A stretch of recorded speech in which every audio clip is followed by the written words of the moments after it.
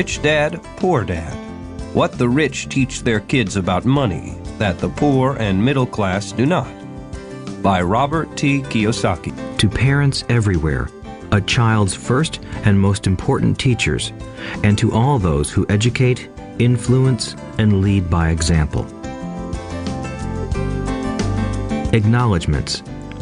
How does a person say thank you when there are so many people to thank?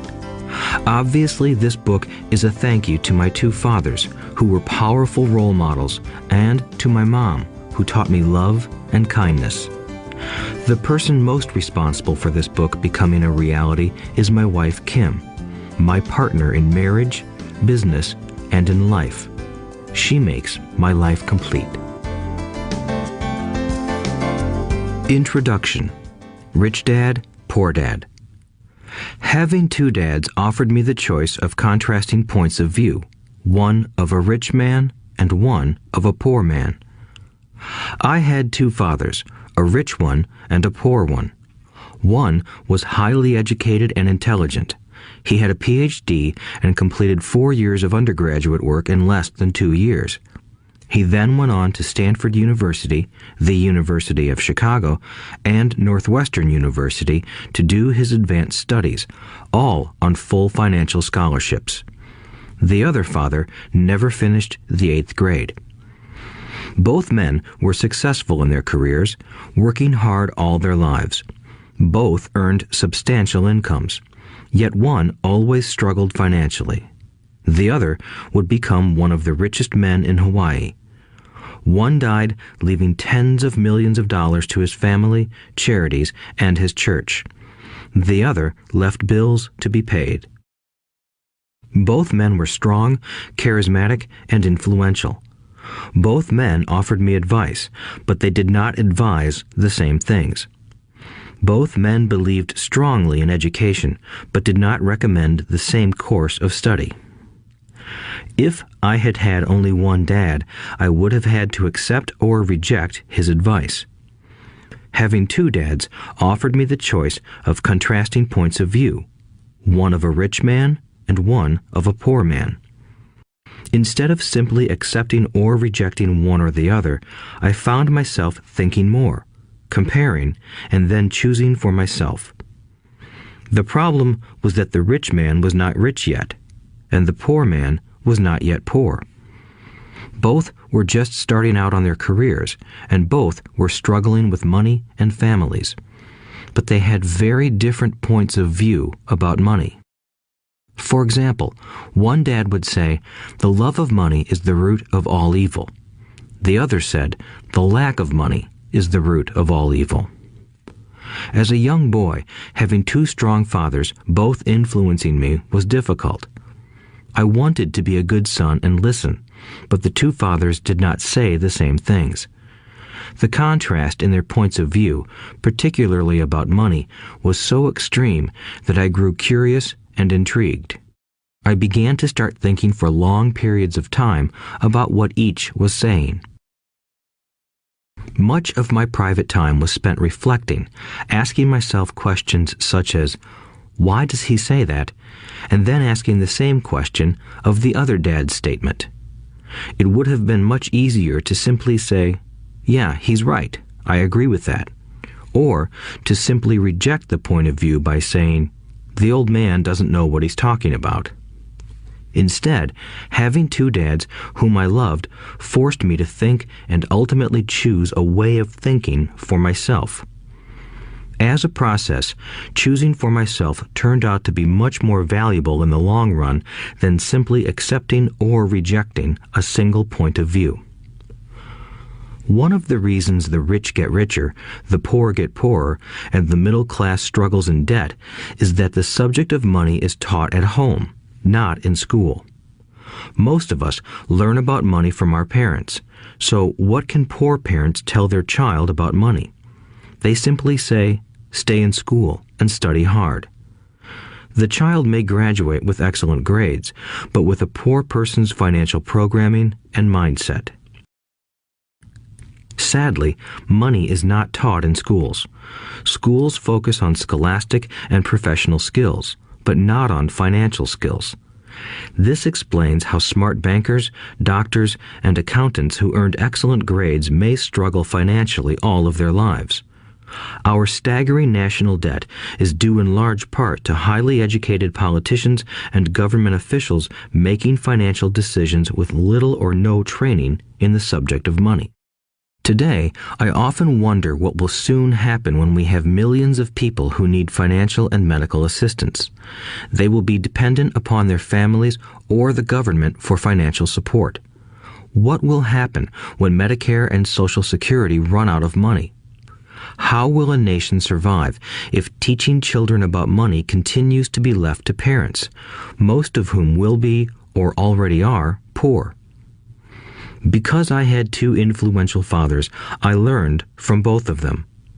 I had to think about each dad's advice, and in doing so, I gained valuable insight into the power and effect of one's thoughts on one's life. For example, one dad had a habit of saying, "I can't afford it." The other dad forbade those words to be used. He insisted I ask, "How can I afford it?" One is a statement, and the other is a question. One lets you off the hook, and the other forces you to think. My soon-to-be rich dad would explain that by automatically saying the words, "I can't afford it," your brain stops working. By asking the question, "How can I afford it?" your brain is put to work. He did not mean that you should buy everything you want. He was fanatical about exercising your mind, the most powerful computer in the world. He'd say, "My brain gets stronger every day because I exercise it. The stronger it gets, the more money I can make." He believed that automatically saying, "I can't afford it," was a sign of mental laziness. Although both dads worked hard, I noticed that one dad had a habit of putting his brain to sleep when it came to finances, and the other had a habit of exercising his brain. The long-term result was that one dad grew stronger financially, and the other grew weaker. It is not much different from a person who goes to the gym to exercise on a regular basis versus someone who sits on the couch watching television. Proper physical exercise increases your chances for health, and proper mental exercise increases your chances for wealth. My two dads had opposing attitudes, and that affected the way they thought. One dad thought that the rich should pay more in taxes to take care of those less fortunate. The other said, taxes punish those who produce and reward those who don't produce. One dad recommended, study hard so you can find a good company to work for. The other recommended, study hard so you can find a good company to buy. One dad said, the reason I'm not rich is because I have you kids. The other said, the reason I must be rich is because I have you kids. One encouraged talking about money and business at the dinner table, while the other forbade the subject of money to be discussed over a meal. One said, when it comes to money, play it safe. Don't take risks. The other said, learn to manage risk. One believed, our home is our largest investment and our greatest asset. The other believed, my house is a liability, and if your house is your largest investment, you're in trouble. Both dads paid their bills on time, yet one paid his bills first while the other paid his bills last. One dad believed in a company or the government taking care of you and your needs.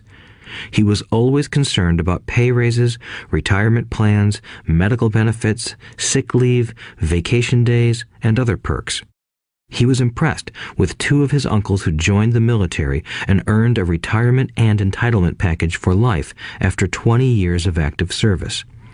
He loved the idea of medical benefits and PX privileges the military provided its retirees. He also loved the tenure system available through the university. The idea of job protection for life and job benefits seemed more important at times than the job. He would often say, I've worked hard for the government and I'm entitled to these benefits. The other believed in total financial self-reliance.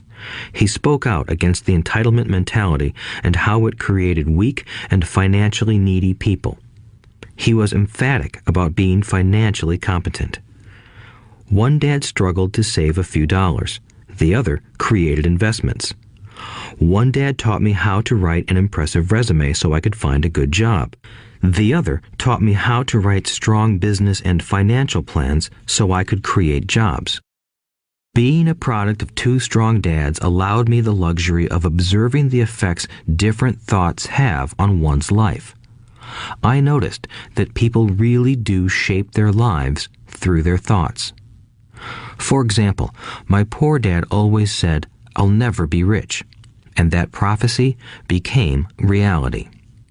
My rich dad, on the other hand, always referred to himself as rich. He would say things like, "I'm a rich man and rich people don't do this." Even when he was flat broke after a major financial setback, he continued to refer to himself as a rich man. He would cover himself by saying, "There is a difference between being poor and being broke. Broke is temporary. Poor is eternal." My poor dad would say, "I'm not interested in money," or "money doesn't matter." My rich dad always said, "Money is power." The power of our thoughts may never be measured or appreciated, but it became obvious to me as a young boy that it was important to be aware of my thoughts and how I expressed myself. I noticed that my poor dad was poor, not because of the amount of money he earned, which was significant, but because of his thoughts and actions. As a young boy having two fathers, I became acutely aware of being careful about which thoughts I chose to adopt as my own. Should I listen to my rich dad or to my poor dad? Although both men had tremendous respect for education and learning, they disagreed about what they thought was important to learn. One wanted me to study hard, earn a degree, and get a good job to earn money. He wanted me to study to become a professional, an attorney or an accountant, and to go to business school for my MBA. The other encouraged me to study to be rich, to understand how money works, and to learn how to have it work for me. "I don't work for money" were words he would repeat over and over. "Money works for me." At the age of 9, I decided to listen to and learn from my rich dad about money. In doing so, I chose not to listen to my poor dad, even though he was the one with all the college degrees.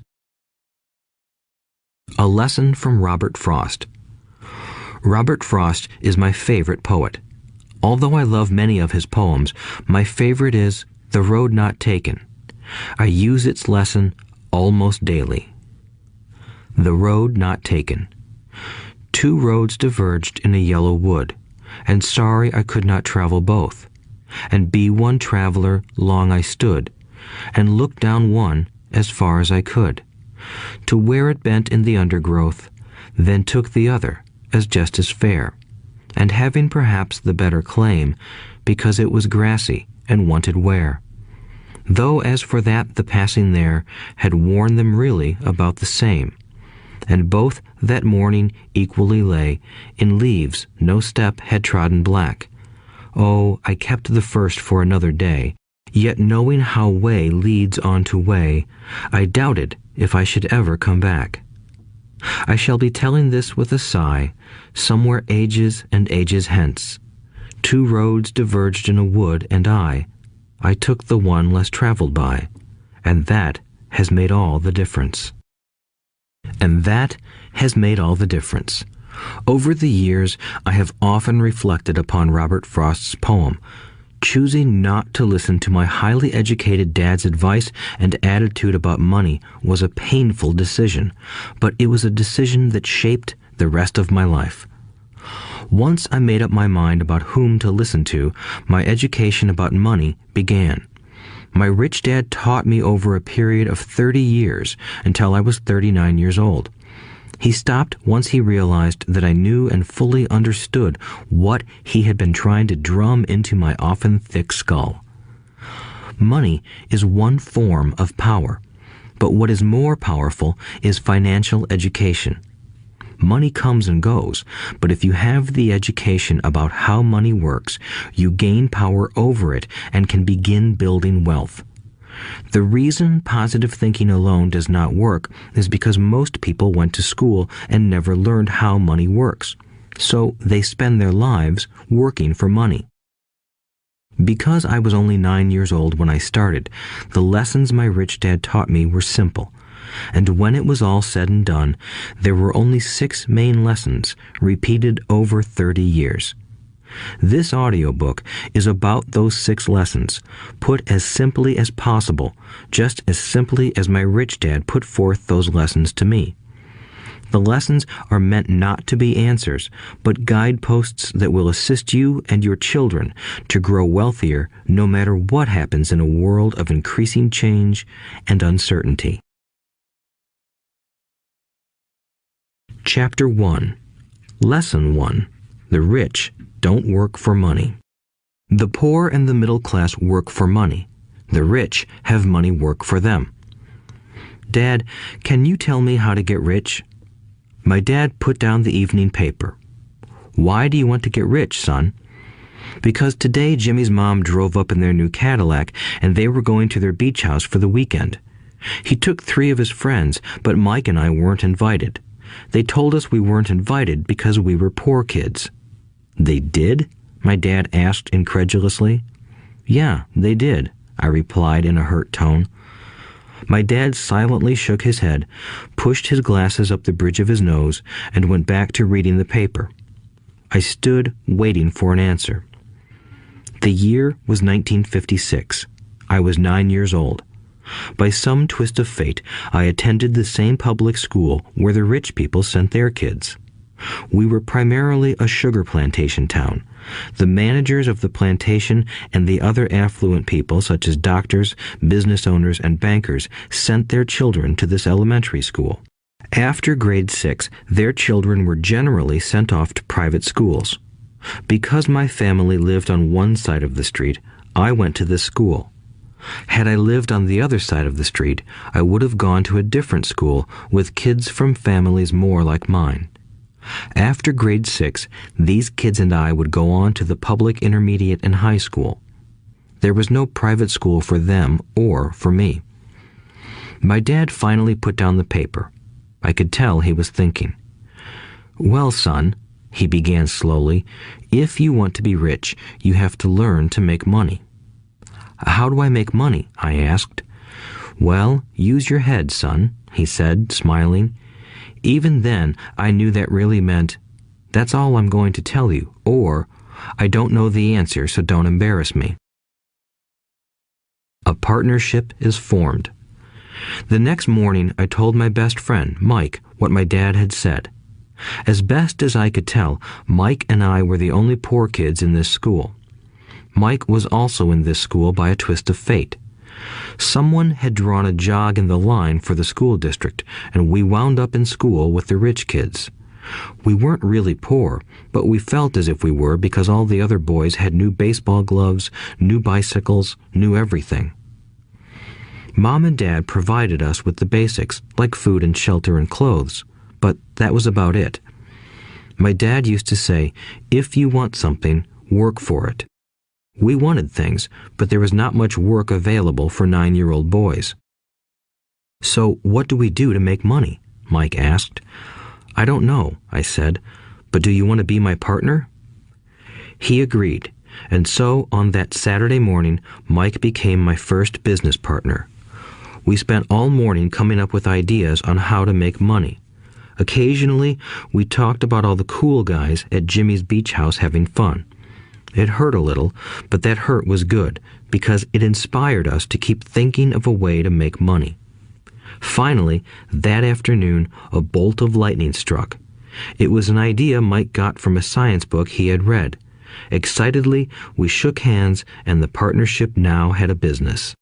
For the next several weeks, Mike and I ran around our neighborhood, knocking on doors and asking our neighbors if they would save their toothpaste tubes for us.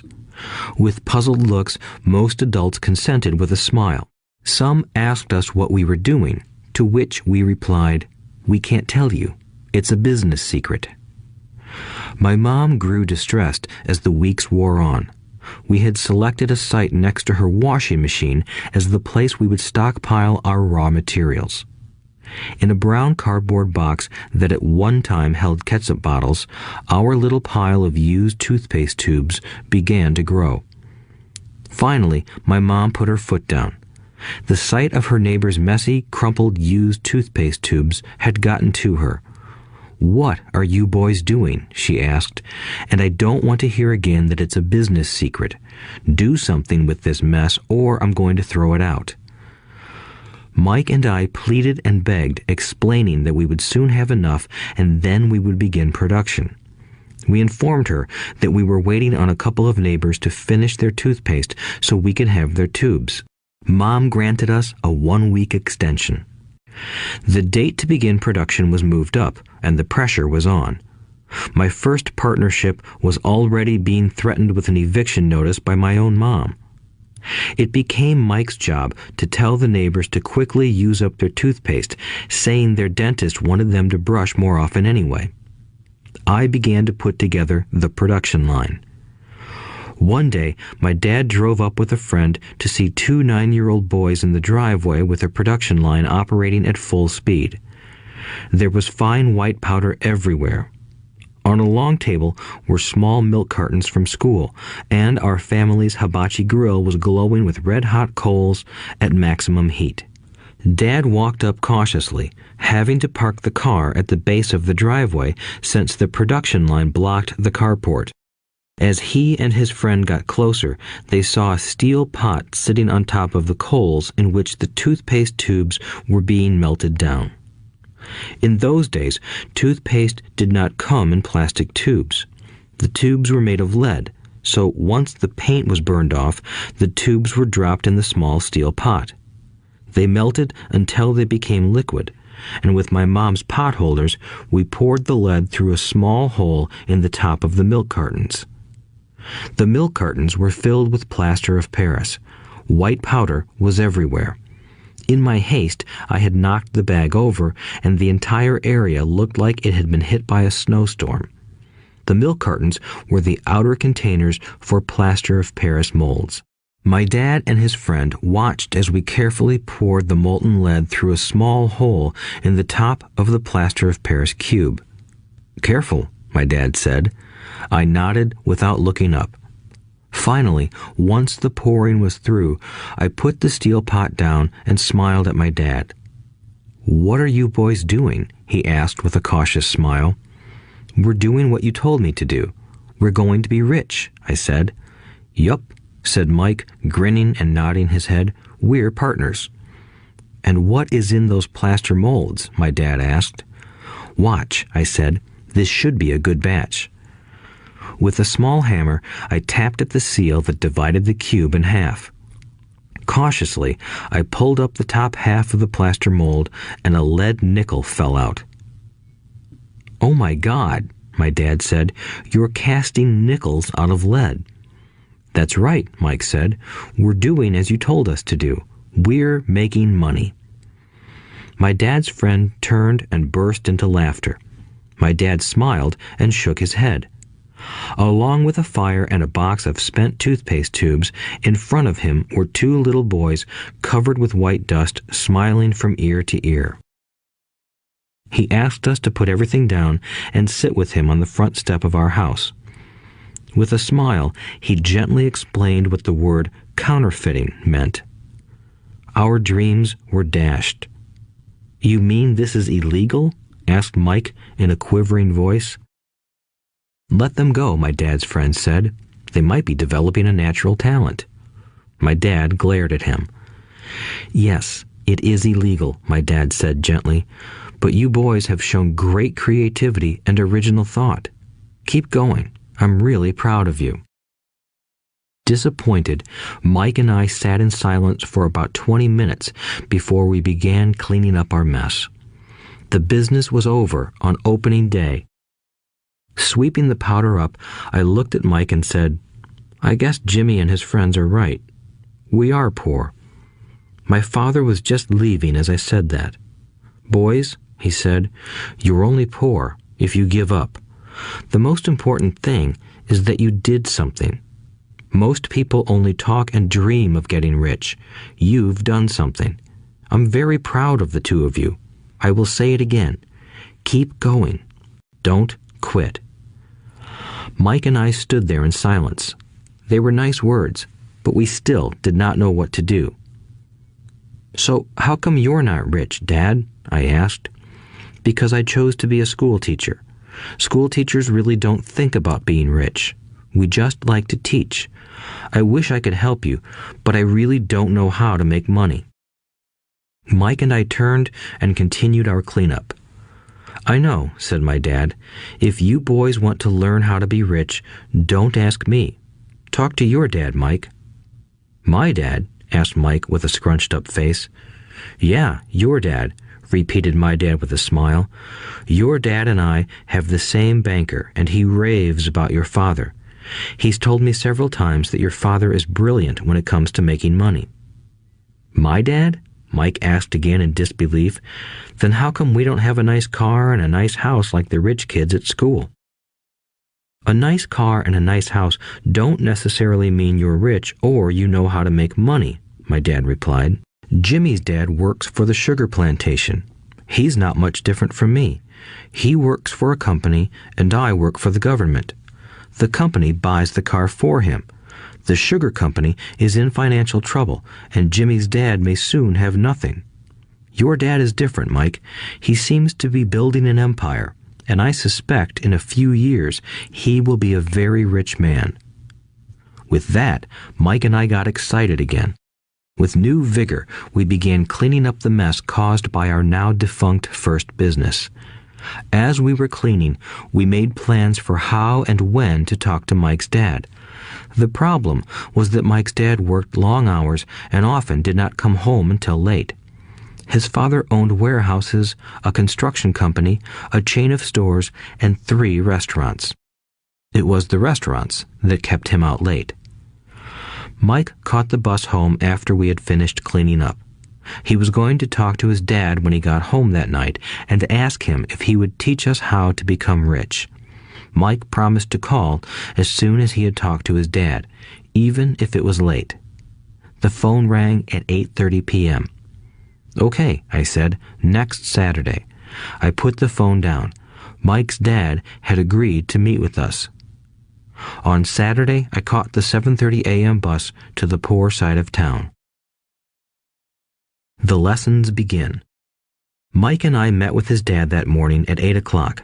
He was already busy, having been at work for more than an hour.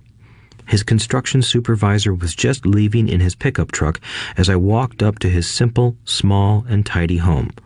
Mike met me at the door. "Dad's on the phone, and he said to wait on the back porch," Mike said as he opened the door. The old wooden floor creaked as I stepped across the threshold of the aging house. There was a cheap mat just inside the door. The mat was there to hide the years of wear from countless footsteps that the floor had supported. Although clean, it needed to be replaced. I felt claustrophobic as I entered the narrow living room that was filled with old, musty, overstuffed furniture that today would be collector's items. Sitting on the couch were 2 women, both a little older than my mom. Across from the women sat a man in workman's clothes. He wore khaki slacks and a khaki shirt, neatly pressed but without starch, and polished work boots. He was about 10 years older than my dad. They smiled as Mike and I walked past them toward the back porch. I smiled back shyly. "Who are those people?" I asked. "Oh, they work for my dad. The older man runs his warehouses, and the women are the managers of the restaurants. And as you arrived, you saw the construction supervisor who was working on a road project about 50 miles from here. His other supervisor, who was building a track of houses, left before you got here." "Does this go on all the time?" I asked. "Not always, but quite often," said Mike, smiling as he pulled up a chair to sit down next to me. "I asked my dad if he would teach us to make money," Mike said. "Oh, and what did he say to that?" I asked with cautious curiosity. Well, he had a funny look on his face at first, and then he said he would make us an offer. "Oh," I said, rocking my chair back against the wall. I sat there, perched on two rear legs of the chair. Mike did the same thing. "Do you know what the offer is?" I asked. "No, but we'll soon find out." Suddenly, Mike's dad burst through the rickety screen door and onto the porch. Mike and I jumped to our feet, not out of respect, but because we were startled. "Ready, boys?" he asked as he pulled up a chair to sit down with us. We nodded our heads as we pulled our chairs away from the wall to sit in front of him. He was a big man, about 6 feet tall and 200 pounds. My dad was taller, about the same weight, and 5 years older than Mike's dad. They sort of looked alike, though not of the same ethnic makeup. Maybe their energy was similar.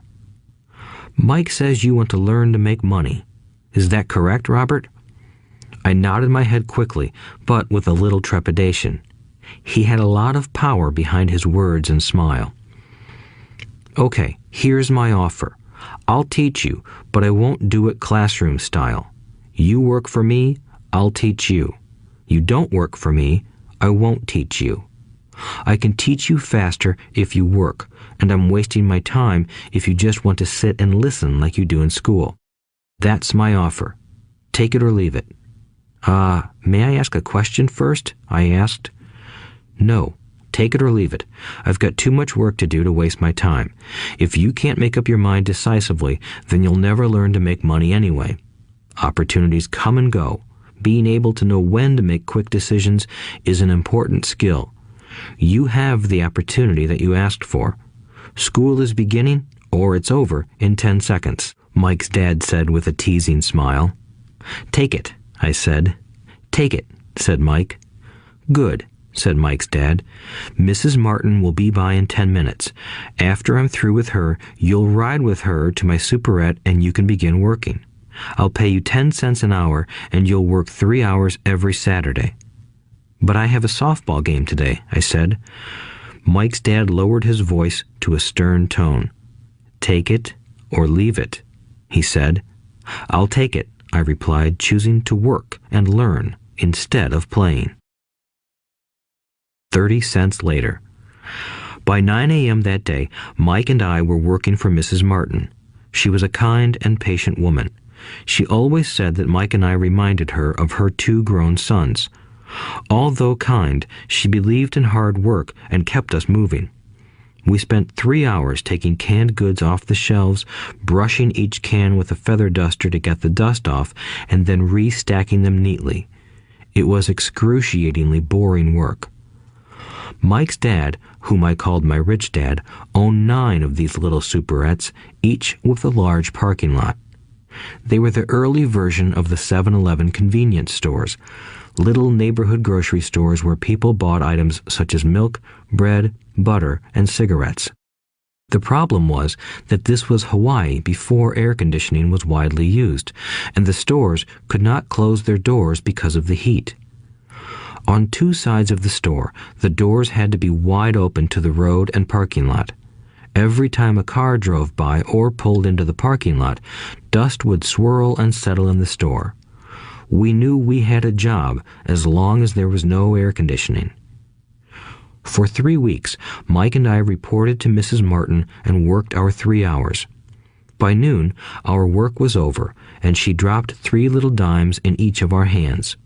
Now, even at the age of 9 in the mid-1950s, 30 cents was not too exciting.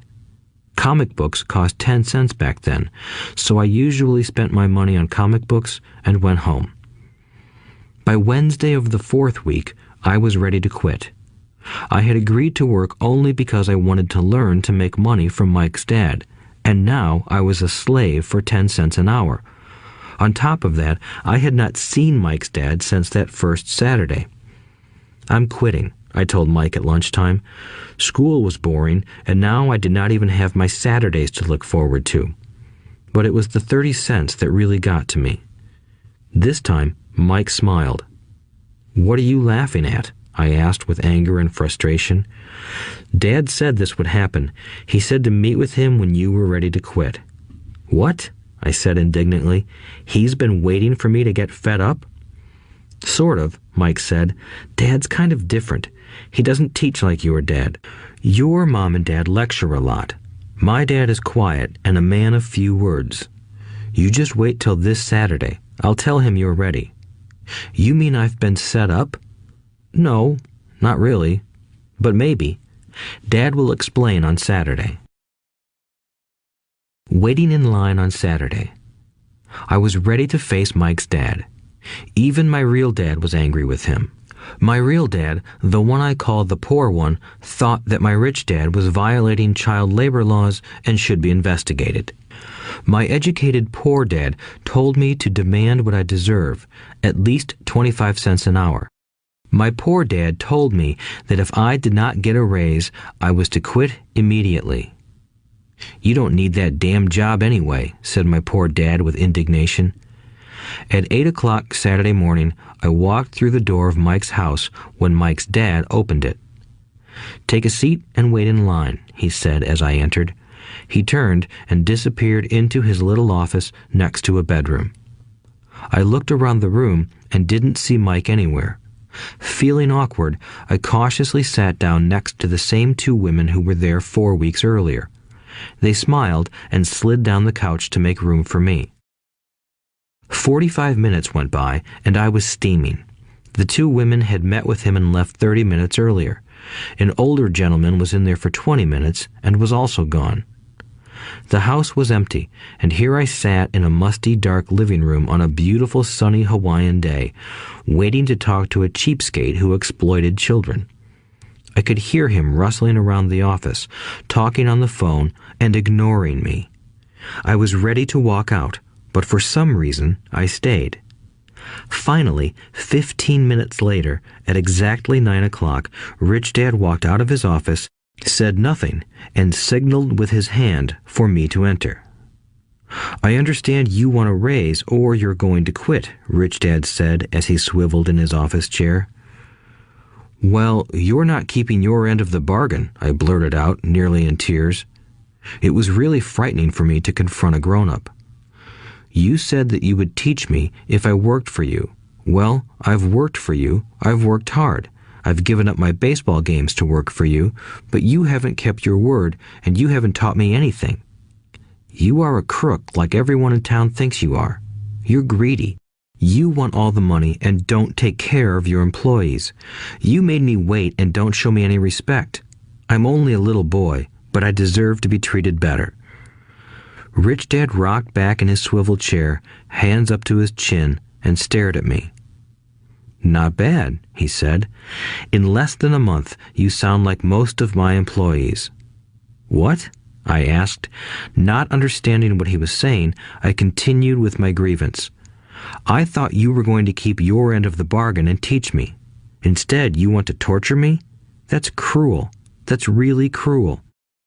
I am teaching you, Richdad said quietly.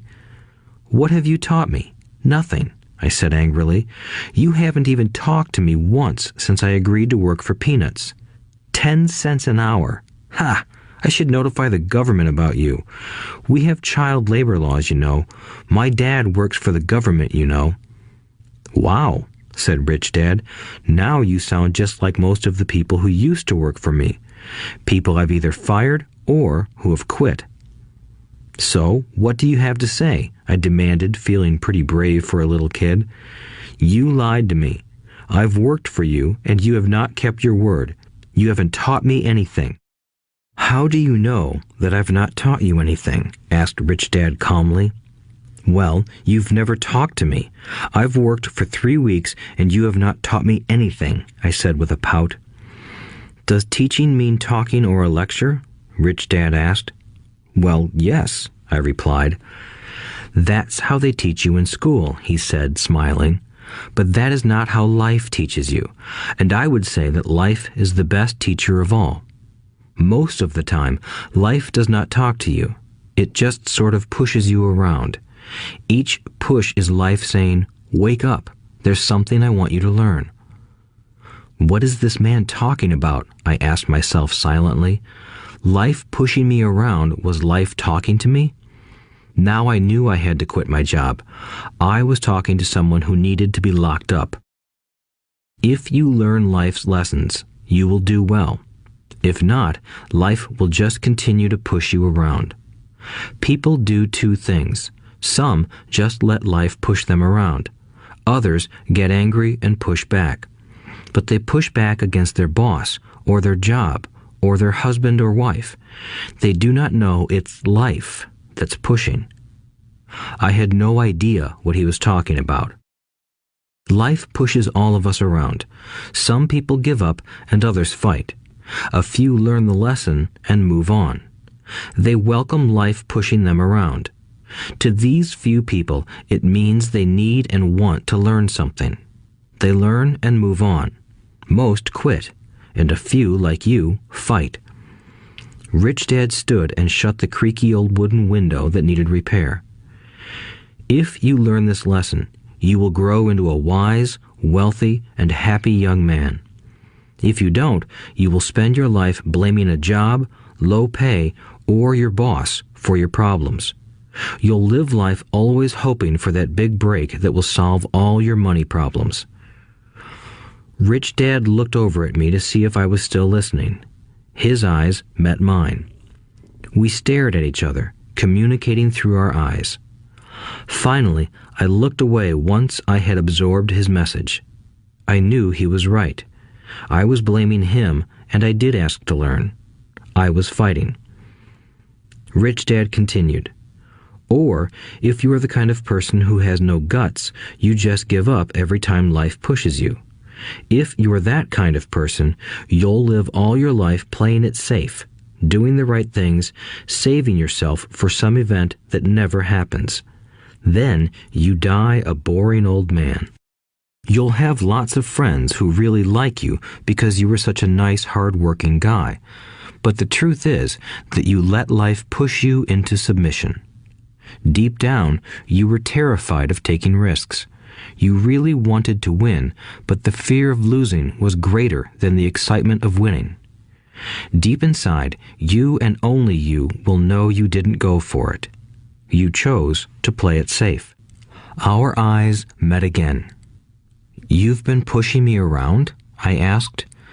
"Some people might say that," smiled Richdad. "I would say that I just gave you a taste of life."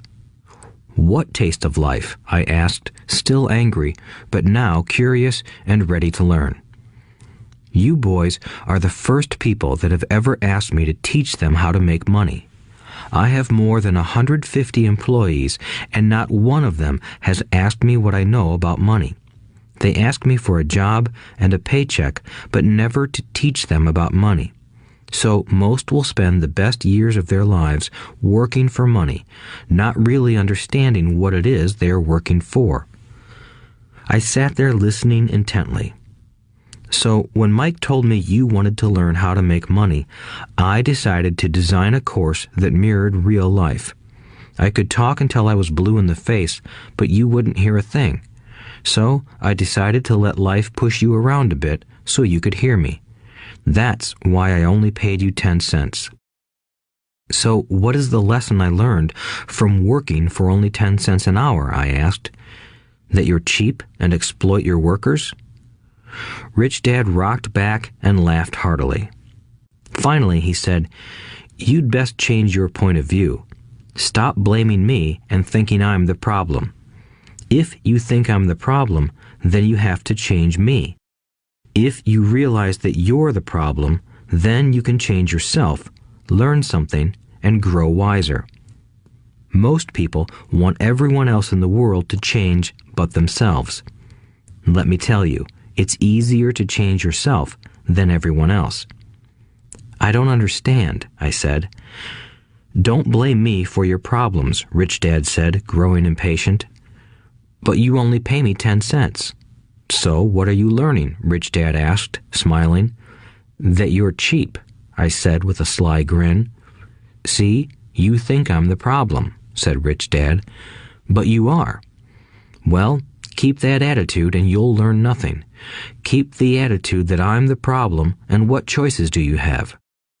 "Well, if you don't pay me more or show me more respect and teach me, I'll quit." "Well put," Richdad said, "and that's exactly what most people do. They quit and go looking for another job, a better opportunity and higher pay, actually thinking that this will solve the problem. In most cases, it won't." "So what should I do?" I asked. "Just take this measly 10 cents an hour and smile?" Richdad smiled. "That's what the other people do. But that's all they do, waiting for a raise, thinking that more money will solve their problems. Most just accept it, and some take a second job working harder, but again, accepting a small paycheck." I sat staring at the floor, beginning to understand the lesson Richdad was presenting. I could sense it was a taste of life. Finally, I looked up and asked, "So what will solve the problem?" "This," he said, leaning forward in his chair and tapping me gently on the head. "This stuff between your ears."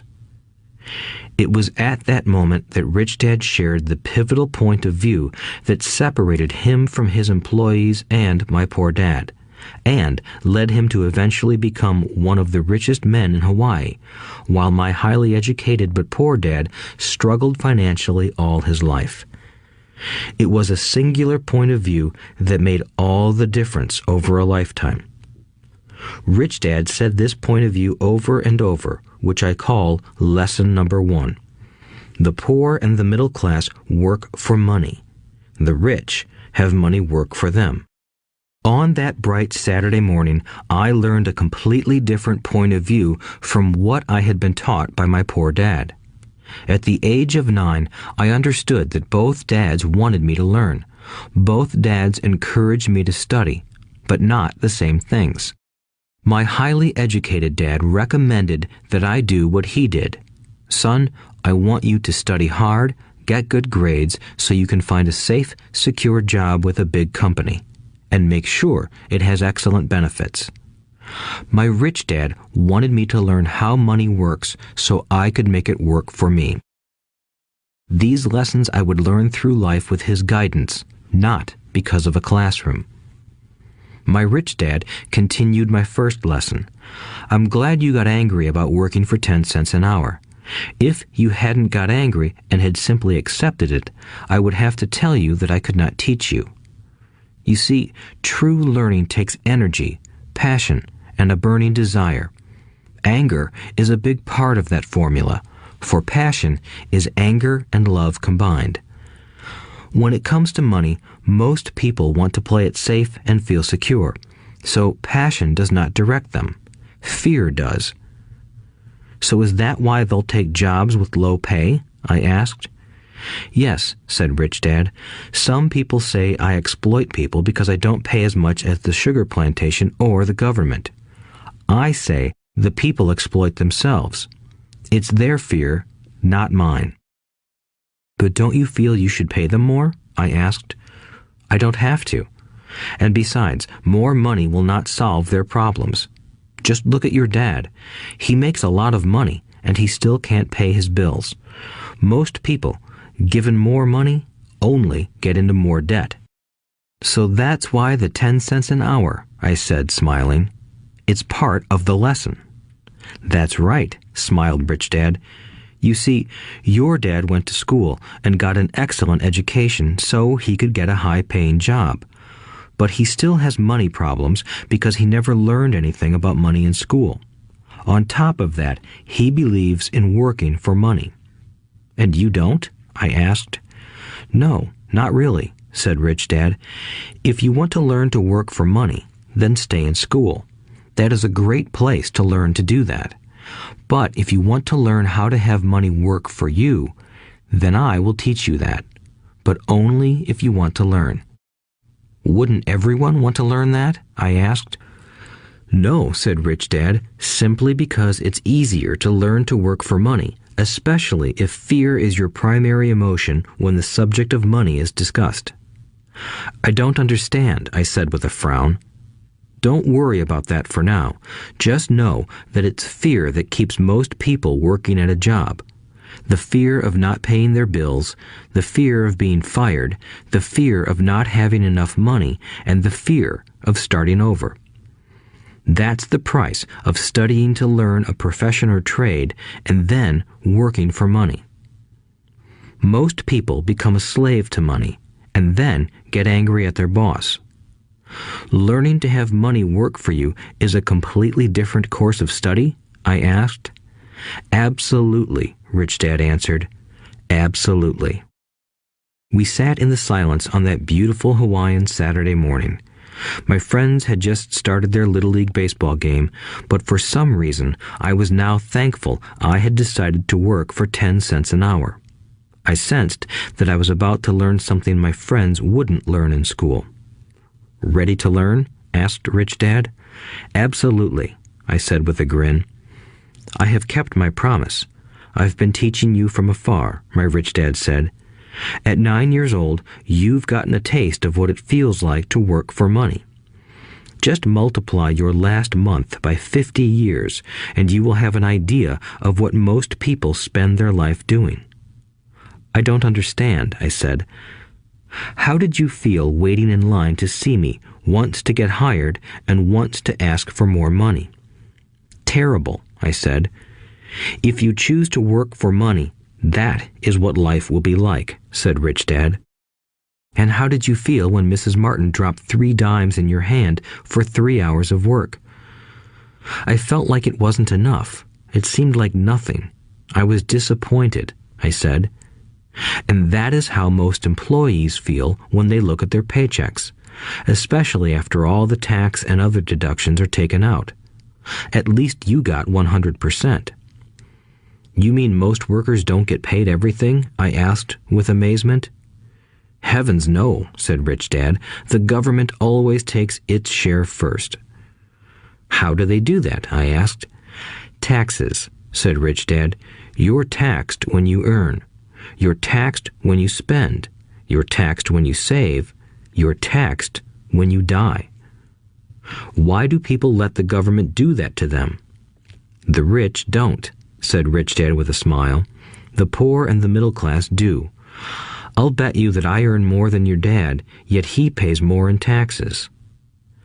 How can that be? I asked. At my age, that made no sense to me. Why would someone let the government do that to them?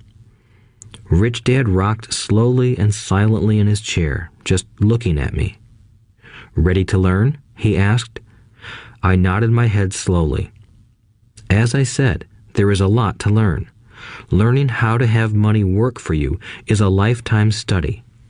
Most people go to college for 4 years and their education ends. I already know that my study of money will continue over my lifetime, simply because the more I find out, the more I find out I need to know.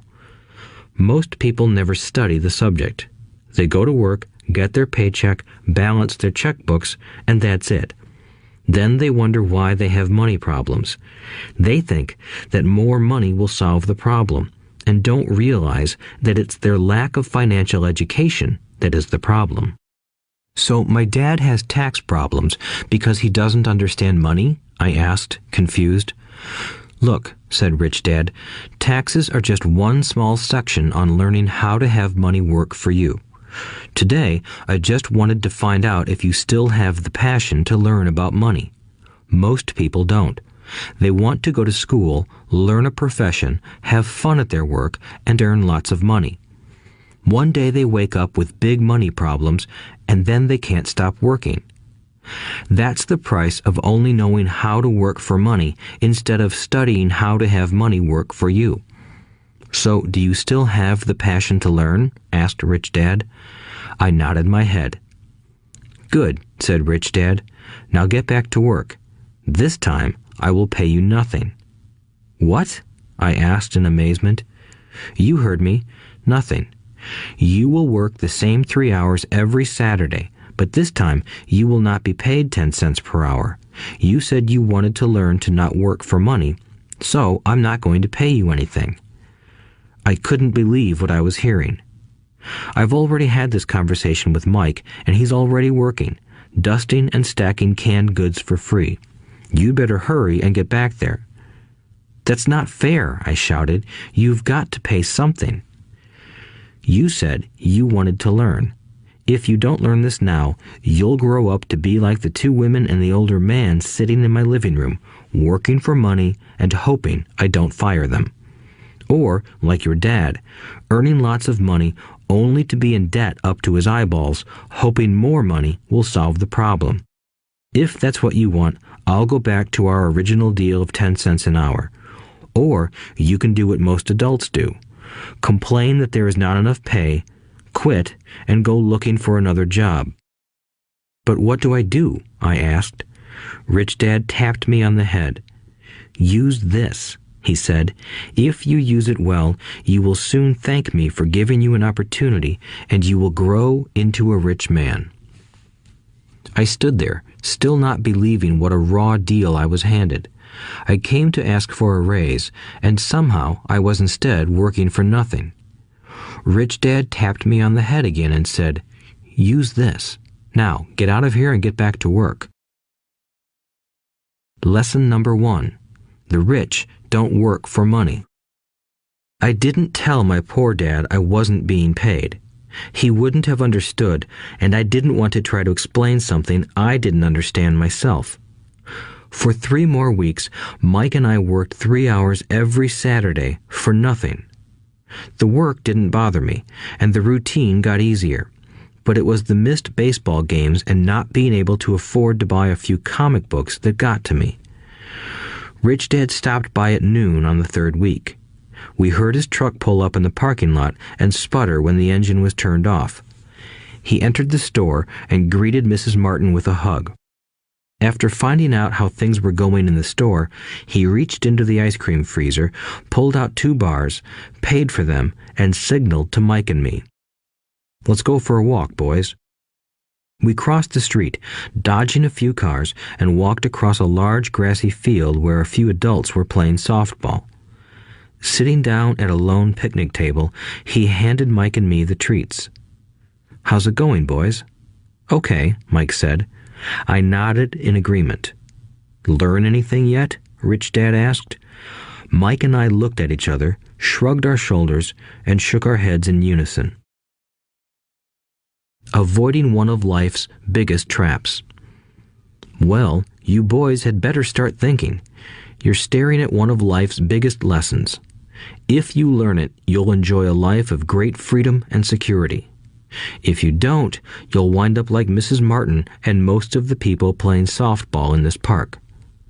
They work very hard for little money, clinging to the illusion of job security and looking forward to a 3-week vacation each year and maybe a skimpy pension after 45 years of service. If that excites you, I'll give you a raise to 25 cents an hour. "But these are good, hard-working people. Are you making fun of them?" I demanded. A smile came over Richdad's face. "Mrs. Martin is like a mother to me. I would never be that cruel. I may sound unkind because I'm doing my best to point something out to the 2 of you. I want to expand your point of view so you can see something most people never have the benefit of seeing because their vision is too narrow.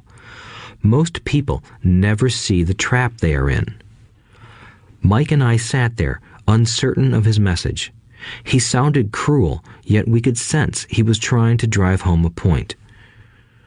With a smile, Richdad said, "Doesn't that 25 cents an hour sound good? Doesn't it make your heart beat a little faster?" I shook my head no, but it really did. 25 cents an hour would be big bucks to me.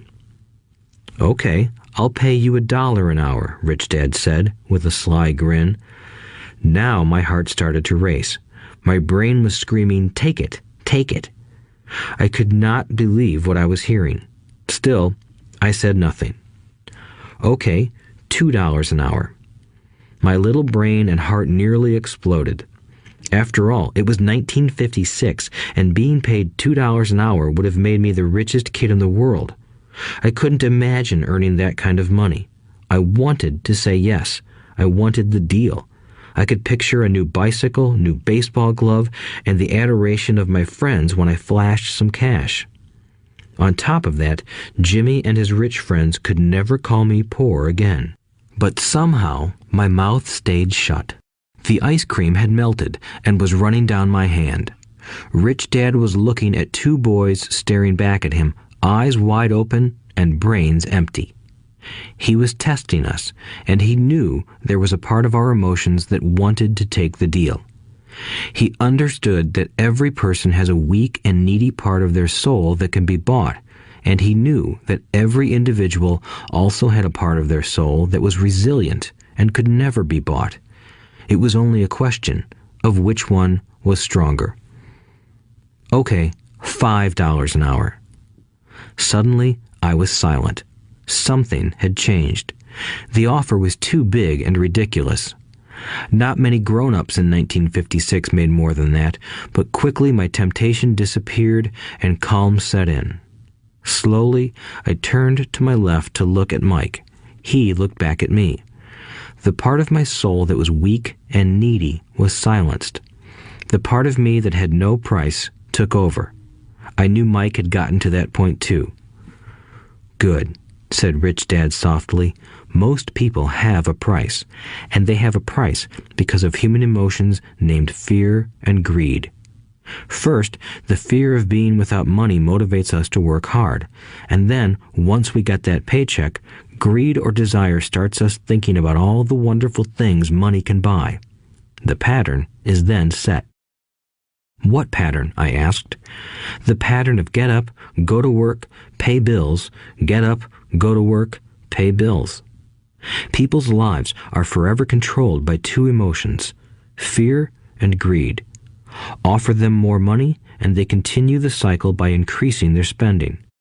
This is what I call the rat race. There is another way? Mike asked. Yes, said Richdad slowly, but only a few people find it. And what is that way? Mike asked. That's what I hope you boys will learn as you work and study with me. That is why I took away all forms of pay. Any hints? Mike asked. We're kind of tired of working hard, especially for nothing. Well, the first step is telling the truth, said Richdad. We haven't been lying, I said. I did not say you were lying. I said to tell the truth, Richdad retorted. The truth about what? I asked. How you're feeling, Richdad said. You don't have to say it to anyone else. Just admit it to yourself. You mean the people in this park, the people who work for you, Mrs. Martin, they don't do that? I asked. I doubt it, said Richdad. Instead, they feel the fear of not having money. They don't confront it logically. They react emotionally instead of using their heads, Richdad said. Then, they get a few bucks in their hands, and again, the emotions of joy, desire, and greed take over. And again they react instead of think. So their emotions control their brain, Mike said. That's correct, said Richdad.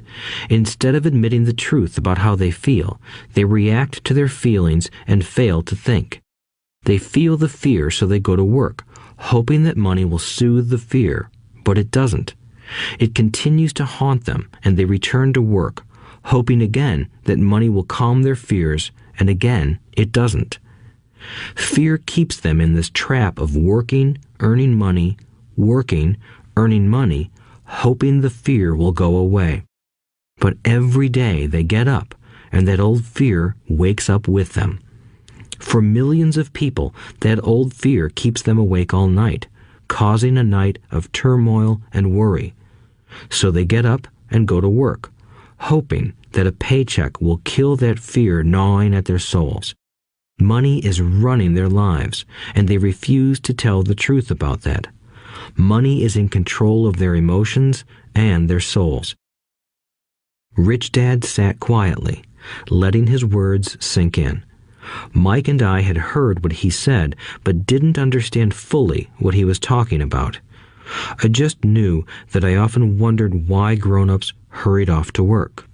It did not seem like much fun, and they never looked that happy, but something kept them going. Realizing we had absorbed as much as possible of what he was talking about, Richdad said, I want you boys to avoid that trap. That is really what I want to teach you. Not just to be rich, because being rich does not solve the problem. It doesn't? I asked, surprised. No, it doesn't. Let me explain the other emotion, desire. Some call it greed, but I prefer desire. It's perfectly normal to desire something better, prettier, more fun, or exciting. So people also work for money because of desire. They desire money for the joy they think it can buy. But the joy that money brings is often short-lived, and they soon need more money for more joy, more pleasure, more comfort, and more security. So they keep working, thinking money will soothe their souls that are troubled by fear and desire. But money can't do that. Even rich people do this? Mike asked. Rich people included, said Richdad. In fact, the reason many rich people are rich isn't because of desire, but because of fear. They believe that money can eliminate the fear of being poor, so they amass tons of it, only to find the fear gets worse. Now they fear losing the money. I have friends who keep working even though they have plenty. I know people who have millions who are more afraid now than when they were poor. They're terrified of losing it all. The fears that drove them to get rich got worse. That weak and needy part of their soul is actually screaming louder. They don't want to lose the big houses, the cars, and the high life money has bought them. They worry about what their friends would say if they lost all their money. Many are emotionally desperate and neurotic, although they look rich and have more money. So, is a poor man happier? I asked. No, I don't think so, replied Richdad. The avoidance of money is just as psychotic as being attached to money. As if on cue, the town derelict went past our table, stopping by the large rubbish can and rummaging around in it. The three of us watched him with great interest, when before we probably would have just ignored him. Richdad pulled $1 out of his wallet and gestured to the older man. Seeing the money, the derelict came over immediately, took the bill, thanked Richdad profusely, and hurried off, ecstatic with his good fortune. He's not much different from most of my employees, said Richdad. I've met so many people who say, "Oh, I'm not interested in money," yet they'll work at a job for 8 hours a day. That's a denial of truth. If they weren't interested in money, then why are they working? That kind of thinking is probably more psychotic than a person who hoards money. As I sat there listening to my rich dad, my mind flashed back to the countless times my own dad said, "I'm not interested in money." He said those words often. He also covered himself by always saying, "I work because I love my job." So, what do we do? I asked. Not work for money until all traces of fear and greed are gone? No, that would be a waste of time, said Richdad. Emotions are what make us human. The word emotion stands for energy in motion. Be truthful about your emotions and use your mind and emotions in your favor, not against yourself. Whoa, said Mike. Don't worry about what I just said. It will make more sense in years to come. Just be an observer, not a reactor, to your emotions. Most people do not know that it's their emotions that are doing the thinking.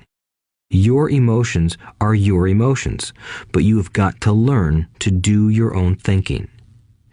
Can you give me an example? I asked. Sure, replied Richdad.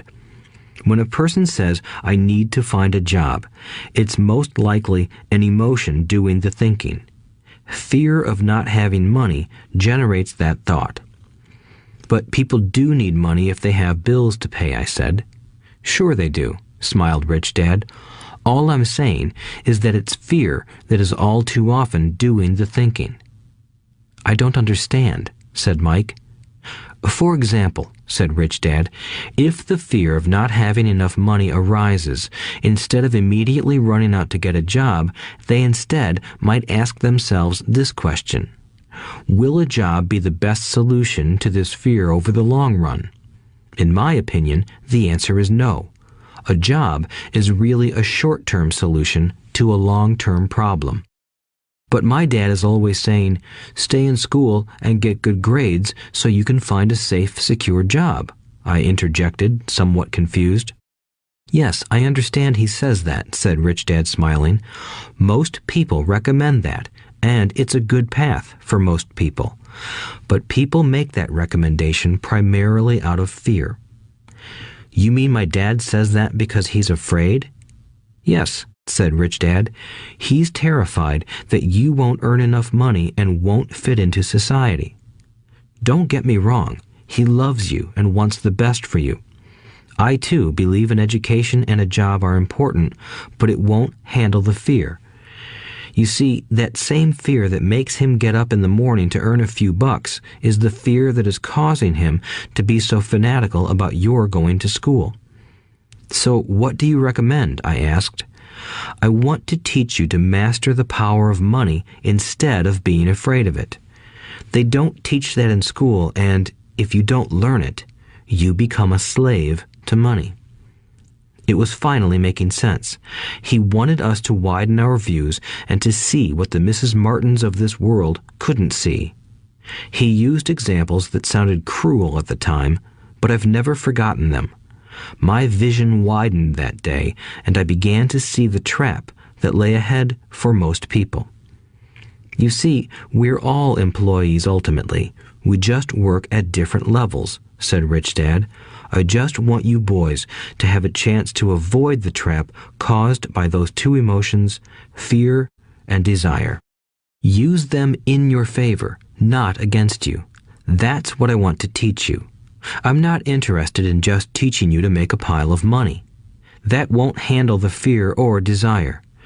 If you don't first handle fear and desire, and you get rich, you'll only be a highly paid slave. So how do we avoid the trap? I asked. The main cause of poverty or financial struggle is fear and ignorance, not the economy or the government or the rich. It's self-inflicted fear and ignorance that keep people trapped. So you boys go to school and get your college degrees, and I'll teach you how to stay out of the trap. The pieces of the puzzle were appearing. My highly educated dad had a great education and a great career, but school never told him how to handle money or his fear of it. It became clear that I could learn different and important things from two fathers. So you've been talking about the fear of not having money. How does the desire for money affect our thinking? Mike asked. How did you feel when I tempted you with a pay raise? Did you notice your desires rising? We nodded our heads. By not giving in to your emotions, you were able to delay your reactions and think. That is important. We will always have emotions of fear and greed. From here on in, it's imperative for you to use those emotions to your advantage, and for the long term to not let your emotions control your thinking. Most people use fear and greed against themselves. That's the start of ignorance. Most people live their lives chasing paychecks, pay raises, and job security because of the emotions of desire and fear, not really questioning where those emotion-driven thoughts are leading them. It's just like the picture of a donkey dragging a cart with its owner dangling a carrot just in front of its nose.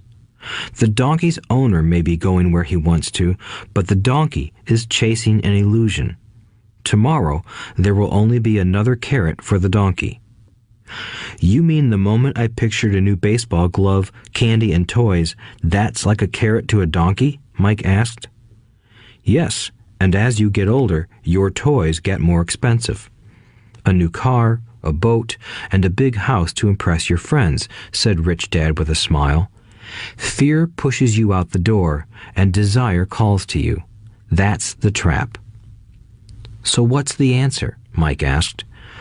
What intensifies fear and desire is ignorance. That is why rich people with lots of money often have more fear the richer they get. Money is the carrot, the illusion. If the donkey could see the whole picture, it might rethink its choice to chase the carrot. Richdad went on to explain that a human's life is a struggle between ignorance and illumination. He explained that once a person stops searching for information and self-knowledge, ignorance sets in. That struggle is a moment-to-moment decision to learn to open or close one's mind. Look, school is very important. You go to school to learn a skill or profession to become a contributing member of society. Every culture needs teachers, doctors, mechanics, artists, cooks, business people, police officers, firefighters, and soldiers. Schools train them so society can thrive and flourish, said Richdad. Unfortunately, for many people, school is the end, not the beginning. There was a long silence. Richdad was smiling. I didn't comprehend everything he said that day, but as with most great teachers, his words continued to teach for years. I've been a little cruel today, said Richdad, but I want you to always remember this talk. I want you to always think of Mrs. Martin, and I want you always to remember that donkey. Never forget that fear and desire can lead you into life's biggest trap if you are not aware of them controlling your thinking. To spend your life living in fear, never exploring your dreams, is cruel. To work hard for money, thinking that it will buy you things that will make you happy, is also cruel. To wake up in the middle of the night terrified about paying bills is a horrible way to live. To live a life dictated by the size of a paycheck is not really living a life. Thinking that a job makes you secure is lying to yourself. That's cruel, and that's the trap I want you to avoid. I've seen how money runs people's lives. Don't let that happen to you. Please, don't let money run your life. A softball rolled under our table. Richdad picked it up and threw it back. So what does ignorance have to do with greed and fear? I asked. Because it is ignorance about money that causes so much greed and fear, said Richdad. Let me give you some examples. A doctor, wanting more money to better provide for his family, raises his fees. By raising his fees, it makes healthcare more expensive for everyone. It hurts the poor people the most, so they have worse health than those with money. Because the doctors raise their fees, the attorneys raise their fees. Because the attorneys' fees have gone up, school teachers want a raise, which raises our taxes, and on and on and on. Soon, there will be such a horrifying gap between the rich and the poor that chaos will break out and another great civilization will collapse. History proves that great civilizations collapse when the gap between the haves and have-nots is too great. Sadly, America is on that same course because we haven't learned from history. We only memorize historical dates and names, not the lesson. Aren't prices supposed to go up? I asked. In an educated society with a well-run government, prices should actually come down. Of course, that is often only true in theory.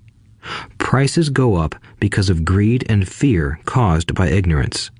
If schools taught people about money, there would be more money and lower prices. But schools focus only on teaching people to work for money, not how to harness money's power.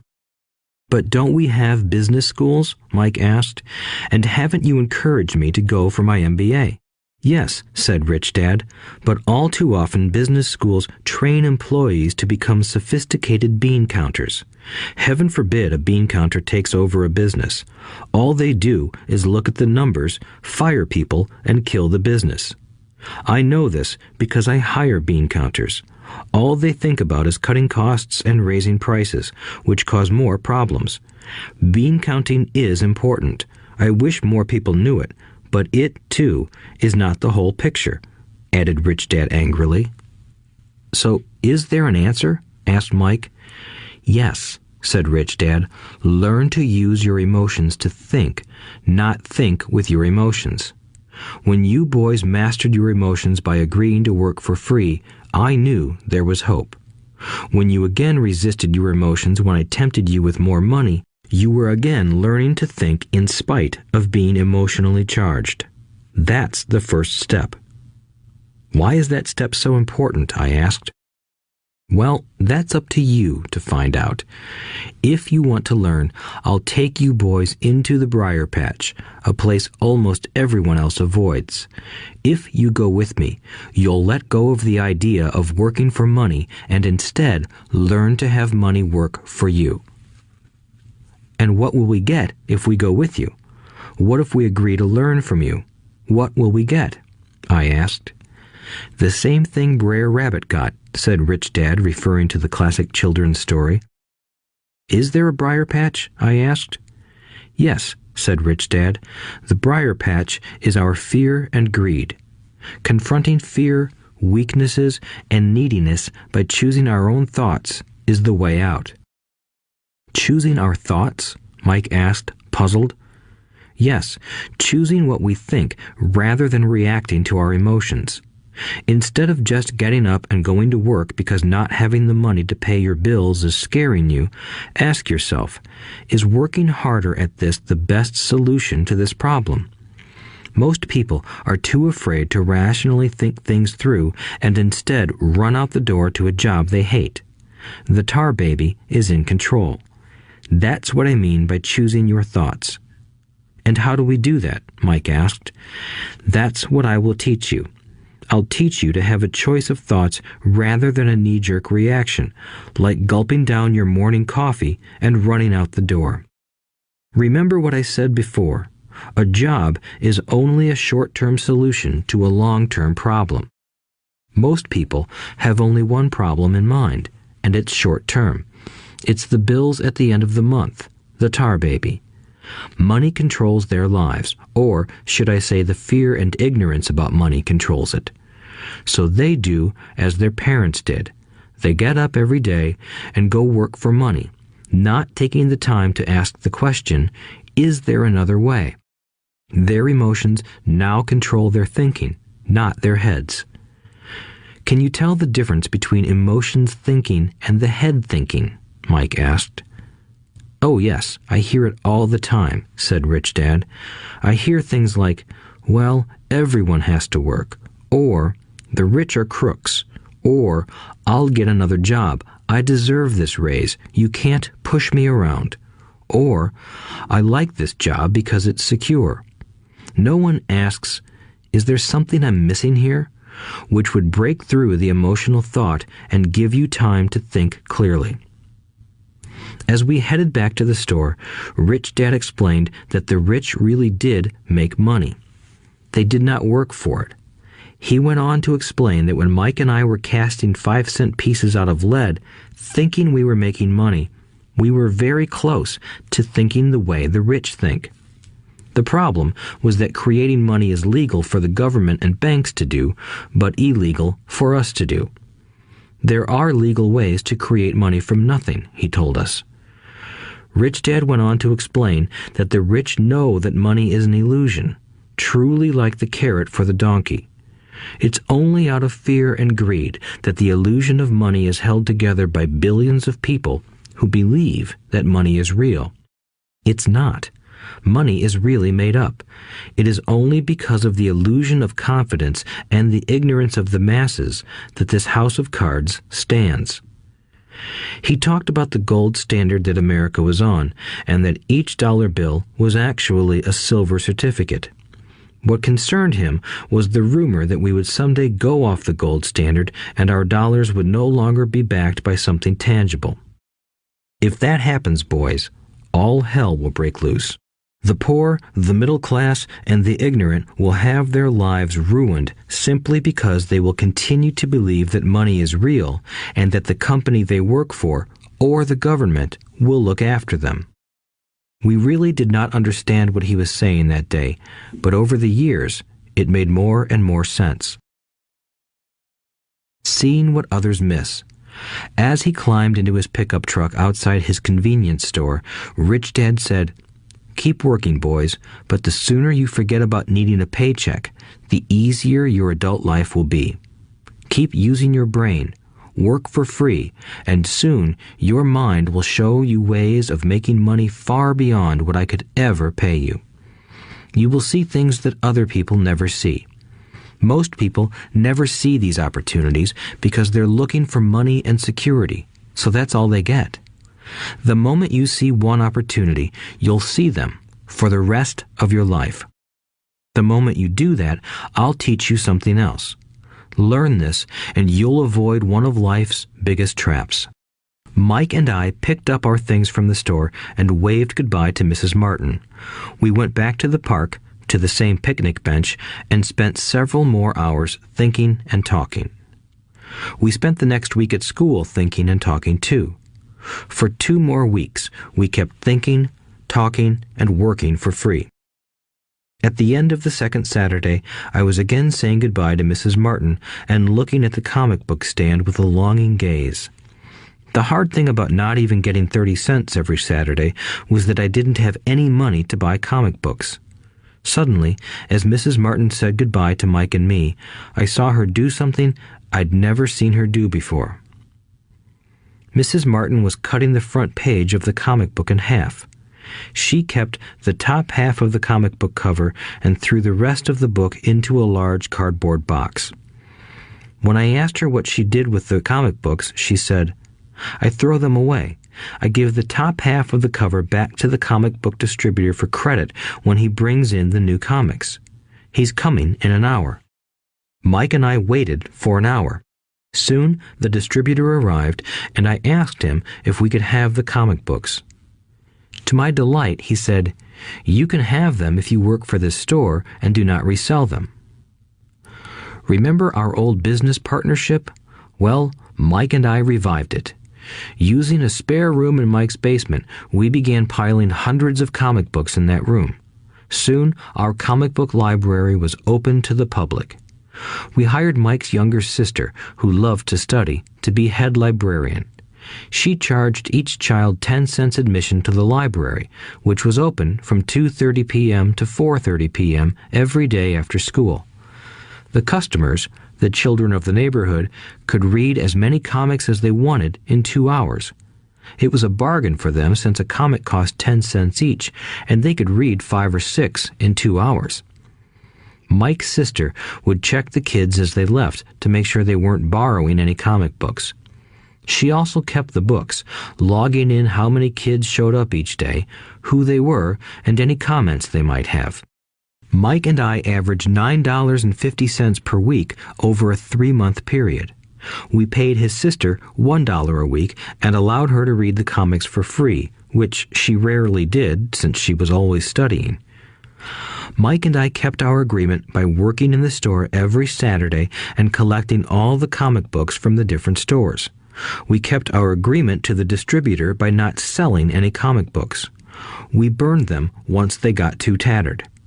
We tried opening a branch office, but we could never quite find someone as trustworthy and dedicated as Mike's sister. At an early age, we found out how hard it was to find good staff. 3 months after the library first opened, a fight broke out in the room. Some bullies from another neighborhood pushed their way in, and Mike's dad suggested we shut down the business. So our comic book business shut down, and we stopped working on Saturdays at the convenience store. But Richdad was excited because he had new things he wanted to teach us. He was happy because we had learned our first lessons so well. We learned to make money work for us. By not getting paid for our work at the store, we were forced to use our imaginations to identify an opportunity to make money. By starting our own business, the comic book library, we were in control of our own finances, not dependent on an employer. The best part was that our business generated money for us even when we weren't physically there. Our money worked for us. Instead of paying us money, Richdad had given us so much more. Chapter 2. Lesson 2. Why teach financial literacy? It's not how much money you make, it's how much money you keep. In 1990, Mike took over his father's empire and is, in fact, doing a better job than his dad did. We see each other once or twice a year on the golf course.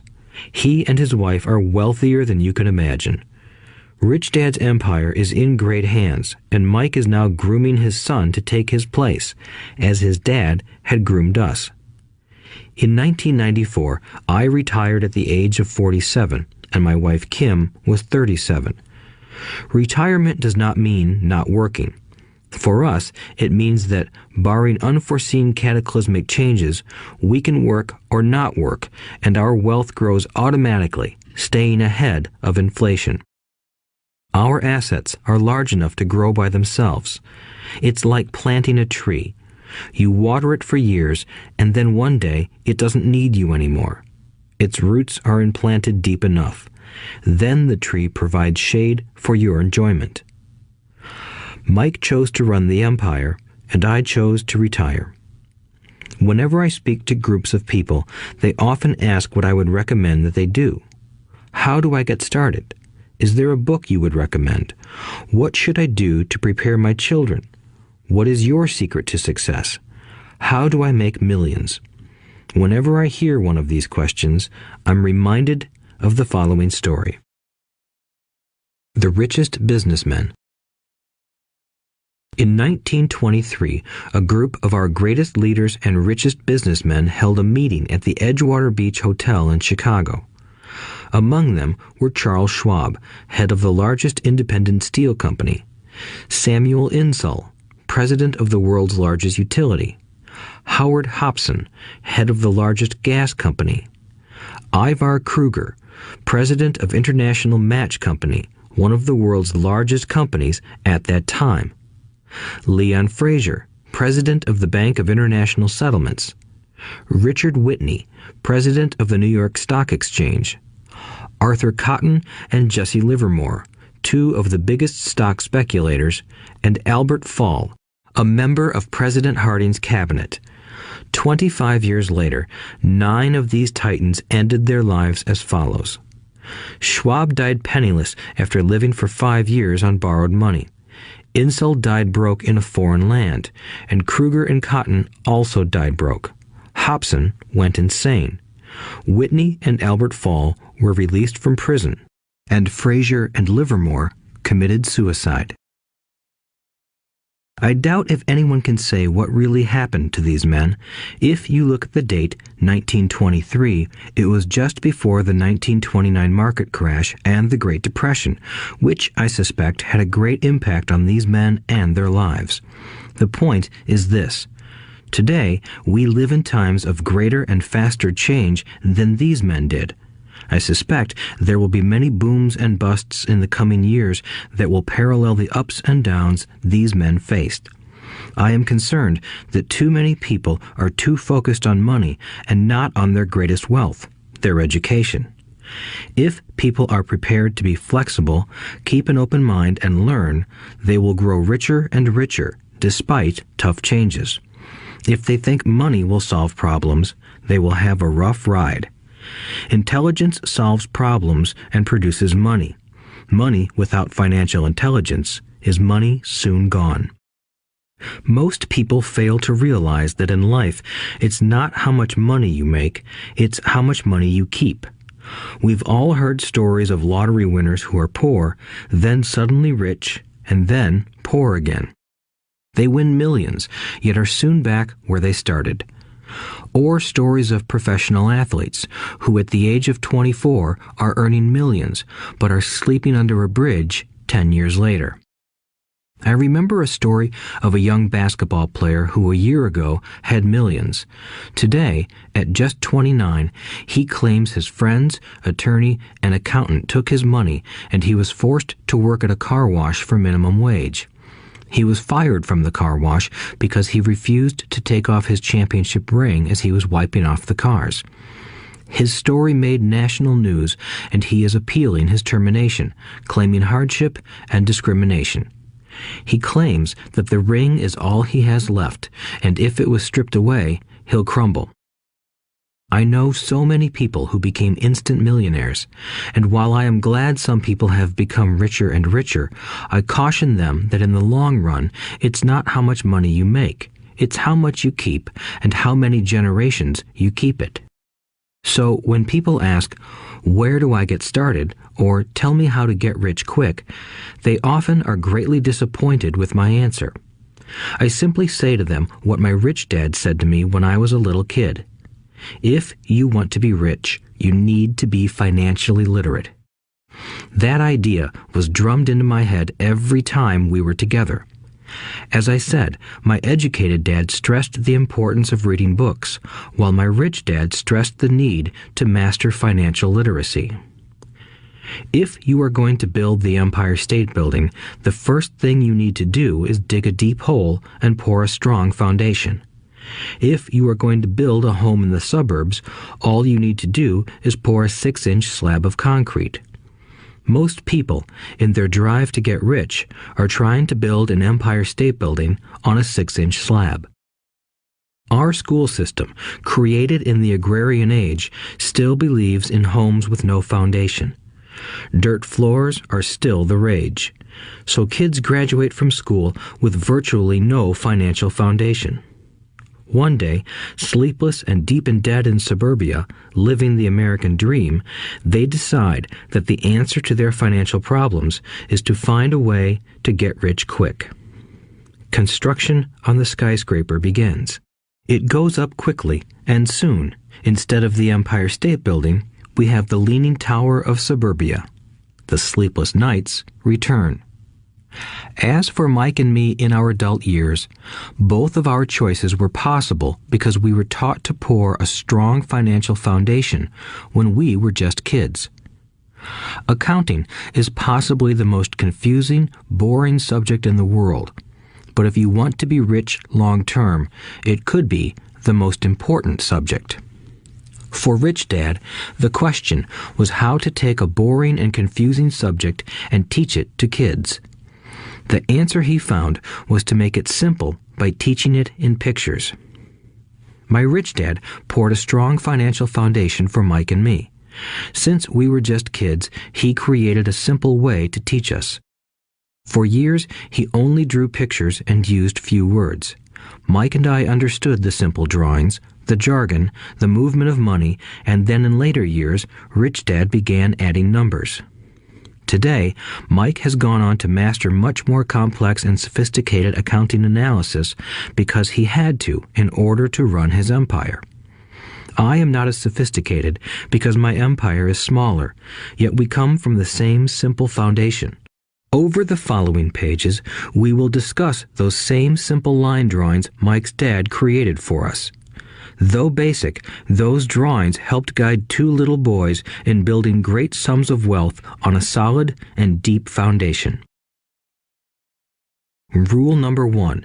You must know the difference between an asset and a liability, and buy assets. If you want to be rich, this is all you need to know. It is rule number 1. It is the only rule. This may sound absurdly simple, but most people have no idea how profound this rule is. Most people struggle financially because they do not know the difference between an asset and a liability. Rich people acquire assets. The poor and middle class acquire liabilities that they think are assets, said Richdad. When Richdad explained this to Mike and me, we thought he was kidding. Here we were, nearly teenagers, and waiting for the secret to getting rich, and this was his answer. It was so simple that we stopped for a long time to think about it. "What is an asset?" asked Mike. "Don't worry right now," said Richdad. "Just let the idea sink in. If you can comprehend the simplicity, your life will have a plan and be financially easy. It is simple. That is why the idea is missed." "You mean all we need to know is what an asset is, acquire them, and we'll be rich?" I asked. Richdad nodded his head. "It's that simple." "If it's that simple, how come everyone is not rich?" I asked. Richdad smiled.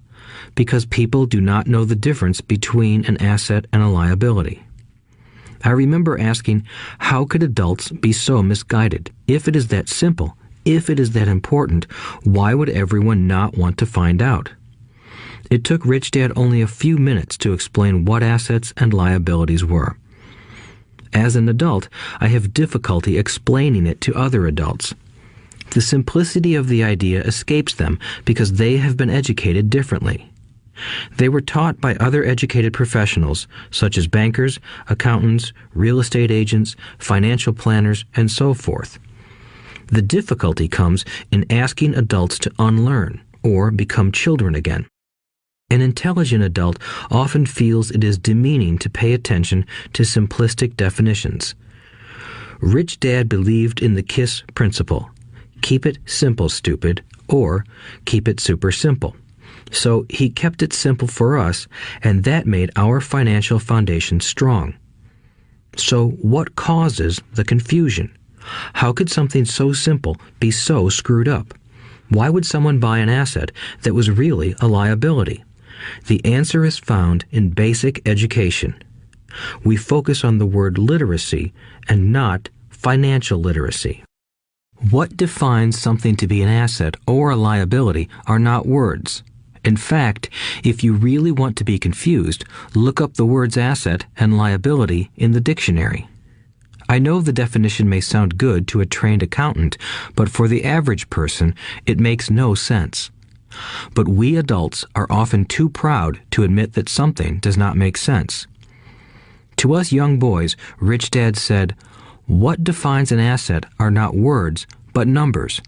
And if you can't read the numbers, you can't tell an asset from a hole in the ground." In accounting, Richdad would say, it's not the numbers, but what the numbers are telling you. It's just like words. It's not the words, but the story the words are telling you. If you want to be rich, you've got to read and understand numbers. If I heard that once, I heard it 1,000 times from my rich dad. And I also heard the rich acquire assets and the poor and middle class acquire liabilities. Here is how to tell the difference between an asset and a liability. Most accountants and financial professionals do not agree with the definitions, but these simple drawings were the start of strong financial foundations for two young boys. An asset is something that puts money in my pocket. A liability is something that takes money out of my pocket. This is really all you need to know. If you want to be rich, simply spend your life buying assets. If you want to be poor or middle class, spend your life buying liabilities. Illiteracy, both in words and numbers, is the foundation of financial struggle.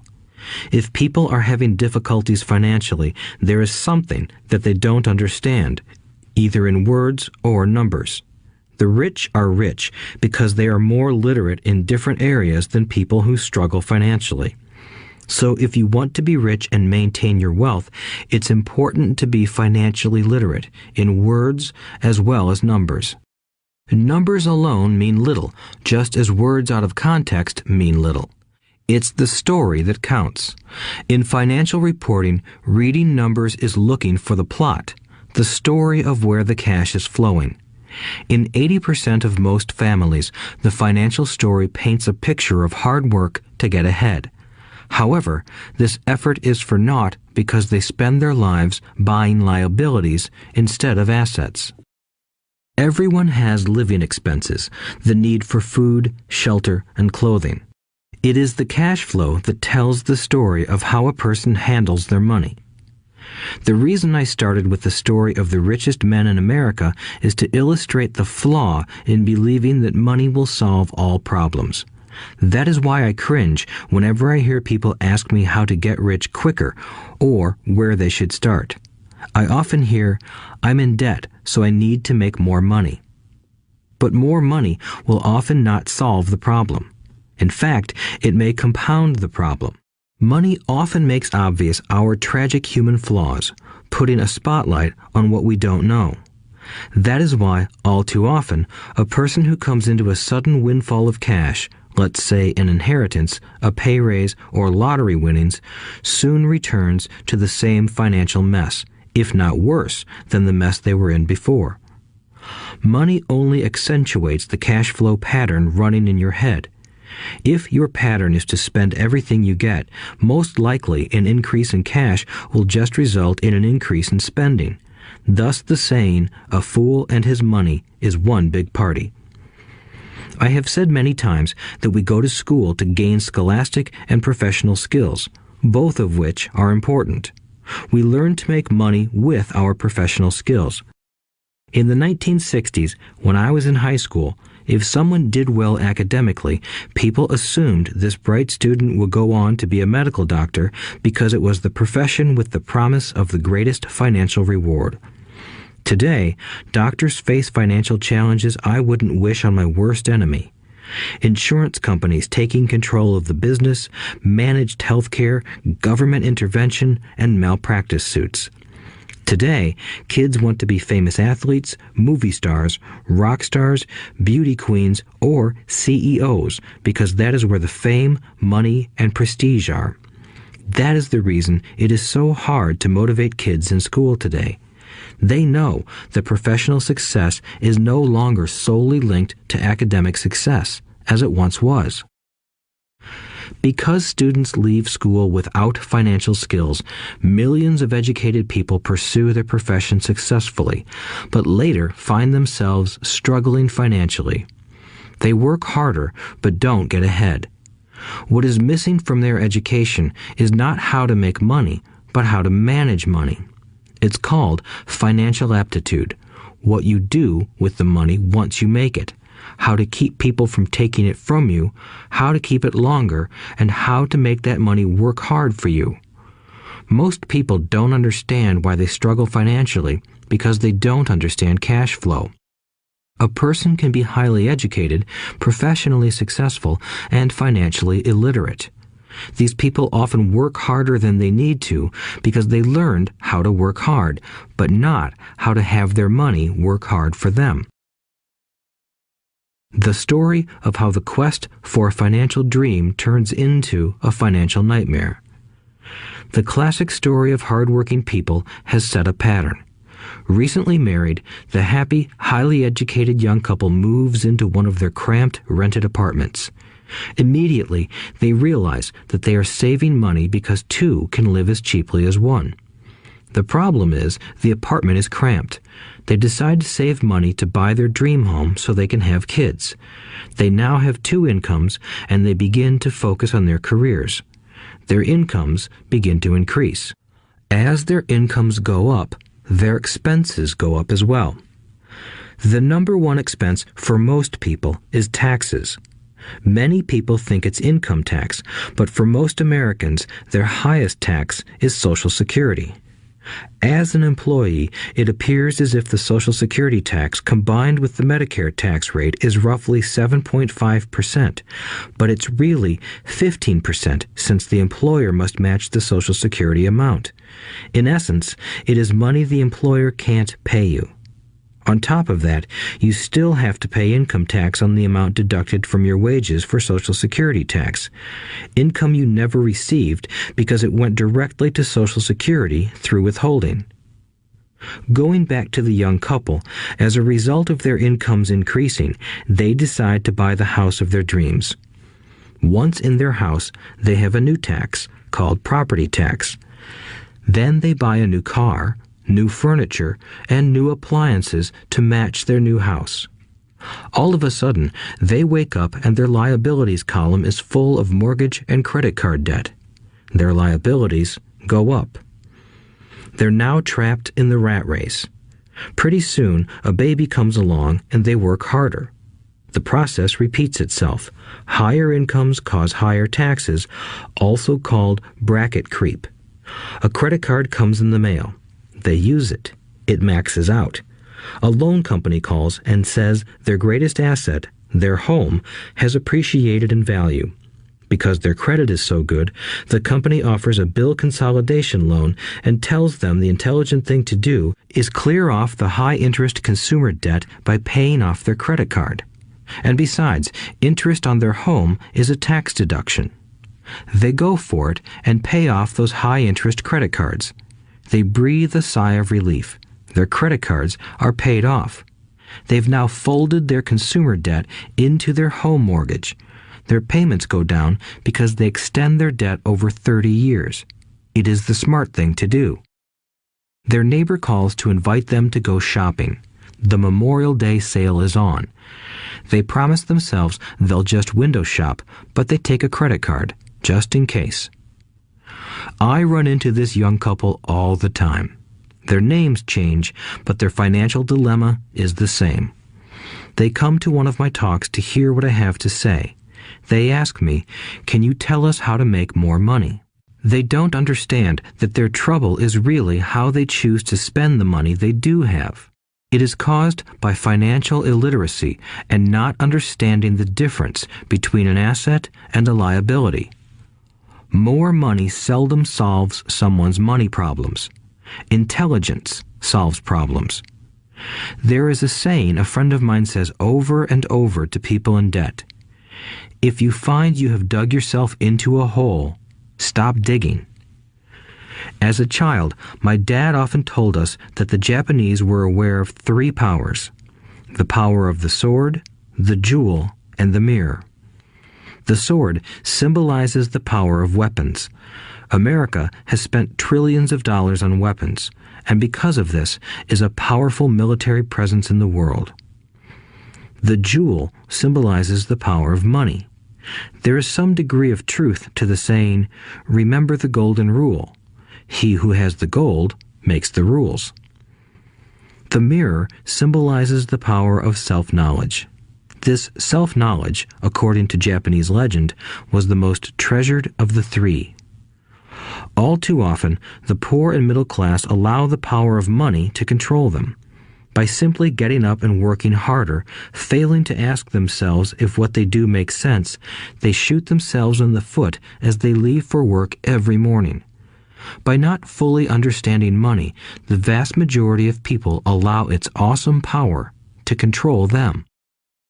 If they used the power of the mirror, they would have asked themselves, "Does this make sense?" All too often, instead of trusting their inner wisdom, that genius inside, most people follow the crowd. They do things because everybody else does them. They conform rather than question. Often, they mindlessly repeat what they have been told. Diversify. Your home is an asset. Your home is your biggest investment. You get a tax break for going into greater debt. Get a safe job. Don't make mistakes. Don't take risks. It is said that the fear of public speaking is a fear greater than death for most people. According to psychiatrists, the fear of public speaking is caused by the fear of ostracism, the fear of standing out, the fear of criticism, the fear of ridicule, and the fear of being an outcast. The fear of being different prevents most people from seeking new ways to solve their problems. That is why my educated dad said the Japanese valued the power of the mirror the most, for it is only when we look into it that we find truth. Fear is the main reason that people say, "Play it safe." That goes for anything, be it sports, relationships, careers, or money. It is that same fear, the fear of ostracism, that causes people to conform to, and not question, commonly accepted opinions or popular trends.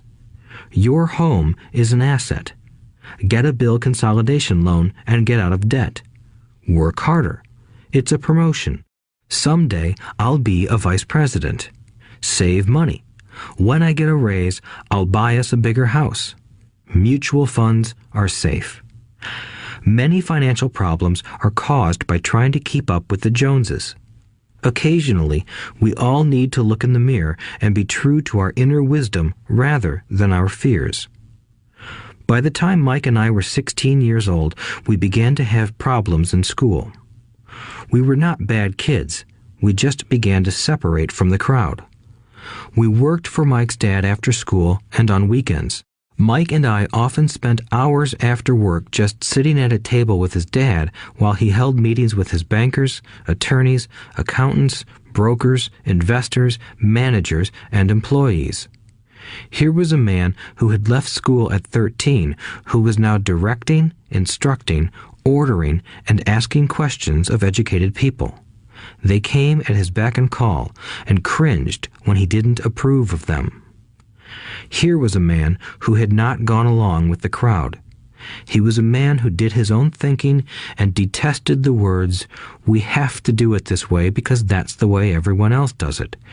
He also hated the word can't. If you wanted him to do something, just say, "I don't think you can do it." Mike and I learned more sitting in on his meetings than we did in all our years of school, college included. Mike's dad was not book smart, but he was financially educated and successful as a result.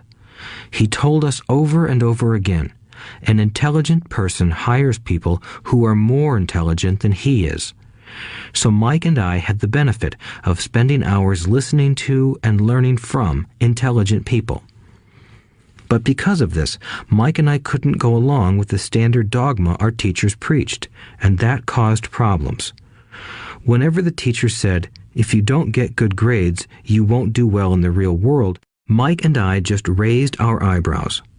When we were told to follow set procedures and not deviate from the rules, we could see how school discouraged creativity. We started to understand why our rich dad told us that schools were designed to produce good employees instead of employers. Occasionally, Mike or I would ask our teachers how what we studied was applicable to the real world, or why we never studied money and how it worked. To the latter question, we often got the answer that money was not important, that if we excelled in our education, the money would follow. The more we knew about the power of money, the more distant we grew from the teachers and our classmates. My highly educated dad never pressured me about my grades, but we did begin to argue about money. By the time I was 16, I probably had a far better foundation with money than both my parents. I could keep books, I listened to tax accountants, corporate attorneys, bankers, real estate brokers, investors, and so forth. By contrast, my dad talked to other teachers. One day, my dad told me that our home was his greatest investment. A not too pleasant argument took place when I showed him why I thought a house was not a good investment. I showed him the ancillary expenses that went along with owning the home. A bigger home meant bigger expenses, and the cash flow kept going out through the expense column. Today, people still challenge me on the idea of a house not being an asset. I know that for many people, it is their dream as well as their largest investment. And owning your own home is better than nothing. I simply offer an alternative way of looking at this popular dogma. If my wife and I were to buy a bigger, flashier house, we realize it wouldn't be an asset. It would be a liability since it would take money out of our pocket. So here is the argument I put forth. I really don't expect most people to agree with it because your home is an emotional thing, and when it comes to money, high emotions tend to lower financial intelligence. I know from personal experience that money has a way of making every decision emotional. 1. When it comes to houses, most people work all their lives paying for a home they never own. In other words, most people buy a new house every few years, each time incurring a new 30-year loan to pay off the previous one. 2. Even though people receive a tax deduction for interest on mortgage payments, they pay for all their other expenses with after-tax dollars, even after they pay off their mortgage. 3. My wife's parents were shocked when the property taxes on their home increased to $1,000 a month. This was after they had retired, so the increase put a strain on their retirement budget and they felt forced to move. 4. Houses do not always go up in value. I have friends who owe $1 million for a home that today would sell for far less. 5. The greatest losses of all are those from missed opportunities. If all your money is tied up in your house, you may be forced to work harder because your money continues blowing out of the expense column instead of adding to the asset column, the classic middle-class cash flow pattern. If a young couple would put more money into their asset column early on, their later years would be easier. Their assets would have grown and would be available to help cover expenses. All too often, a house only serves as a vehicle for incurring a home equity loan to pay for mounting expenses. In summary, the end result in making a decision to own a house that is too expensive in lieu of starting an investment portfolio impacts an individual in at least the following 3 ways. 1. Loss of time during which other assets could have grown in value. 2. Loss of additional capital which could have been invested instead of paying for high maintenance expenses related directly to the home. 3. Loss of education. Too often, people count their house and savings and retirement plans as all they have in their asset column. Because they have no money to invest, they simply don't invest. This costs them investment experience. Most never become what the investment world calls a sophisticated investor. And the best investments are usually first sold to sophisticated investors, who then turn around and sell them to the people playing it safe. I am not saying don't buy a house. What I'm saying is that you should understand the difference between an asset and a liability. When I want a bigger house, I first buy assets that will generate the cash flow to pay for the house. My educated dad's personal financial statement best demonstrates the life of someone caught in the rat race. His expenses match his income, never allowing him enough left over to invest in assets. As a result, his liabilities are larger than his assets. Why the rich get richer. A review of my Rich Dad's financial statement shows why the rich get richer. The asset column generates more than enough income to cover expenses, with the balance reinvested into the asset column. The asset column continues to grow, and therefore, the income it produces grows with it. The result is that the rich get richer. Why the middle class struggle. The middle class finds itself in a constant state of financial struggle. Their primary income is through their salary. As their wages increase, so do their taxes. Their expenses tend to increase in proportion to their salary increase, hence the phrase, the rat race. They treat their home as their primary asset instead of investing in income-producing assets. This pattern of treating your home as an investment and the philosophy that a pay raise means you can buy a larger home or spend more is the foundation of today's debt-ridden society. Increased spending throws families into greater debt and into more financial uncertainty, even though they may be advancing in their jobs and receiving raises on a regular basis. This is high-risk living caused by weak financial education.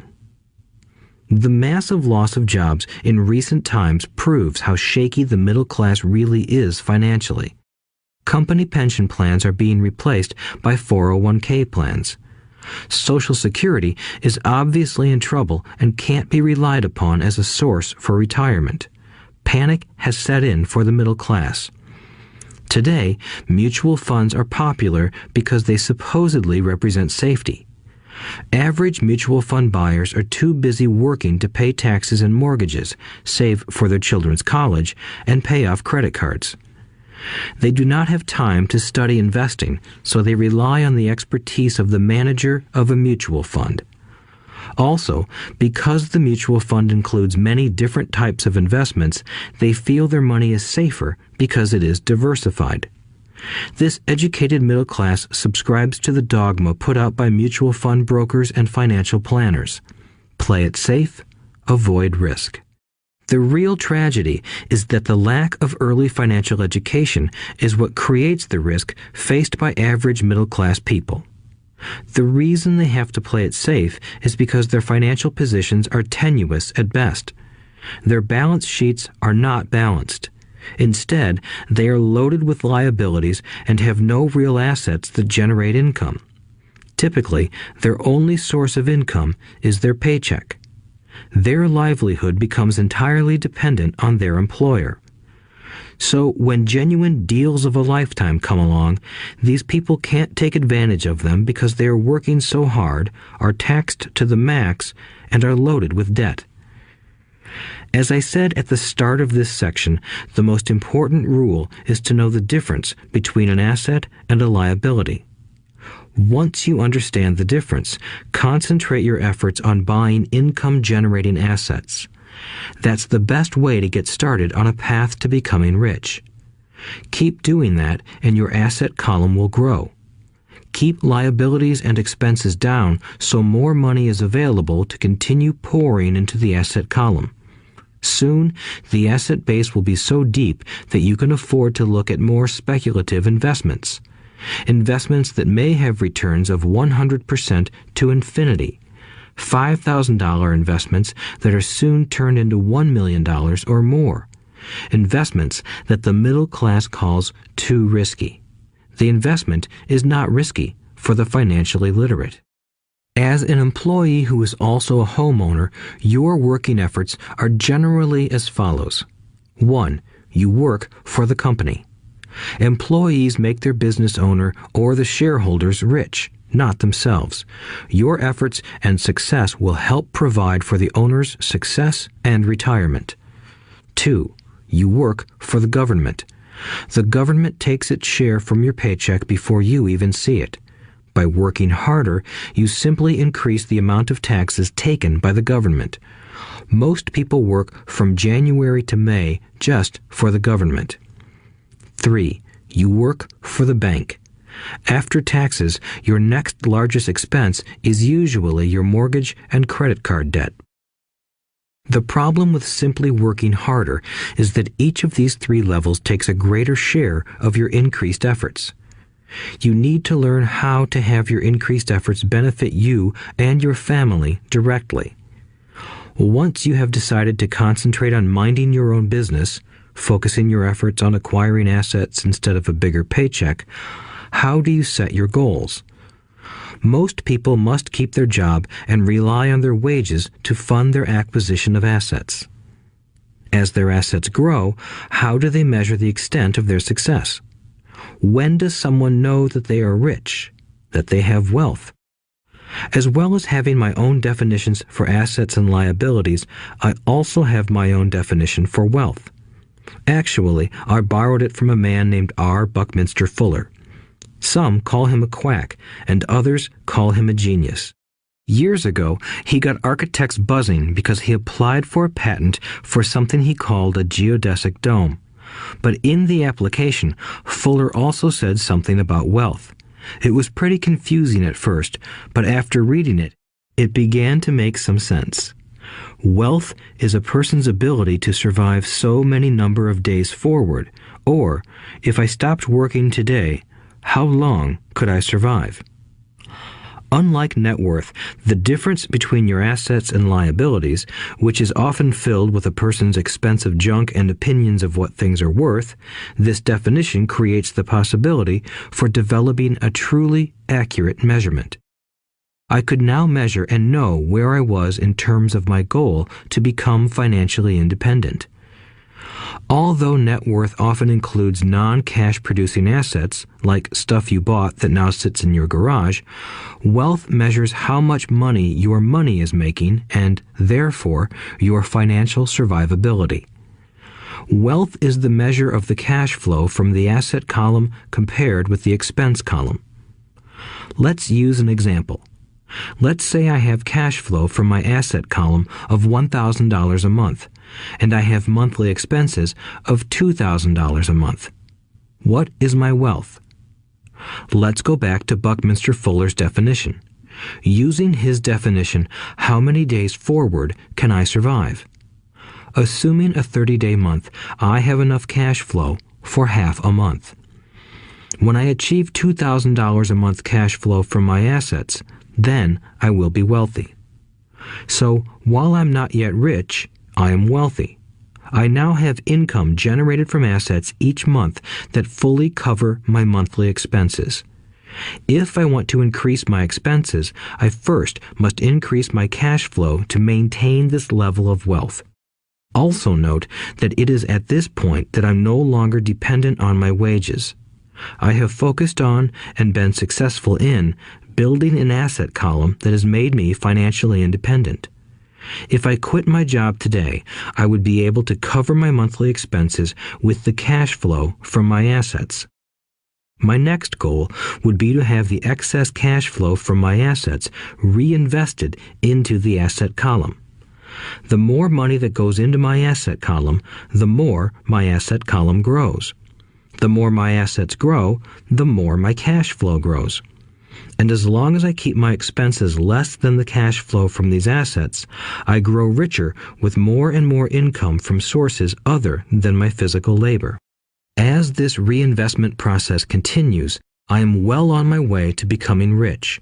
Just remember this simple observation. The rich buy assets. The poor only have expenses. The middle class buy liabilities they think are assets.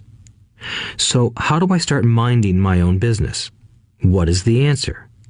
Listen to the founder of McDonald's in the next chapter. Chapter 3. Lesson 3. Mind your own business. The rich focus on their asset columns while everyone else focuses on their income statements. In 1974, Ray Kroc, the founder of McDonald's, was asked to speak to the MBA class at the University of Texas at Austin. A friend of mine was a student in that MBA class. After a powerful and inspiring talk, the class adjourned and the students asked Ray if he would join them at their favorite hangout to have a few beers. Ray graciously accepted. "What business am I in?" Ray asked once the group had all their beers in hand. Everyone laughed, my friend said. Most of the MBA students thought Ray was just fooling around. No one answered, so Ray asked again. "What business do you think I'm in?" The students laughed again, and finally one brave soul yelled out, "Ray, who in the world doesn't know that you're in the hamburger business?" Ray chuckled.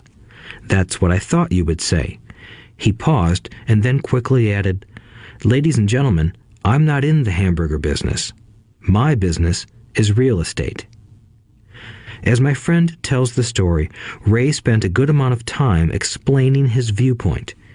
In his business plan, Ray knew that the primary business focus was to sell hamburger franchises, but what he never lost sight of was the location of each franchise. He knew that the land and its location were the most significant factors in the success of each franchise. Basically, the person who bought the franchise was also buying the real estate under the franchise for Ray Kroc's organization. Today, McDonald's is the largest single owner of real estate in the world, owning even more than the Catholic Church. McDonald's owns some of the most valuable intersections and street corners in America and around the globe. My friend considers this as one of the most important lessons in his life. Today, he owns car washes, but his business is the real estate under those car washes. The previous chapter presented that most people work for everyone but themselves. They work first for the owners of the company, then for the government through taxes, and finally for the bank that owns their mortgage. When I was a young boy, we did not have a McDonald's nearby. Yet my rich dad was responsible for teaching Mike and me the same lesson that Ray Kroc talked about at the University of Texas. It is secret number 3 of the rich. The secret is mind your own business. Financial struggle is often directly the result of people working all their lives for someone else. Many people will simply have nothing at the end of their working days to show for their efforts. Our current educational system focuses on preparing today's youth to get good jobs by developing scholastic skills. Their lives will revolve around their wages or, as described earlier, their income column.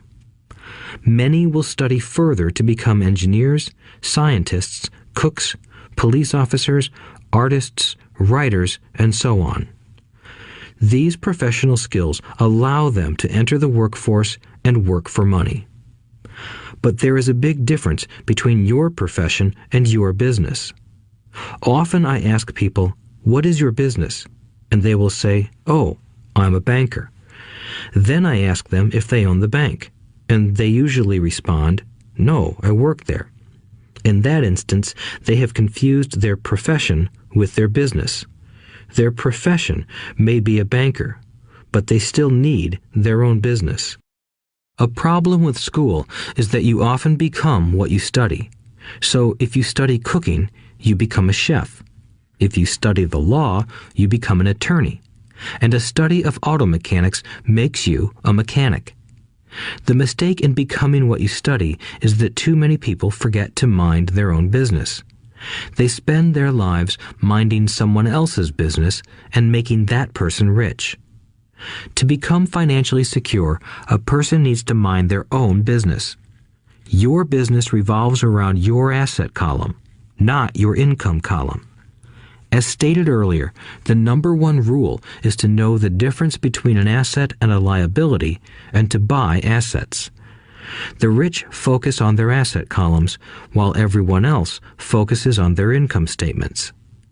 That is why we hear so often, "I need a raise. If only I had a promotion. I am going back to school to get more training so I can get a better job. I am going to work overtime. Maybe I can get a second job." In some circles, these are sensible ideas, but you are still not minding your own business. These ideas all still focus on the income column and will only help a person become more financially secure if the additional money is used to purchase income-generating assets. The primary reason the majority of the poor and middle class are fiscally conservative, which means I can't afford to take risks, is that they have no financial foundation. They have to cling to their jobs and play it safe. When downsizing became the in thing to do, millions of workers found out their largest so-called asset, their home, was eating them alive. Their asset was costing them money every month. Their car, another asset, was eating them alive. The golf clubs in the garage that cost $1,000 were not worth $1,000 anymore. Without job security, they had nothing to fall back on. What they thought were assets could not help them survive in a time of financial crisis.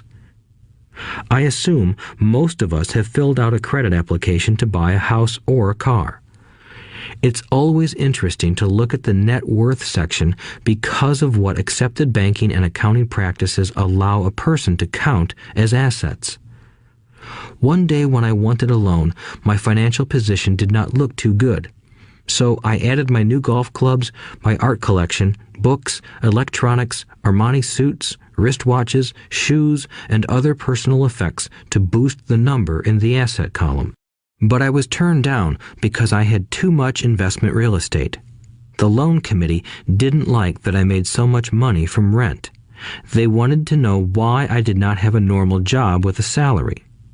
They did not question the Armani suits, golf clubs, or art collection. Life is sometimes tough when you do not fit the standard profile. I cringe every time I hear someone say to me that their net worth is $1 million or $100,000 or whatever. One of the main reasons net worth is not accurate is simply because the moment you begin selling your assets, you are taxed for any gains.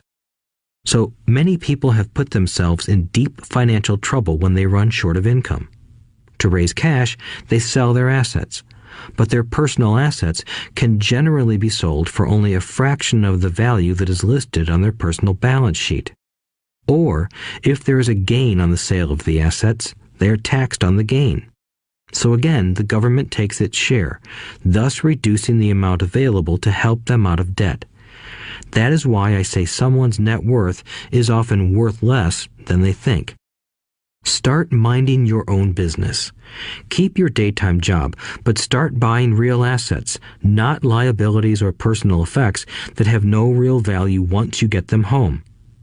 A new car loses nearly 25% of the price you pay for it the moment you drive it off the lot. It is not a true asset even if your banker lets you list it as one. My $400 new titanium driver was worth $150 the moment I teed off. Keep expenses low. reduce liabilities, and diligently build a base of solid assets.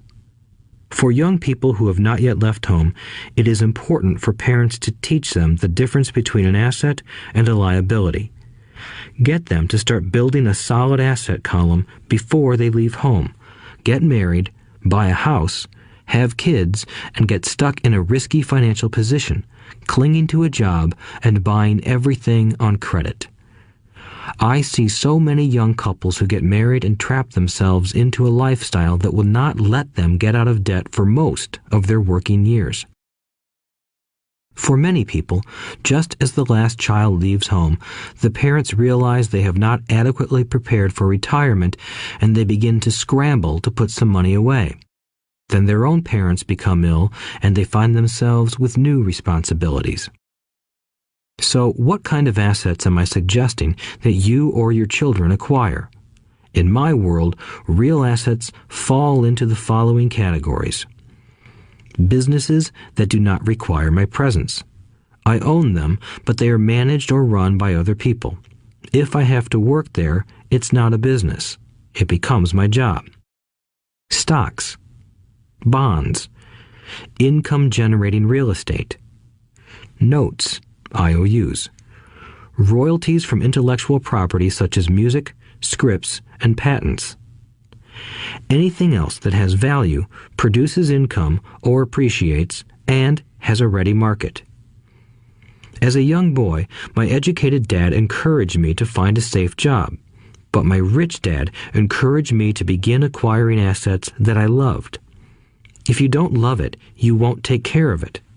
I collect real estate simply because I love buildings and land. I love shopping for them, and I could look at them all day long. When problems arise, the problems aren't so bad that it changes my love for real estate. For people who hate real estate, they shouldn't buy it. I also love stocks of small companies, especially startups, because I am an entrepreneur, not a corporate person. In my early years, I worked in large organizations such as Standard Oil of California, the U.S. Marine Corps, and Xerox Corporation.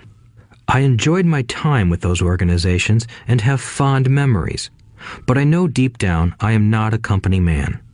I like starting companies, not running them. So my stock buys are usually of small companies. Sometimes I even start the company and take it public. Fortunes are made in new stock issues, and I love the game. Many people are afraid of small-cap companies and call them risky, and they are. But that risk is diminished if you love what the investment is, understand it, and know the game. With small companies, my investment strategy is to be out of the stock in a year. On the other hand, my real estate strategy is to start small and keep trading up for bigger properties, and, therefore, delay paying taxes on the gain. This allows the value to increase dramatically. I generally hold real estate less than 7 years. For years, even while I was with the Marine Corps and Xerox, I did what my rich dad recommended. I kept my day job, but I still minded my own business. I was active in my asset column trading real estate and small stocks. Richdad always stressed the importance of financial literacy. The better I was at understanding the accounting and cash management, the better I would be at analyzing investments and eventually starting and building my own company. I don't encourage anyone to start a company unless they really want to. Knowing what I know about running a company, I wouldn't wish that task on anyone. There are times when people can't find employment and starting a company seems like the best solution. But the odds are against success. 9 out of 10 companies fail in 5 years. Of those that survive the first 5 years, 9 out of every 10 of those eventually fail as well. So only if you really have the desire to own your own company do I recommend it. Otherwise, keep your day job and mind your own business. When I say mind your own business, I mean to build and keep your asset column strong. Once a dollar goes into it, never let it come out. Think of it this way. Once a dollar goes into your asset column, it becomes your employee. The best thing about money is that it works 24 hours a day and can work for generations. Keep your day job, Be a great hard-working employee, but keep building that asset column. As your cash flow grows, you can indulge in some luxuries. An important distinction is that rich people buy luxuries last, while the poor and middle class tend to buy luxuries first. The poor and the middle class often buy luxury items like big houses, diamonds, furs, jewelry, or boats because they want to look rich. They look rich, but in reality they just get deeper in debt on credit. The old money people, the long-term rich, build their asset column first. Then the income generated from the asset column buys their luxuries. The poor and middle class buy luxuries with their own sweat, blood, and children's inheritance. A true luxury is a reward for investing in and developing a real asset. For example, when my wife Kim and I had extra money coming from our apartment houses, she went out and bought her Mercedes. It didn't take any extra work or risk on her part because the apartment house bought the car.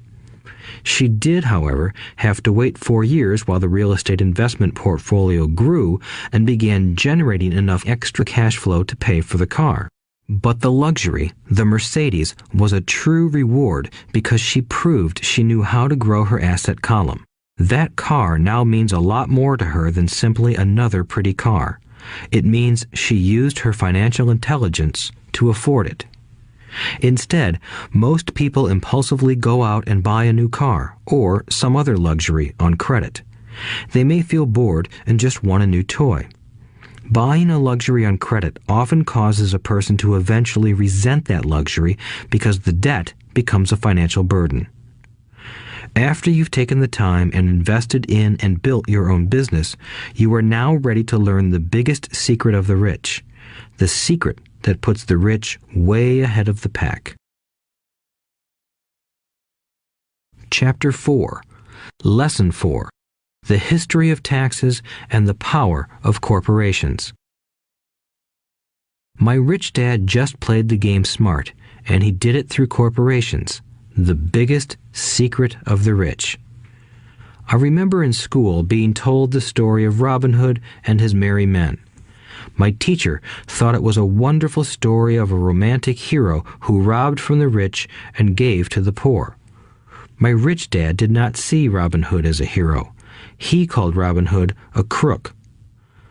Robin Hood may be long gone, but his followers live on. I often still hear people say, "Why don't the rich pay for it?" or "The rich should pay more in taxes and give it to the poor." It is this Robin Hood fantasy, or taking from the rich to give to the poor, that has caused the most pain for the poor and the middle class. The reason the middle class is so heavily taxed is because of the Robin Hood ideal. The reality is that the rich are not taxed.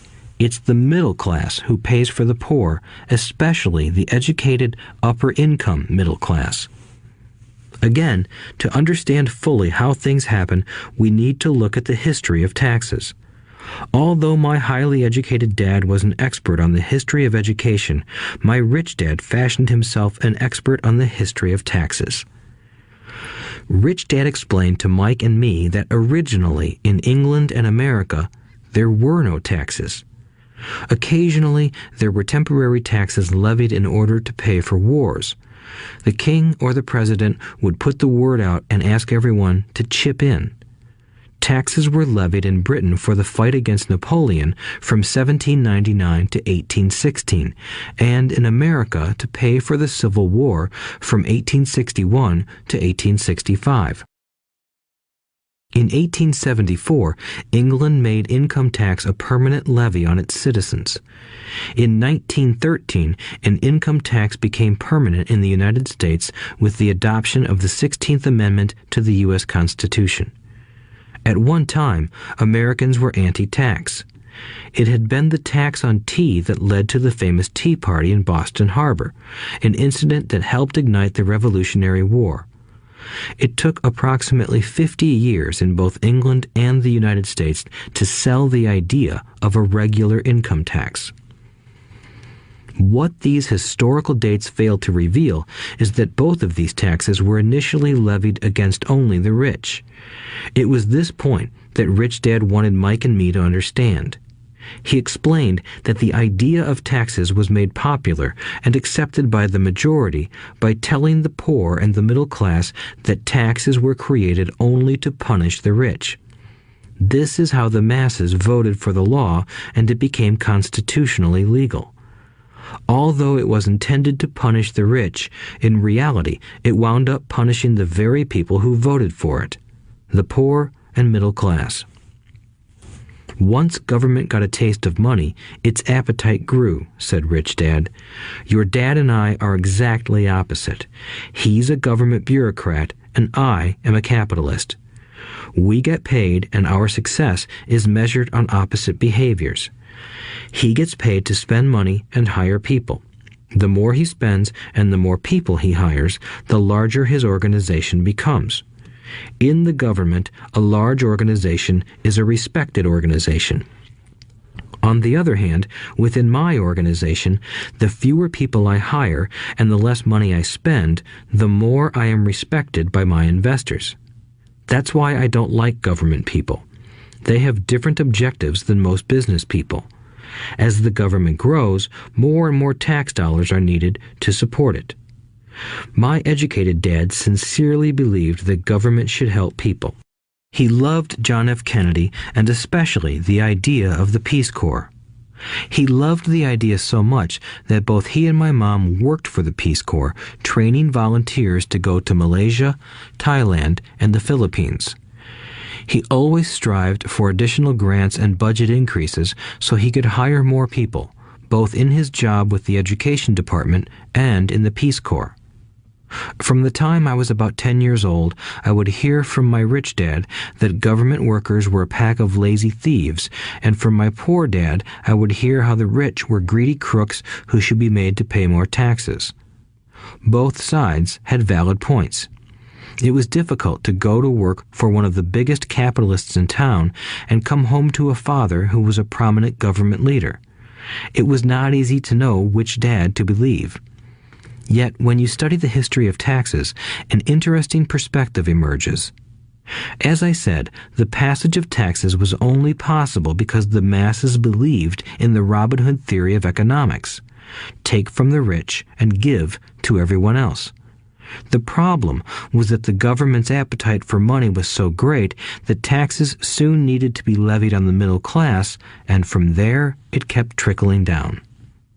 However, the rich saw an opportunity because they don't play by the same set of rules. The rich knew about corporations, which became popular in the days of sailing ships. The rich created the corporation as a vehicle to limit their risk to the assets of each voyage. The rich put their money into a corporation to finance the voyage. The corporation would then hire a crew to sail to the New World to look for treasure. If the ship was lost, the crew lost their lives, but the loss to the rich would be limited only to the money they invested for that particular voyage. It is the knowledge of the legal corporate structure that really gives the rich a vast advantage over the poor and middle class. Having two fathers teaching me, one a socialist and the other a capitalist, I quickly began to realize that the philosophy of the capitalist made more financial sense to me. It seemed to me that the socialists ultimately penalized themselves due to their lack of financial education. No matter what the take from the rich crowd came up with, the rich always found a way to outsmart them. That is how taxes were eventually levied on the middle class. The rich outsmarted the intellectuals solely because they understood the power of money, a subject not taught in schools. How did the rich outsmart the intellectuals? Once the take from the rich tax was passed, cash started flowing into government coffers. Initially, people were happy. Money was handed out to government workers and the rich. It went to government workers in the form of jobs and pensions, and it went to the rich via their factories receiving government contracts. The government received a large pool of money, but the problem was the fiscal management of that money. The government ideal is to avoid having excess money. If you fail to spend your allotted funds, you risk losing it in the next budget. You would certainly not be recognized for being efficient. Business people, on the other hand, are rewarded for having excess money and are applauded for their efficiency. As this cycle of growing government spending continued, the demand for money increased, and the tax the rich idea was adjusted to include lower income levels down to the very people who voted it in, the poor and the middle class. True capitalists used their financial knowledge to simply find an escape. They headed back to the protection of a corporation. But what many people who have never formed a corporation don't know is that a corporation is not really a thing. A corporation is merely a file folder with some legal documents in it, sitting in some attorney's office and registered with a state government agency. It's not a big building or a factory or a group of people. A corporation is merely a legal document that creates a legal body without a soul. Using it, the wealth of the rich was once again protected. It was popular because the income tax rate of a corporation is less than the individual income tax rates. In addition, certain expenses could be paid by a corporation with pre-tax dollars. This war between the haves and have-nots has raged for hundreds of years. The battle is waged whenever and wherever laws are made, and it will go on forever. The problem is that the people who lose are the uninformed, the ones who get up every day and diligently go to work and pay taxes. If they only understood the way the rich play the game, they could play it too. Then they would be on their way to their own financial independence. This is why I cringe every time I hear a parent advise their children to go to school so they can find a safe, secure job. An employee with a safe, secure job without financial aptitude has no escape. Average Americans today work 5 to 6 months for the government just to cover their taxes. In my opinion, that is simply too long. The harder you work, the more you pay the government. That is why I believe that the idea of take from the rich backfired on the very people who voted it in. Every time people try to punish the rich don't simply comply. They react. They have the money, power, and intent to change things. They don't just sit there and voluntarily pay more taxes. Instead, they search for ways to minimize their tax burden. They hire smart attorneys and accountants and persuade politicians to change laws or create legal loopholes. They use their resources to effect change. The tax code of the United States also allows other ways to reduce taxes. Most of these vehicles are available to anyone, but it is the rich who find them because they are minding their own business. For example, 1031 is jargon for Section 1031 of the Internal Revenue Code, which allows a seller to delay paying taxes on a piece of real estate that is sold for a capital gain through an exchange for a more expensive piece of real estate. Real estate is one investment vehicle that has a great tax advantage. As long as you keep trading up in value, you will not be taxed on the gains until you liquidate. People who don't take advantage of these legal tax savings are missing a great opportunity to build their asset columns. The poor and middle class don't have the same resources. They sit there and let the government's needles enter their arm and allow the blood donation to begin. Today, I am constantly shocked at the number of people who pay more taxes or take fewer deductions simply because they are afraid of the government. I have friends who have had their businesses shut down and destroyed, only to find out it was a mistake on the part of the government. I realize all that, but the price of working from January to May is a high price to pay for that intimidation. My poor dad never fought back. My rich dad didn't either. He just played the game smarter, and he did it through corporations, the biggest secret of the rich. You may remember the first lesson I learned from my rich dad. I was a little boy of 9 who had to sit and wait for him to choose to talk to me. I sat in his office waiting for him to get to me. He was ignoring me on purpose. He wanted me to recognize his power and to desire to have that power for myself one day. During all the years I studied and learned from him, he always reminded me that knowledge is power. and with money comes great power that requires the right knowledge to keep it and make it multiply. Without that knowledge, the world pushes you around. Rich Dad constantly reminded Mike and me that the biggest bully was not the boss or the supervisor, but the tax man. The tax man will always take more if you let him. The first lesson of having money work for you, as opposed to you working for money, is all about power.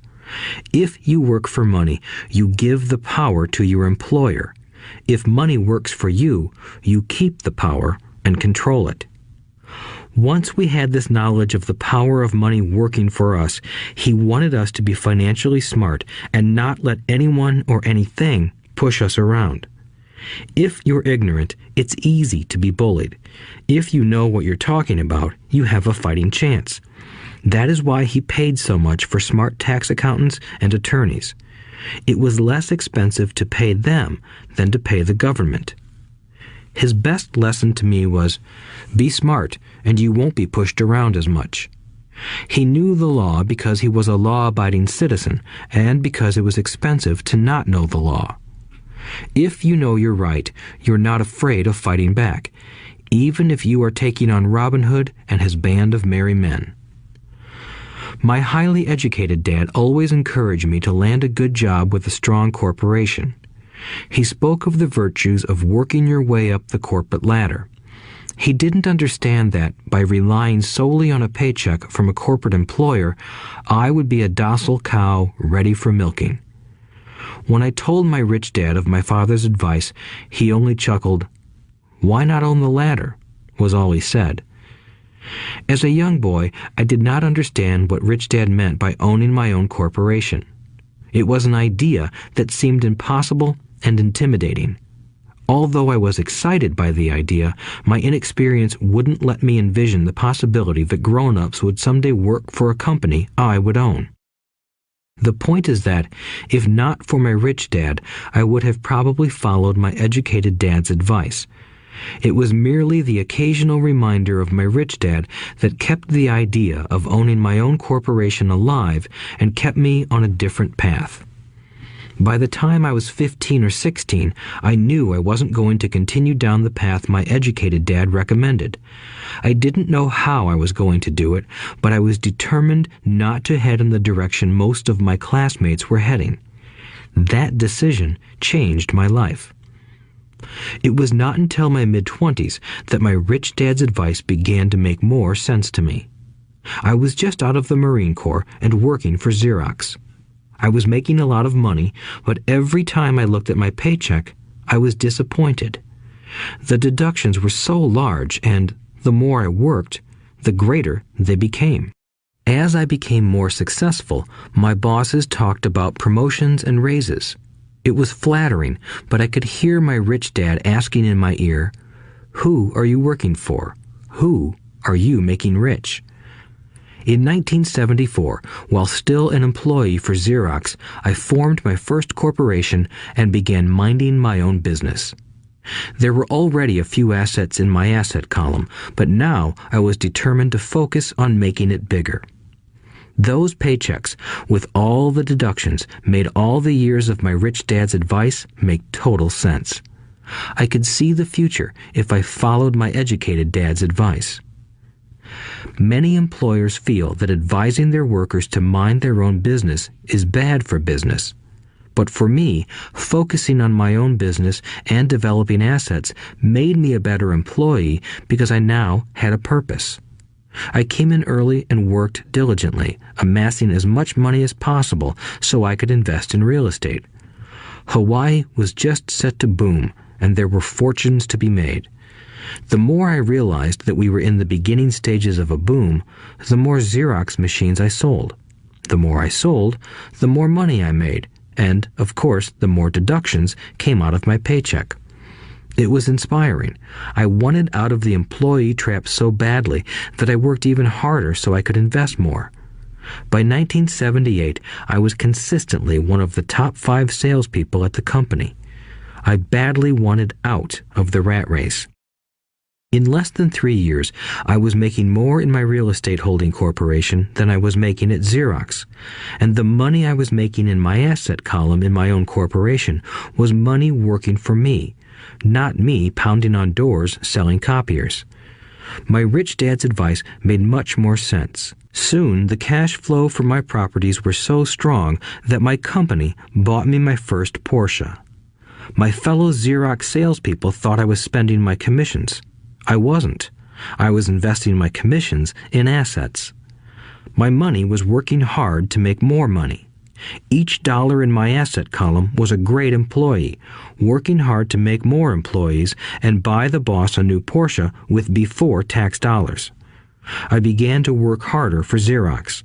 The plan was working, and my Porsche was the proof. By using the lessons I learned from my rich dad, I was able to get out of the proverbial rat race at an early age. It was made possible because of the strong financial knowledge I had acquired through Rich Dad's lessons. Without this financial knowledge, which I call financial intelligence or financial IQ, my road to financial independence would have been much more difficult.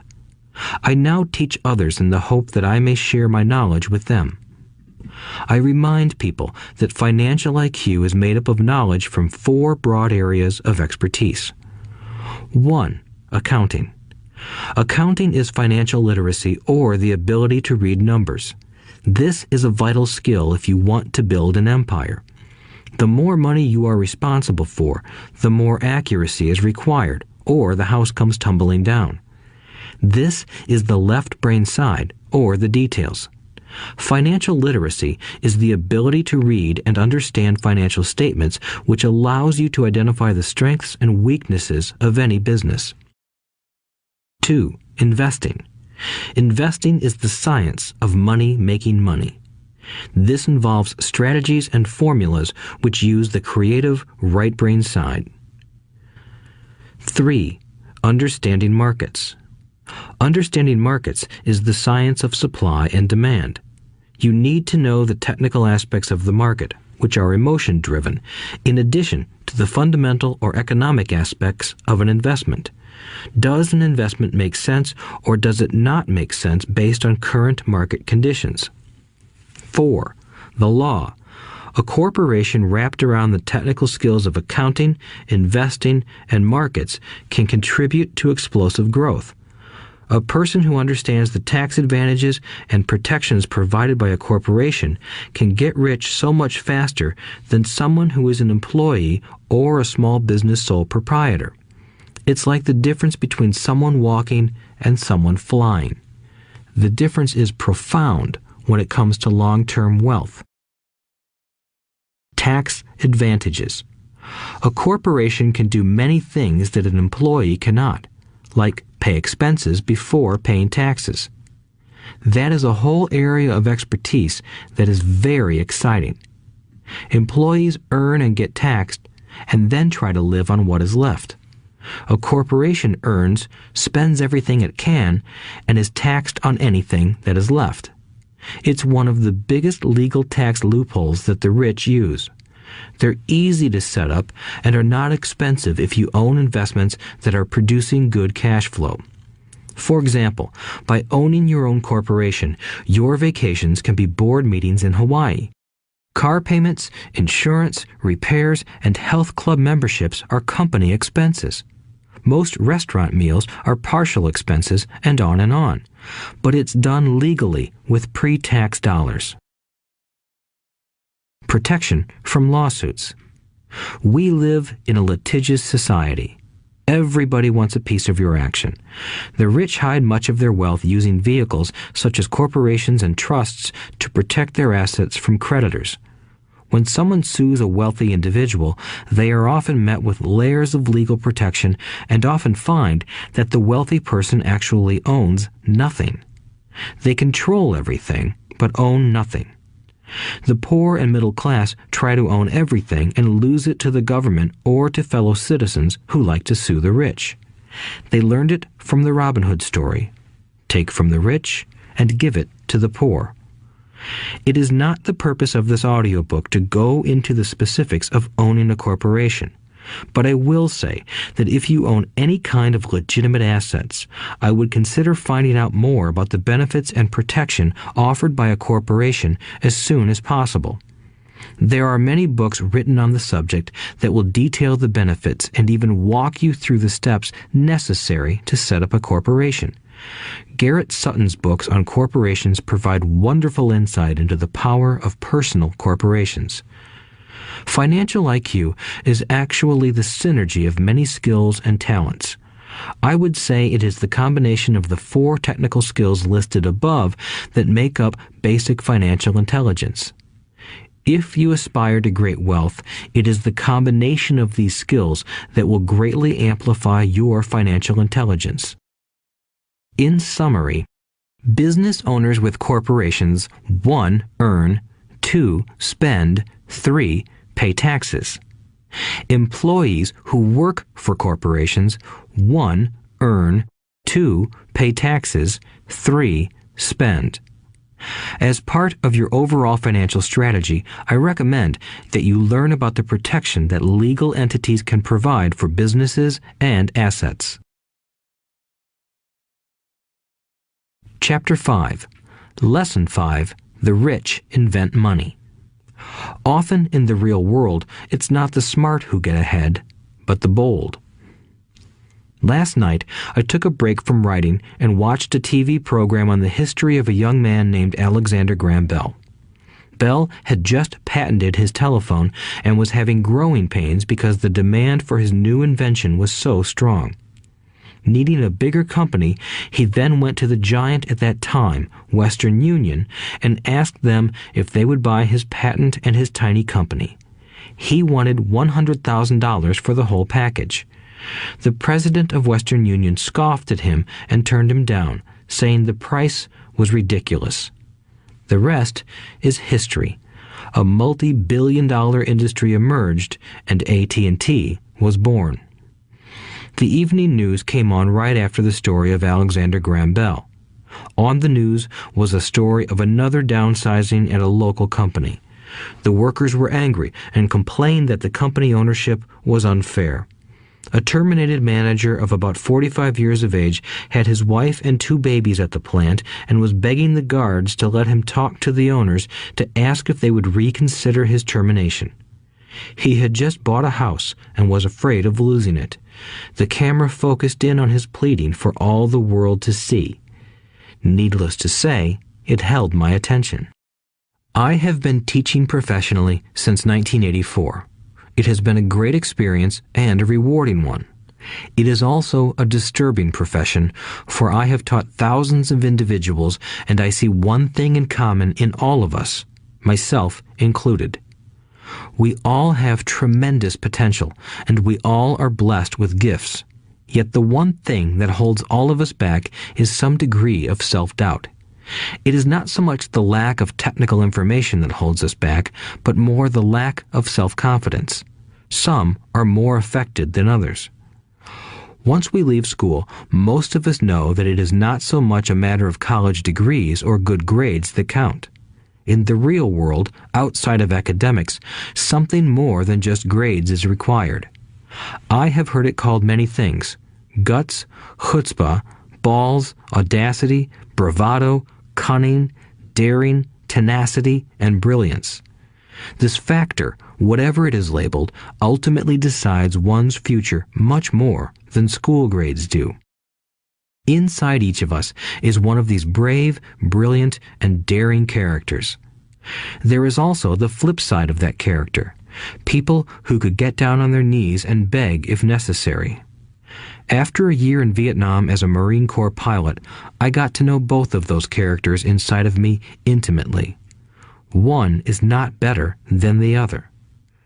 Yet, as a teacher, I recognized that it was excessive fear and self-doubt that were the greatest detractors of personal genius. It broke my heart to see students know the answers, yet lack the courage to act on the answer. Often in the real world, it's not the smart who get ahead, but the bold. In my personal experience, your financial genius requires both technical knowledge as well as courage. If fear is too strong, the genius is suppressed. In my classes, I strongly urge students to learn to take risks, to be bold, and to let their genius convert that fear into power and brilliance. It works for some and just terrifies others. I have come to realize that for most people, when it comes to the subject of money, they would rather play it safe. I have had to field questions such as, why take risks? Why should I bother developing my financial IQ? Why should I become financially literate? And I answer, just to have more options. There are huge changes up ahead. In the coming years, there will be more people just like the young inventor Alexander Graham Bell. There will be 100 people like Bill Gates and hugely successful companies like Microsoft created every year all over the world.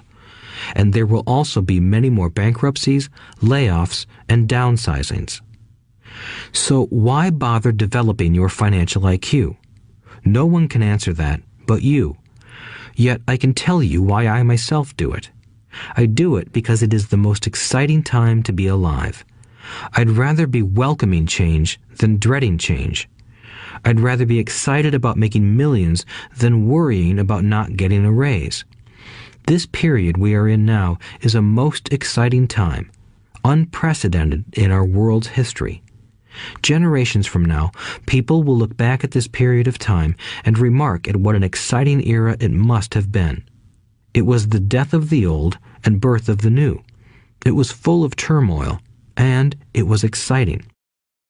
So why bother developing your financial IQ? Because if you do, you will prosper greatly. And if you don't, this period of time will be a frightening one. It will be a time of watching some people move boldly forward while others cling to worn-out life preservers.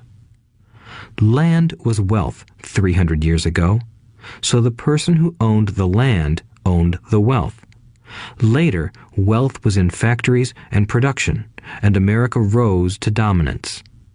The industrialist owned the wealth. Today, wealth is in information, and the person who has the most timely information owns the wealth. The problem is that information flies around the world at the speed of light. The new wealth cannot be contained by boundaries and borders as land and factories were. The changes will be faster and more dramatic. There will be a dramatic increase in the number of new multimillionaires. There also will be those who are left behind. I find so many people struggling today, often working harder, simply because they cling to old ideas. They want things to be the way they were, and they resist change.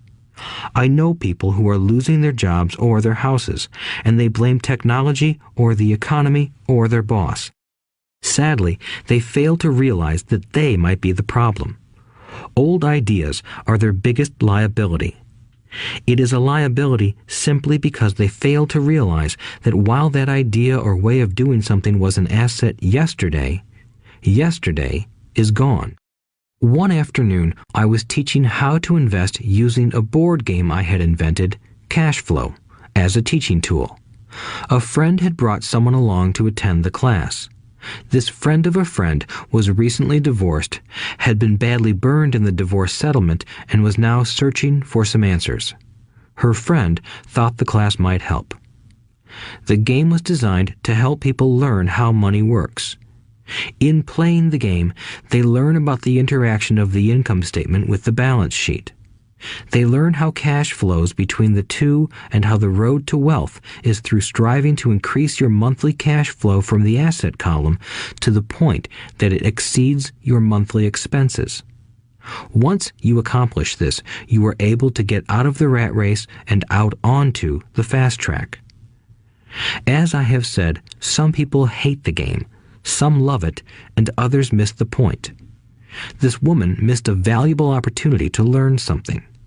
In the opening round, she drew a doodad card with the boat on it. At first, she was happy. "Oh, I've got a boat." Then, as her friend tried to explain how the numbers worked on her income statement and balance sheet, she got frustrated because she had never liked math. The rest of her table waited while her friend continued explaining the relationship between the income statement, balance sheet, and monthly cash flow. Suddenly, when she realized how the numbers worked, it dawned on her that her boat was eating her alive. Later on in the game, she was also downsized and had a child. It was a horrible game for her. After the class, her friend came by and told me that she was upset. She had come to the class to learn about investing and did not like the idea that it took so long to play a silly game. Her friend attempted to tell her to look within herself to see if the game reflected her in any way. With that suggestion, the woman demanded her money back. She said that the very idea that a game could be a reflection of her was ridiculous. Her money was promptly refunded, and she left. Since 1984, I have made millions simply by doing what the school system does not do. In school, most teachers lecture. I hated lectures as a student. I was soon bored, and my mind would drift. In 1984, I began teaching via games and simulations, and I still rely on these tools today. I always encourage adult students to look at games as reflecting back to them what they know and what they need to learn. Most importantly, games reflect behavior. They are instant feedback systems. Instead of the teacher lecturing you, the game is giving you a personalized lecture, one that is custom-made just for you. The friend of the woman who left later called to give me an update. She said her friend was fine and had calmed down. In her cooling off period, she could see some slight relationship between the game and her life. Although she and her husband did not own a boat, they did own everything else imaginable. She was angry after their divorce, both because he had run off with a younger woman and because, after 20 years of marriage, they had accumulated little in the way of assets. There was virtually nothing for them to split. Their 20 years of married life had been incredible fun, but all they had accumulated was a ton of doodads. She realized that her anger at doing the numbers, the income statement and balance sheet, came from her embarrassment about not understanding them. She believed that finances were the man's job. She maintained the house and did the entertaining, and he handled the finances. She was now quite certain that in the last 5 years of their marriage, he had hidden money from her. She was angry at herself for not being more aware of where the money was going, as well as for not knowing about the other woman. Just like a board game, the world is always providing us with instant feedback. We could learn a lot if we tuned in more. One day, not long ago, I complained to my wife that the cleaners must have shrunk my pants. My wife gently smiled and poked me in the stomach to inform me that the pants had not shrunk. Something else had expanded. Me. The cash flow game was designed to give every player personal feedback. Its purpose is to give you options. If you draw the boat card and it puts you into debt, the question is, now what can you do? How many different financial options can you come up with? That is the purpose of the game, to teach players to think and create new and various financial options. Thousands of people throughout the world have played this game. The players who get out of the rat race the quickest are the people who understand numbers and have creative financial minds. They recognize different financial options. Rich people are often creative and take calculated risks. People who take the longest are people who are not familiar with numbers and often do not understand the power of investing. Some people playing cash flow gain lots of money in the game, but they don't know what to do with it. Even though they have money, everyone else seems to be getting ahead of them. And that is true in real life. There are a lot of people who have a lot of money and do not get ahead financially. Limiting your options is the same as hanging on to old ideas. I have a friend from high school who now works at 3 jobs. Years ago, he was the richest of all my classmates. When the local sugar plantation closed, the company he worked for went down with the plantation. In his mind, he had but one option, and that was the old option: work hard. The problem was that he couldn't find an equivalent job that recognized his seniority from the old company. As a result, he is overqualified for the jobs he currently has. so his salary is lower. He now works 3 jobs to earn enough to survive. I have watched people playing cash flow complain that the right opportunity cards are not coming their way, so they sit there. I know people who do that in real life. They wait for the right opportunity. I have watched people get the right opportunity card and then not have enough money. Then they complain that they would have gotten out of the rat race if they had had more money. So they sit there. I know people in real life who do that also. They see all the great deals, but they have no money. And I have seen people pull a great opportunity card, read it out loud, and have no idea that it is a great opportunity. They have the money, the time is right, they have the card, but they can't see the opportunity staring them in the face. They fail to see how it fits into their financial plan for escaping the rat race. And I know more people like that than all the others combined. Most people have an opportunity of a lifetime flash right in front of them, and they fail to see it. A year later, they find out about it, after everyone else got rich.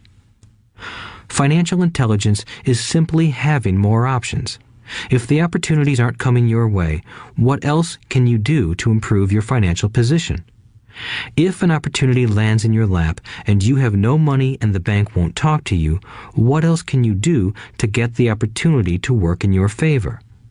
If your hunch is wrong and what you've been counting on doesn't happen, how can you turn a lemon into millions? That is financial intelligence. It is not so much what happens, but how many different financial solutions you can think of to turn a lemon into millions. It is how creative you are in solving financial problems. Most people only know one solution: work hard, save, and borrow. So why would you want to increase your financial intelligence? Because you want to be the kind of person who creates your own luck. You take whatever happens and make it better. Few people realize that luck is created, just as money is. And if you want to be luckier and create money instead of working hard, then your financial intelligence is important. If you are the kind of person who is waiting for the right thing to happen, you might wait for a long time. It's like waiting for all the traffic lights to be green for 5 miles before you'll start your trip. As young boys, Mike and I were constantly told by my rich dad that money is not real. Richdad occasionally reminded us of how close we came to the secret of money on that first day we got together and began making money out of plaster of Paris.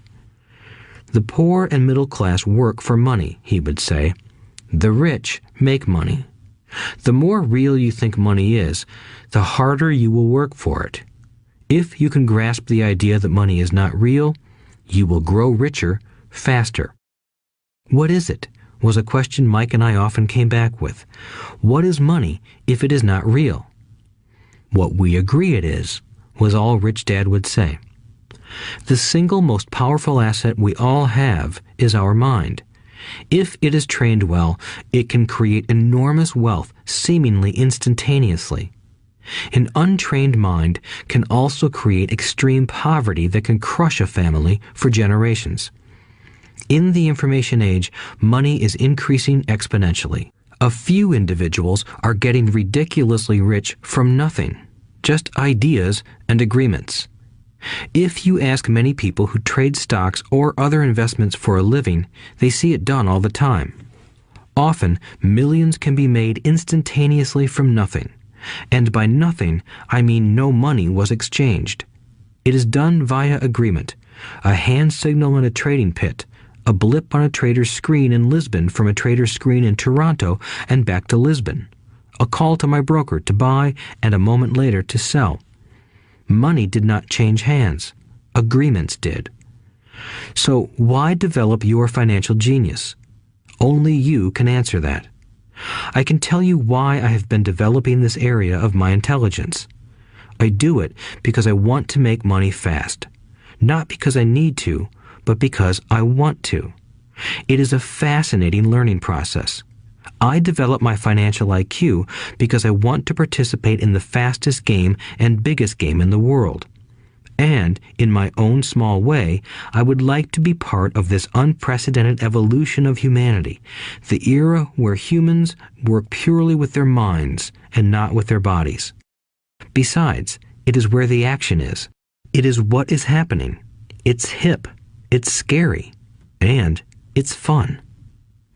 That is why I invest in my financial intelligence, developing the most powerful asset I have. I want to be with people moving boldly forward.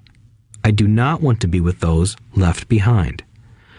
I will give you a simple example of creating money. In the early 1990s, the economy of Phoenix, Arizona was horrible. I was watching a TV show when a financial planner came on and began forecasting doom and gloom. His advice was to save money. Put $100 away every month, he said. In 40 years, you will be a multimillionaire. Well, putting money away every month is a sound idea. It is one option, the option most people subscribe to. The problem is this. It blinds the person to what is really going on. It causes them to miss major opportunities for much more significant growth of their money. The world is passing them by. As I said, the economy was terrible at that time. For investors, this is the perfect market condition. A chunk of my money was in the stock market and in apartment houses. I was short of cash. Because people were giving properties away, I was buying. I was not saving money. I was investing. Kim and I had more than $1 million in cash working in a market that was rising fast. It was the best opportunity to invest. The economy was terrible. I just could not pass up these small deals. Houses that were once $100,000 were now $75,000.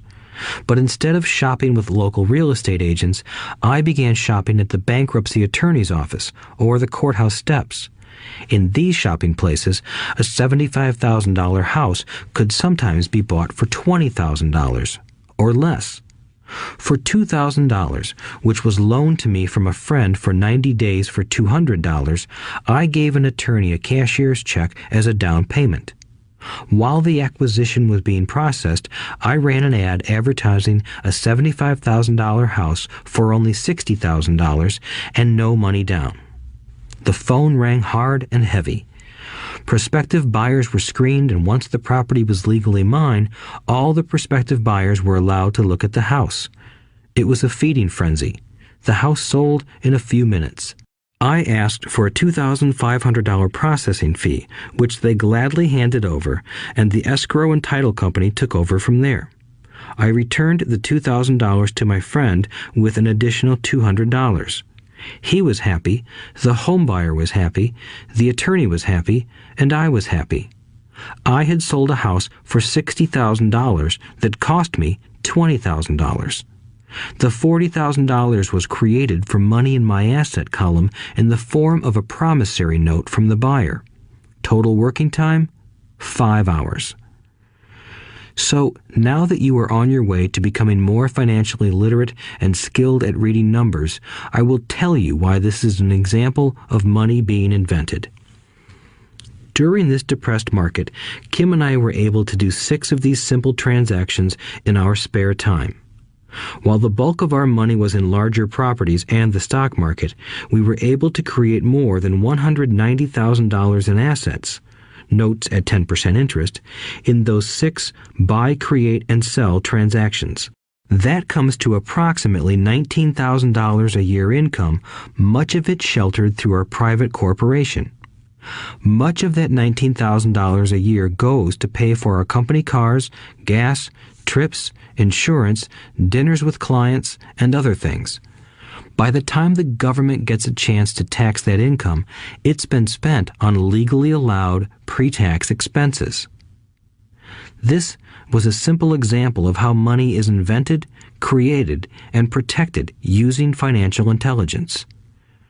Ask yourself, how long would it take to save $190,000? Would the bank pay you 10% interest on your money? And the promissory note is good for 30 years. I hope they never pay me the $190,000. I have to pay a tax if they pay me the principal, and besides, $19,000 paid over 30 years is a little over $500,000 in income. I have people ask what happens if the person doesn't pay. That does happen, and it's good news. That $60,000 home could be taken back and resold for $70,000 and another $2,500 collected as a loan processing fee. It would still be a zero-down transaction in the mind of the new buyer, and the process would go on. The first time I sold the house, I paid back the $2,000, so technically I have no money in the transaction. My return on investment, ROI, is infinity. It's an example of no money making a lot of money. In the second transaction, when resold, I would have put $2,000 in my pocket and re-extended the loan to 30 years. What would my ROI be if I got paid money to make money? I do not know, but it sure beats saving $100 a month, which actually starts out as $150 because it's after-tax income for 40 years earning low interest.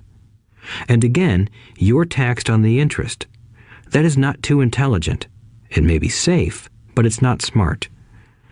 A few years later, as the Phoenix real estate market strengthened, those houses we sold for $60,000 became worth $110,000. Foreclosure opportunities were still available, but became rare. It cost a valuable asset, my time, to go out looking for them. Thousands of buyers were looking for the few available deals. The market had changed. It was time to move on and look for other opportunities to put in the asset column. You cannot do that here. That is against the law. You're lying. I hear those comments much more often than, "Can you show me how to do that?" The math is simple. You do not need algebra or calculus, and the escrow company handles the legal transaction and the servicing of the payments. I have no roofs to fix or toilets to unplug because the owners do that. It's their house. Occasionally, someone does not pay, and that is wonderful because there are late fees, or they move out and the property is sold again. The court system handles that. And it may not work in your area. The market conditions may be different, but the example illustrates how a simple financial process can create hundreds of thousands of dollars with little money and low risk. It is an example of money being only an agreement. Anyone with a high school education can do it. Yet most people won't. Most people listen to the standard advice of work hard and save money. For about 30 hours of work, approximately $190,000 was created in the asset column, and no taxes were paid. Which one sounds harder to you? 1. Work hard, pay 50% in taxes, save what is left, your savings, then earn 5%, which is also taxed. Or 2. Take the time to develop your financial intelligence, harness the power of your brain and the asset column.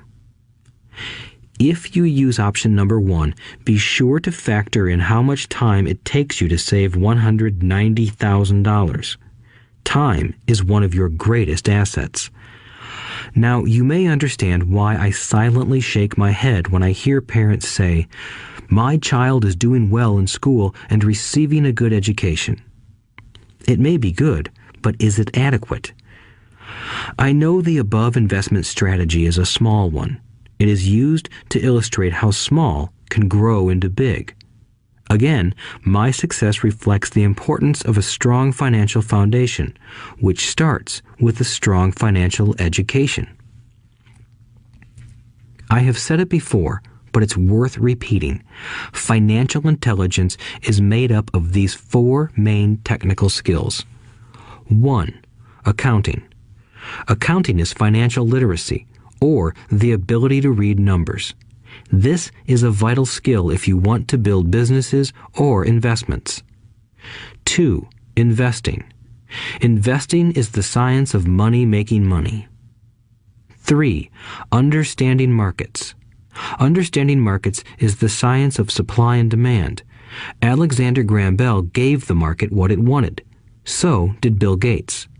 A $75,000 house offered for $60,000 that cost $20,000 was also the result of seizing an opportunity created by the market. Somebody was buying, and someone was selling. 4. The law. The law is the awareness of accounting, corporate, state, and federal regulations. I recommend playing by the rules. It is this basic foundation, or the combination of these skills, that is needed to be successful in the pursuit of wealth, whether it be through the buying of small homes, apartment buildings, companies, stocks, bonds, precious metals, baseball cards, or the like. A few years later, the real estate market rebounded and everyone else was getting in. The stock market was booming and everyone was getting in. The U.S. economy was getting back on its feet. I began selling and was now traveling to Peru, Norway, Malaysia, and the Philippines. The investment landscape had changed. We were no longer buying real estate.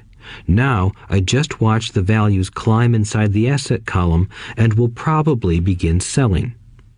I suspect that some of those 6 little house deals will sell and the $40,000 note will be converted to cash. I need to call my accountant to be prepared for cash and seek ways to shelter it. The point I would like to make is that investments come and go. The market goes up and comes down. Economies improve and crash.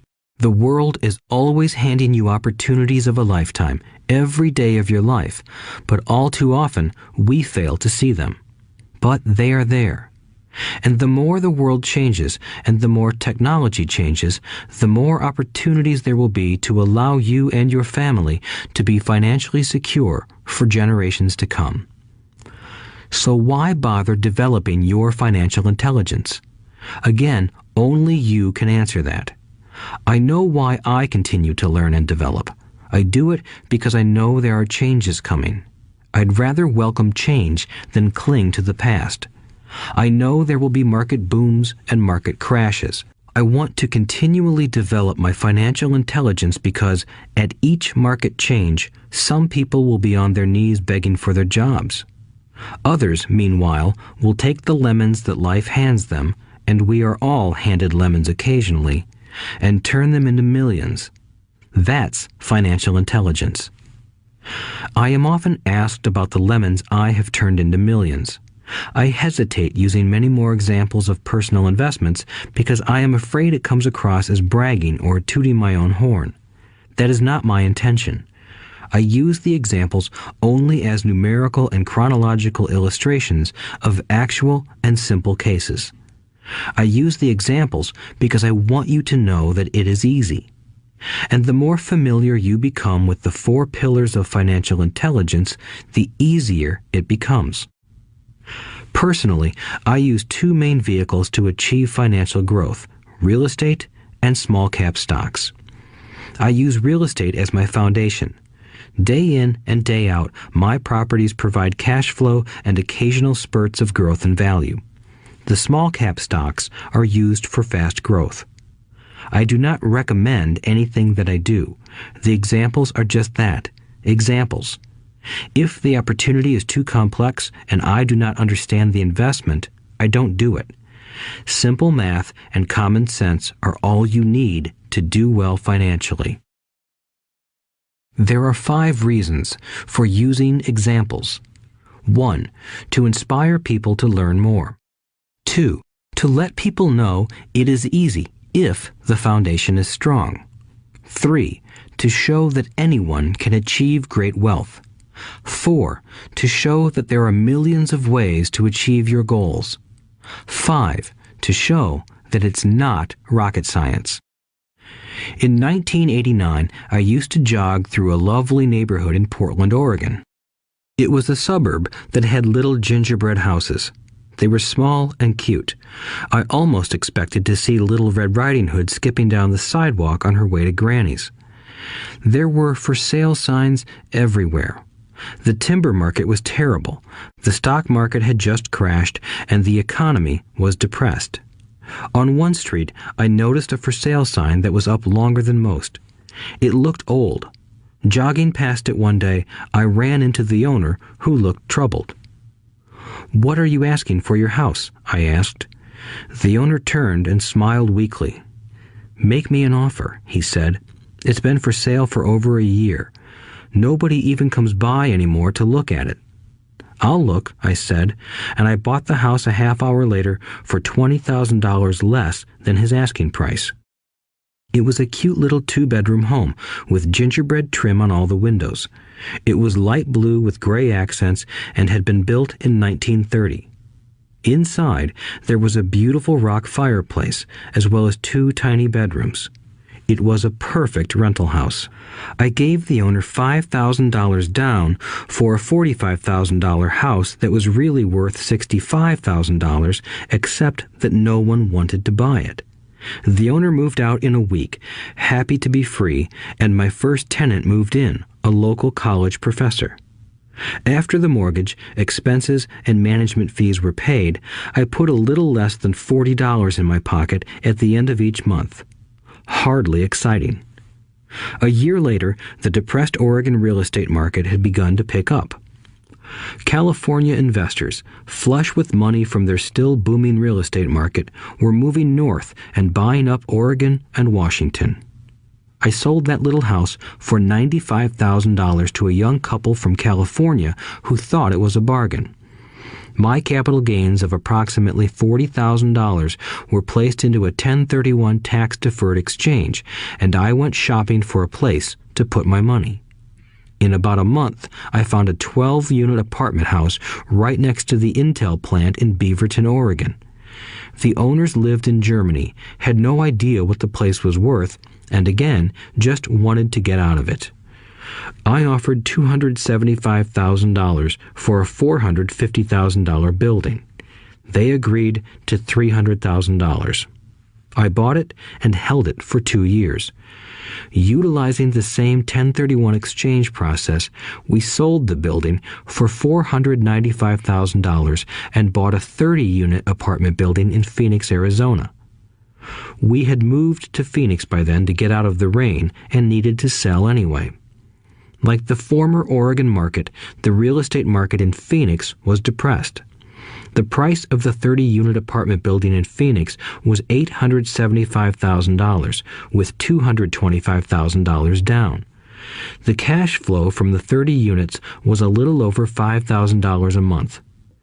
The Arizona market began moving up, and a few years later, a Colorado investor offered us $1.2 million for the property. The point of this example is how a small amount can grow into a large amount.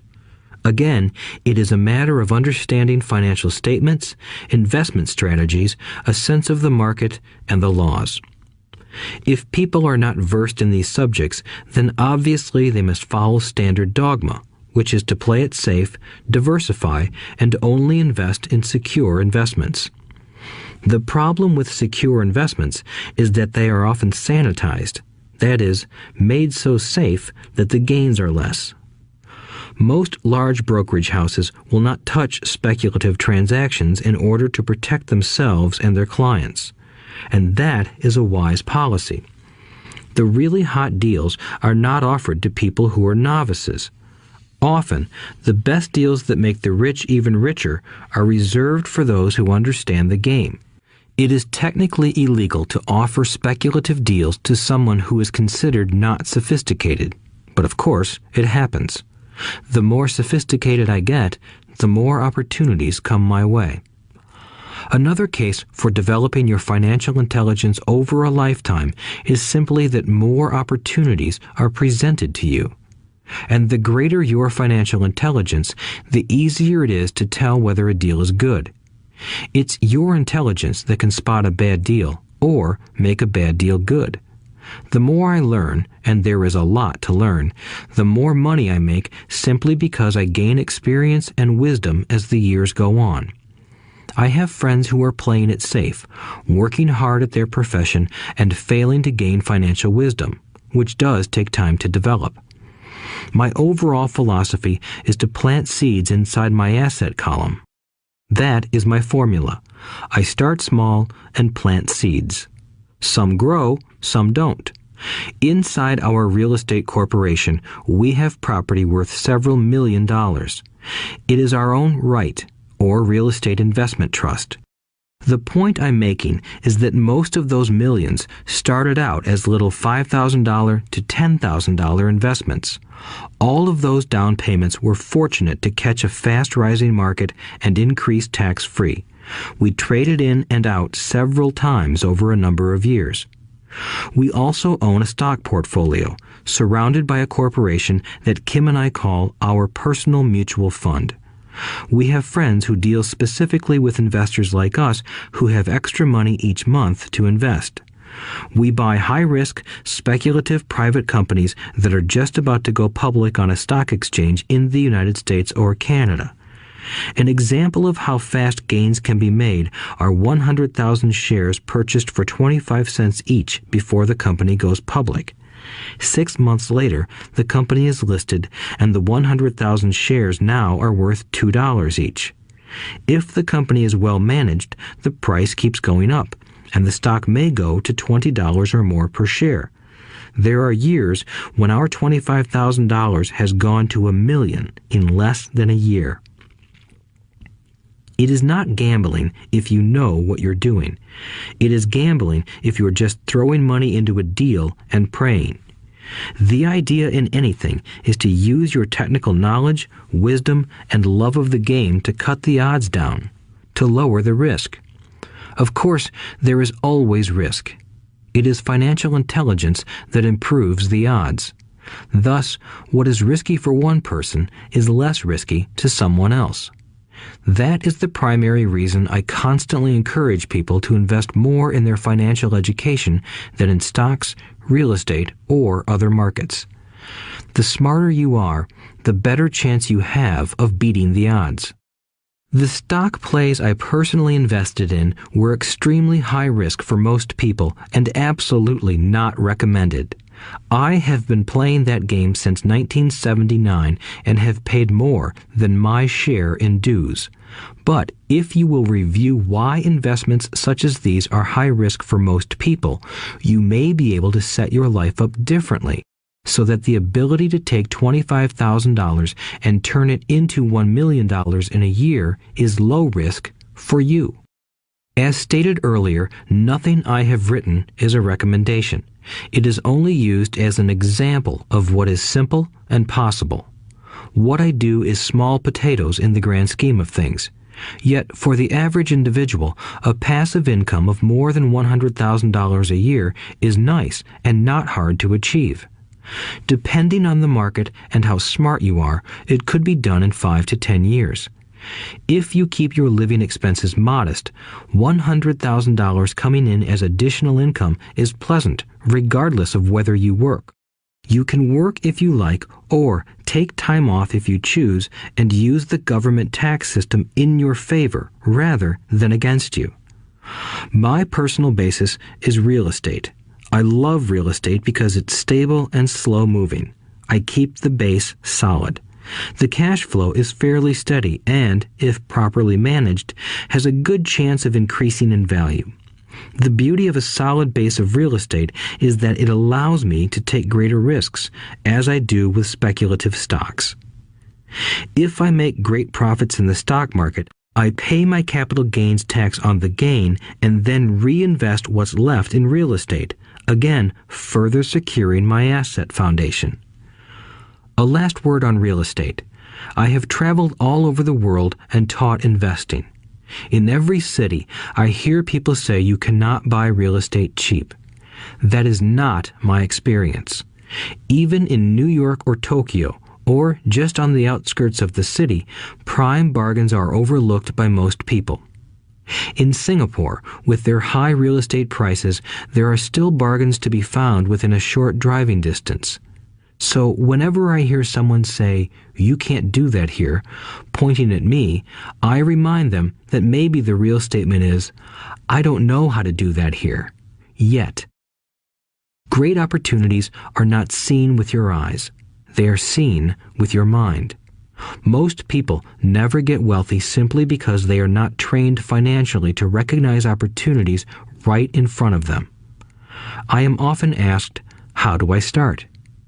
In the final chapter of this audiobook, I offer 10 steps that I followed on the road to my financial freedom. But always remember to have fun. When you learn the rules and the vocabulary of investing and begin to build your asset column, I think you'll find that it's as fun a game as you've ever played. Sometimes you win, and sometimes you learn. But have fun. Most people never win because they're more afraid of losing. That is why I found school so silly. In school, we learn that mistakes are bad, and we are punished for making them. Yet if you look at the way humans are designed to learn, we learn by making mistakes. We learn to walk by falling down. If we never fell down, we would never walk. The same is true for learning to ride a bike. I still have scars on my knees, but today I can ride a bike without thinking. The same is true for getting rich. Unfortunately, the main reason most people are not rich is because they are terrified of losing. Winners are not afraid of losing, but losers are. Failure is part of the process of success. People who avoid failure also avoid success. I look at money much like my game of tennis. I play hard, make mistakes, correct, make more mistakes, correct, and I get better. If I lose the game, I reach across the net, shake my opponent's hand, smile, and say, "See you next Saturday." There are two kinds of investors. One, the first and most common type is a person who buys a packaged investment.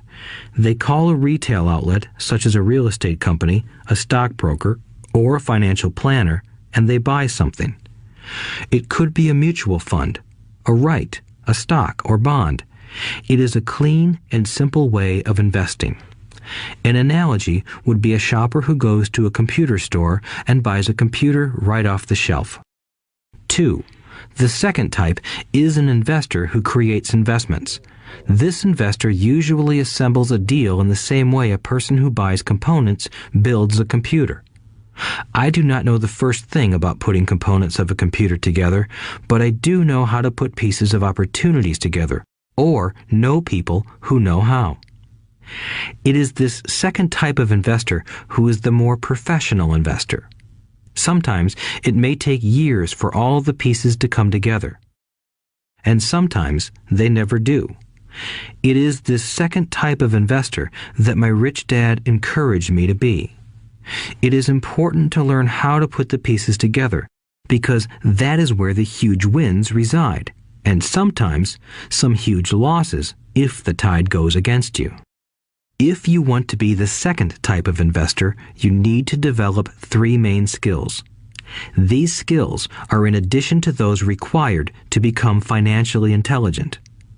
1. Find an opportunity that everyone else missed. You see with your mind what others miss with their eyes. For example, a friend bought this run-down old house. It was spooky to look at. Everyone wondered why he bought it. What he saw that we did not was that the house came with 4 extra empty lots. He discovered that after going to the title company. After buying the house, he tore the house down and sold the 5 lots to a builder for 3 times what he paid for the entire package. He made $75,000 for 2 months of work. It's not a lot of money, but it sure beats minimum wage, and it's not technically difficult. 2. Raise money. The average person only goes to the bank. This second type of investor needs to know how to raise capital, and there are many ways that don't require a bank. To get started, I learned how to buy houses without a bank. It was the learned skill of raising money more than the houses themselves that was priceless. All too often, I hear people say, "The bank won't lend me money," or "I don't have the money to buy it." If you want to be a Type 2 investor, you need to learn how to do that which stops most people. In other words, a majority of people let their lack of money stop them from making a deal. If you can avoid that obstacle, you will be millions ahead of those who don't learn those skills. There have been many times I have bought a house, a stock, or an apartment building without a penny in the bank. I once bought an apartment house for $1.2 million. I did what is called tying it up with a written contract between seller and buyer. I then raised the $100,000 deposit, which bought me 90 days to raise the rest of the money. Why did I do it? Simply because I knew it was worth $2 million. I never raised the money. Instead, the person who put up the $100,000 gave me $50,000 for finding the deal, took over my position, and I walked away. Total working time? 3 days. Again, it's what you know more than what you buy. Investing is not buying. It's more a case of knowing. 3. Organize smart people. Intelligent people are those who work with or hire a person who is more intelligent than they are. When you need advice, make sure you choose your advisor wisely. There is a lot to learn, but the rewards can be astronomical. If you do not want to learn those skills, then being a Type 1 investor is highly recommended. It is what you know that is your greatest wealth. It is what you do not know that is your greatest risk. There is always risk, so learn to manage risk instead of avoiding it. Chapter 6. Lesson 6. Work to learn, don't work for money. Job security meant everything to my educated dad. Learning meant everything to my rich dad. A few years ago, I granted an interview with a newspaper in Singapore. The young female reporter was on time, and the interview got underway immediately. We sat in the lobby of a luxurious hotel, sipping coffee and discussing the purpose of my visit to Singapore. I was to share the platform with Zig Ziglar. He was speaking on motivation, and I was speaking on the secrets of the rich. Someday, I would like to be a best-selling author like you, she said. I had seen some of the articles she had written for the paper, and I was impressed. She had a tough, clear style of writing. Her articles held a reader's interest. You have a great style, I said in reply. What holds you back from achieving your dream? My work does not seem to go anywhere, she said quietly. Everyone says that my novels are excellent, but nothing happens. So I keep my job with the paper. At least it pays the bills. Do you have any suggestions? Yes, I do, I said brightly. A friend of mine here in Singapore runs a school that trains people to sell. He runs sales training courses for many of the top corporations here in Singapore, and I think attending one of his courses would greatly enhance your career. She stiffened. Are you saying I should go to school to learn to sell? I nodded. You aren't serious, are you? Again, I nodded. What is wrong with that? I was now backpedaling. She was offended by something, and now I was wishing I had not said anything. In my attempt to be helpful, I found myself defending my suggestion. I have a master's degree in English literature. Why would I go to school to learn to be a salesperson? I am a professional. I went to school to be trained in a profession so I would not have to be a salesperson. I hate salespeople. All they want is money. So tell me why I should study sales. She was packing her briefcase. The interview was over. On the coffee table sat a copy of an earlier best-selling book I wrote. I picked it up as well as the notes she had jotted down on her legal pad. Do you see this? I said, pointing to her notes. She looked down at her notes. What? She said, confused. Again, I pointed deliberately to her notes. On her pad she had written, Robert Kiyosaki, best-selling author. It says best-selling author, not best writing author, I said quietly. Her eyes widened.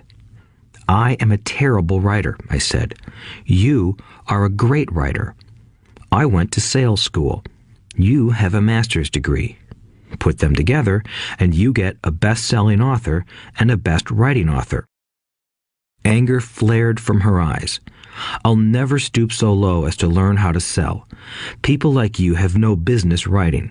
I'm a professionally trained writer, and you are a salesman. It is not fair, she fumed. She put the rest of her notes away and hurried out through the large glass doors into the humid Singapore morning. At least she gave me a fair and favorable write-up the next morning. The world is filled with smart, talented, educated, and gifted people. We meet them every day. They are all around us. A few days ago, my car was not running well. I pulled into a garage, and the young mechanic had it fixed in just a few minutes. He knew what was wrong by simply listening to the engine. I was amazed. I am constantly shocked at how little talented people earn. I have met brilliant, highly educated people who earn less than $20,000 a year. A business consultant who specializes in the medical trade was telling me how many doctors, dentists, and chiropractors struggle financially. All this time, I thought that when they graduated, the dollars would pour in. It was this business consultant who gave me the phrase, "They are one skill away from great wealth."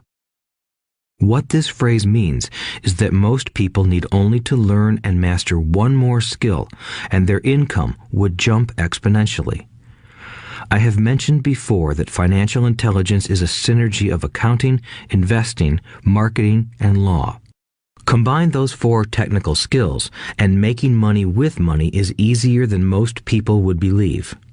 When it comes to money, the only skill most people know is to work hard. The classic example of a synergy of skills was that young writer for the newspaper. If she diligently learned the skills of sales and marketing, her income would jump dramatically. If I were her, I would take some courses in advertising copywriting as well as sales. Then, instead of working at the newspaper, I would seek a job at an advertising agency. Even if it were a cut in pay, she would learn how to communicate in shortcuts that are used in successful advertising. She also would spend time learning public relations, an important skill. She would learn how to get millions in free publicity. Then, at night and on weekends, she could be writing her great novel. When it was finished, she would be better able to sell her book. Then, in a short while, she could be a best-selling author. When I came out with my first book, If You Want to Be Rich and Happy, Don't Go to School, a publisher suggested I change the title to The Economics of Education. I told the publisher that, with a title like that, I would sell 2 books, one to my family and one to my best friend. The problem is that they would expect it for free. The obnoxious title, If You Want to Be Rich and Happy, Don't Go to School, was chosen because we knew it would get tons of publicity. I am pro-education and believe in education reform. If I were not pro-education, why would I continue to press for changing our antiquated educational system? So I chose a title that would get me on more TV and radio shows simply because I was willing to be controversial. Many people thought I was a fruitcake, but the book sold and sold. When I graduated from the U.S. Merchant Marine Academy in 1969, my educated dad was happy. Standard Oil of California had hired me for its oil tanker fleet as a third mate. The pay was low compared with my classmates, but it was okay for a first real job after college. My starting pay was about $42,000 a year, including overtime, and I only had to work for 7 months. I had 5 months of vacation. If I had wanted to, I could have taken the run to Vietnam with a subsidiary shipping company and easily doubled my pay instead of taking 5 months of vacation. I had a great career ahead of me, yet I resigned after 6 months with the company and joined the Marine Corps to learn how to fly. My educated dad was devastated. Richdad congratulated me. In school and in the workplace, the popular opinion is the idea of specialization. That is, in order to make more money or get promoted, you need to specialize.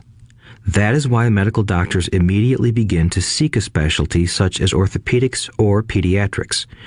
The same is true for accountants, architects, lawyers, pilots, and others. My educated dad believed in the same dogma. That is why he was thrilled when he eventually achieved his doctorate. He often admitted that schools reward people who study more and more about less and less. Richdad encouraged me to do exactly the opposite. You want to know a little about a lot, was his suggestion. That is why for years I worked in different areas of his companies. For a while, I worked in his accounting department. Although I would probably never have been an accountant, he wanted me to learn via osmosis. Richdad knew I would pick up jargon and a sense of what is important and what is not. I also worked as a busboy and construction worker as well as in sales, reservations, and marketing. He was grooming Mike and me. That is why he insisted we sit in on the meetings with his bankers, lawyers, accountants, and brokers. He wanted us to know a little about every aspect of his empire. When I quit my high-paying job with Standard Oil, my educated dad had a heart-to-heart talk with me. He was bewildered. He could not understand my decision to resign from a career that offered high pay, great benefits, lots of time off, and opportunity for promotion. When he asked me one evening, "Why did you quit?" I could not explain it to him, though I tried hard to. My logic did not fit his logic. The big problem was that my logic was my rich dad's logic. Job security meant everything to my educated dad. Learning meant everything to my rich dad. Educated dad thought I went to school to learn to be a ship's officer. Rich dad knew that I went to school to study international trade. So as a student, I made cargo runs, navigating large freighters, oil tankers, and passenger ships to the Far East and the South Pacific. Richdad emphasized that I should stay in the Pacific instead of taking ships to Europe because he knew that the emerging nations were in Asia, not Europe. While most of my classmates, including Mike, were partying at their fraternity houses, I was studying trade, people, business styles, and cultures in Japan, Taiwan, Thailand, Singapore, Hong Kong, Vietnam, Korea, Tahiti, Samoa, and the Philippines. I was partying also, but it was not in any frat house. I grew up rapidly. Educated dad just could not understand why I decided to quit and join the Marine Corps. I told him I wanted to learn to fly, but really I wanted to learn to lead troops. Richdad explained to me that the hardest part of running a company is managing people. He had spent 3 years in the Army. My educated dad was draft exempt. Richdad valued learning to lead men into dangerous situations. Leadership is what you need to learn next, he said. If you're not a good leader, you'll get shot in the back, just like they do in business. Returning from Vietnam in 1973, I resigned my commission, even though I loved flying.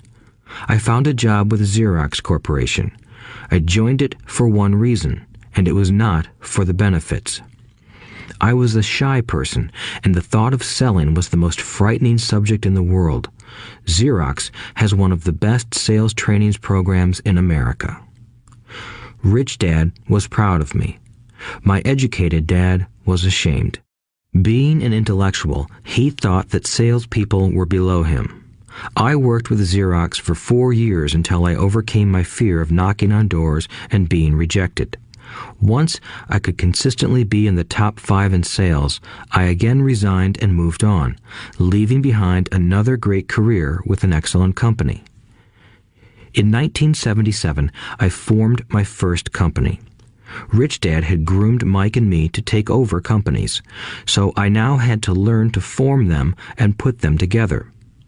My first product, the nylon and Velcro wallet, was manufactured in the Far East and shipped to a warehouse in New York, near where I had gone to school. My formal education was complete, and it was time to test my wings. If I failed, I would go broke. Rich Dad thought it best to go broke before 30. You still have time to recover, was his advice. On the eve of my 30th birthday, my first shipment left Korea for New York. Today, I still do business internationally, and as my rich dad encouraged me to do, I keep seeking the emerging nations. Today, my investment company invests in South American countries and Asian countries, as well as in Norway and Russia. There is an old cliche that goes, "Job is an acronym for just over broke." Unfortunately, I would say that applies to millions of people. Because school does not think financial intelligence is an intelligence, most workers live within their means. They work and they pay bills. There is another horrible management theory that goes, workers work hard enough to not be fired, and owners pay just enough so that workers won't quit. And if you look at the pay scales of most companies, again, I would say there is a degree of truth to that statement. The net result is that most workers never get ahead. They do what they've been taught to do, get a secure job. Most workers focus on working for pay and benefits that reward them in the short term, but are often disastrous in the long run. Instead, I recommend to young people to seek work for what they will learn more than what they will earn. Look down the road at what skills they want to acquire before choosing a specific profession and before getting trapped in the rat race. Once people are trapped in the lifelong process of bill paying, they become like those little hamsters running around in those metal wheels. Their little furry legs are spinning furiously, the wheel is turning furiously, but come tomorrow morning, they'll still be in the same cage. Great job. In the movie Jerry Maguire, starring Tom Cruise, there are many great one-liners. Probably the most memorable is, "Show me the money." But there is one line I thought most truthful. It comes from the scene where Tom Cruise is leaving the firm. He has just been fired, and he is asking the entire company, "Who wants to come with me?" And the whole place is silent and frozen. Only one woman speaks up and says, "I'd like to, but I'm due for a promotion in 3 months." That statement is probably the most truthful statement in the whole movie. It is the type of statement that people use to keep themselves busy, working away to pay bills. I know my educated dad looked forward to his pay raise every year, and every year he was disappointed. So he would go back to school to earn more qualifications so he could get another raise. Then, once again, there would be another disappointment. The question I often ask people is, where is this daily activity taking you? Just like the little hamster, I wonder if people look at where their hard work is taking them. What does the future hold? In his book, The Retirement Myth, Craig S. Carpel writes, "I visited the headquarters of a major national pension consulting firm and met with a managing director who specializes in designing lush retirement plans for top management. When I asked her what people who don't have corner offices will be able to expect in the way of pension income, she said with a confident smile, 'The silver bullet.'" "What," I asked, "is the silver bullet?" She shrugged and said, "If baby boomers discover they don't have enough money to live on when they're older, they can always blow their brains out." Carpel goes on to explain the difference between the old defined benefit retirement plans and the new 401k plans that are riskier. It is not a pretty picture for most people working today, and that is just for retirement. Add medical fees and long-term nursing home care, and the picture is frightening. Already, many hospitals in countries with socialized medicine need to make tough decisions such as who will live and who will die. They make those decisions purely on how much money they have and how old the patients are. If the patient is old, they often will give the medical care to someone younger. The older, poor patient gets put to the back of the line. Just as the rich can afford better education, the rich will be able to keep themselves alive, while those who have little wealth will die. So I wonder, are workers looking into the future or just until their next paycheck, never questioning where they are headed? When I speak to adults who want to earn more money, I always recommend the same thing. I suggest taking a long view of their life. Instead of simply working for the money and security, which I admit are important, I suggest they take a second job that will teach them a second skill. Often I recommend joining a network marketing company, also called multi-level marketing, if they want to learn sales skills. Some of these companies have excellent training programs that help people get over their fear of failure and rejection, which are the main reasons people are unsuccessful. Education is more valuable than money in the long run. When I offer this suggestion, I often hear in response, "Oh, that is too much hassle," or "I only want to do what I am interested in." If they say it's too much of a hassle, I ask, so you would rather work all your life giving 50% of what you earn to the government? If they tell me, I only do what I am interested in, I say, I'm not interested in going to the gym, but I go because I want to feel better and live longer. Unfortunately, there is some truth to the old statement, you can't teach an old dog new tricks. Unless a person is used to changing, it's hard to change. But for those of you who might be on the fence when it comes to the idea of working to learn something new, I offer this word of encouragement. Life is much like going to the gym. The most painful part is deciding to go. Once you get past that, it's easy. There have been many days I have dreaded going to the gym, but once I am there and in motion, it is a pleasure. After the workout is over, I am always glad I talked myself into going. If you are unwilling to work to learn something new and instead insist on becoming highly specialized within your field, make sure the company you work for is unionized. Labor unions are designed to protect specialists. My educated dad, after falling from grace with the governor, became the head of the teachers' union in Hawaii. He told me that it was the hardest job he ever held. My rich dad, on the other hand, spent his life doing his best to keep his companies from becoming unionized. He was successful. Although the unions came close, Rich Dad was always able to fight them off. Personally, I take no sides because I can see the need for and the benefits of both sides. If you do as school recommends, become highly specialized, then seek union protection. For example, had I continued with my flying career, I would have sought a company that had a strong pilots union. Why? Because my life would be dedicated to learning a skill that was valuable in only one industry. If I were pushed out of that industry, my life's skills would not be as valuable to another industry.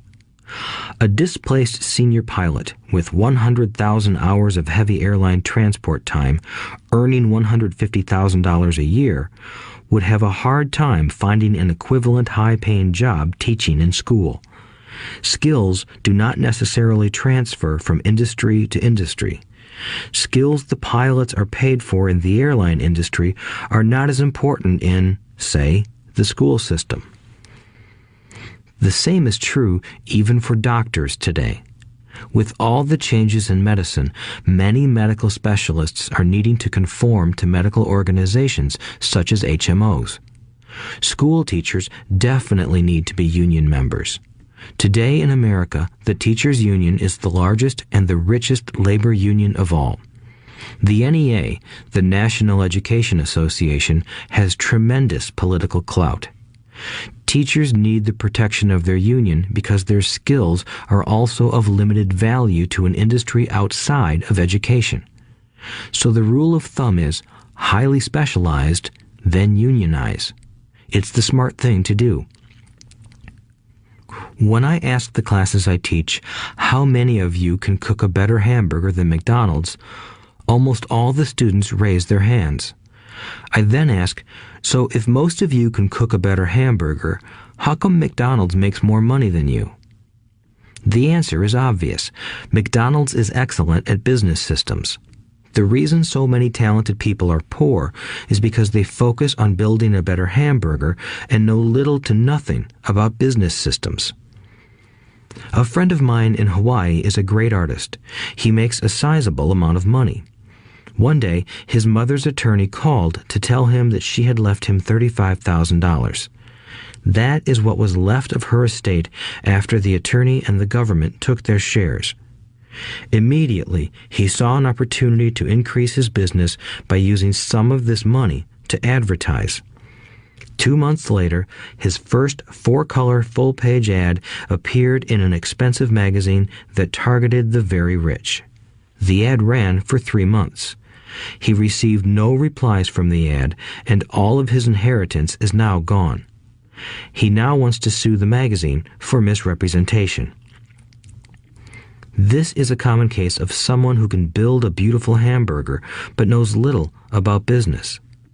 When I asked him what he learned, his only reply was, "Advertising salespeople are crooks." I then asked him if he would be willing to take a course in sales and a course in direct marketing. His reply, "I don't have the time, and I don't want to waste my money." The world is filled with talented poor people. All too often, they're poor or struggle financially or earn less than they are capable of, not because of what they know, but because of what they do not know. They focus on perfecting their skills at building a better hamburger rather than the skills of selling and delivering the hamburger. Maybe McDonald's does not make the best hamburger, but they are the best at selling and delivering a basic average burger. Poor Dad wanted me to specialize. That was his view on how to be paid more. Even after being told by the governor of Hawaii that he could no longer work in state government, my educated dad continued to encourage me to get specialized. Educated Dad then took up the cause of the teachers' union, campaigning for further protection and benefits for these highly skilled and educated professionals. We argued often, but I know he never agreed that over-specialization is what caused the need for union protection. He never understood that the more specialized you become, the more you are trapped and dependent on that specialty. Richdad advised that Mike and I groom ourselves. Many corporations do the same thing. They find a young, bright student just out of business school and begin grooming that person to someday take over the company. So these bright young employees do not specialize in one department. They are moved from department to department to learn all the aspects of business systems. The rich often groom their children or the children of others. By doing so, their children gain an overall knowledge of the operations of the business and how the various departments interrelate. For the World War II generation, it was considered bad to skip from company to company. Today, it is considered smart. Since people will skip from company to company rather than seek greater specialization in skills, why not seek to learn more than to earn? In the short term, it may earn you less, but it will pay dividends in the long term. The main management skills needed for success are 1. Management of cash flow, 2. Management of systems, 3. Management of people. The most important specialized skills are sales and marketing. The ability to sell, to communicate to another human being, be it a customer, employee, boss, spouse, or child, is the base skill of personal success. Communication skills such as writing, speaking, and negotiating are crucial to a life of success. These are skills I work on constantly, attending courses or buying educational resources to expand my knowledge. As I have mentioned, my educated dad worked harder and harder the more competent he became. He also became more trapped the more specialized he got. Although his salary went up, his choices diminished. Soon after he was locked out of government work, he found out how vulnerable he really was professionally. It is like professional athletes who suddenly are injured or are too old to play. Their once high-paying position is gone, and they have limited skills to fall back on. I think that is why my educated dad sided so much with the unions after that. He realized how much a union would have benefited him. Richdad encouraged Mike and me to know a little about a lot. He encouraged us to work with people smarter than we were and to bring smart people together to work as a team. Today, it would be called a synergy of professional specialties. Today, I meet ex-school teachers earning hundreds of thousands of dollars a year. They earn that much because they have specialized skills in their field as well as other skills. They can teach as well as sell and market. I know of no other skills to be more important than selling and marketing. The skills of selling and marketing are difficult for most people, primarily due to their fear of rejection. The better you are at communicating, negotiating, and handling your fear of rejection, the easier life is. Just as I advise that newspaper writer who wanted to become a best-selling author, I advise anyone else today. Being technically specialized has its strengths as well as its weaknesses. I have friends who are geniuses, but they cannot communicate effectively with other human beings, and, as a result, their earnings are pitiful. I advise them to just spend a year learning to sell. Even if they earn nothing, their communication skills will improve, and that is priceless. In addition to being good learners, sellers, and marketers, we need to be good teachers as well as good students. To be truly rich, we need to be able to give as well as to receive. In cases of financial or professional struggle, there is often a lack of giving and receiving. I know many people who are poor because they are neither good students nor good teachers. Both of my dads were generous men. Both made it a practice to give first. Teaching was one of their ways of giving. The more they gave, the more they received. One glaring difference was in the giving of money. My rich dad gave lots of money away. He gave to his church, to charities, and to his foundation. He knew that to receive money, you had to give money. Giving money is the secret to most great wealthy families. That is why there are organizations like the Rockefeller Foundation and the Ford Foundation. These are organizations designed to take their wealth and increase it, as well as give it away in perpetuity. My educated dad always said, "When I have some extra money, I'll give it." The problem was that there was never any extra. So he worked harder to draw more money in rather than focus on the most important law of money. Give and you shall receive. Instead, he believed in receive and then you give. In conclusion, I became both dads. One part of me is a hardcore capitalist who loves the game of money making money. The other part is a socially responsible teacher who is deeply concerned with this ever-widening gap between the haves and have-nots. I personally hold the archaic educational system primarily responsible for this growing gap. Chapter 7. Overcoming Obstacles. The primary difference between a rich person and a poor person is how they manage fear. Once people have studied and become financially literate, they may still face roadblocks to becoming financially independent. There are 5 main reasons why financially literate people may still not develop abundant asset columns that could produce a large cash flow. The 5 reasons are: 1. Fear. 2. Cynicism. 3. Laziness. 4. Bad habits. 5. Arrogance. Overcoming fear. I have never met anyone who really likes losing money. And in all my years, I have never met a rich person who has never lost money. But I have met a lot of poor people who have never lost a dime. Investing, that is. The fear of losing money is real. Everyone has it, even the rich. But it's not having fear that is the problem. It's how you handle fear. It's how you handle losing. It's how you handle failure that makes the difference in one's life. The primary difference between a rich person and a poor person is how they manage that fear. It's okay to be fearful. It's okay to be a coward when it comes to money. You can still be rich.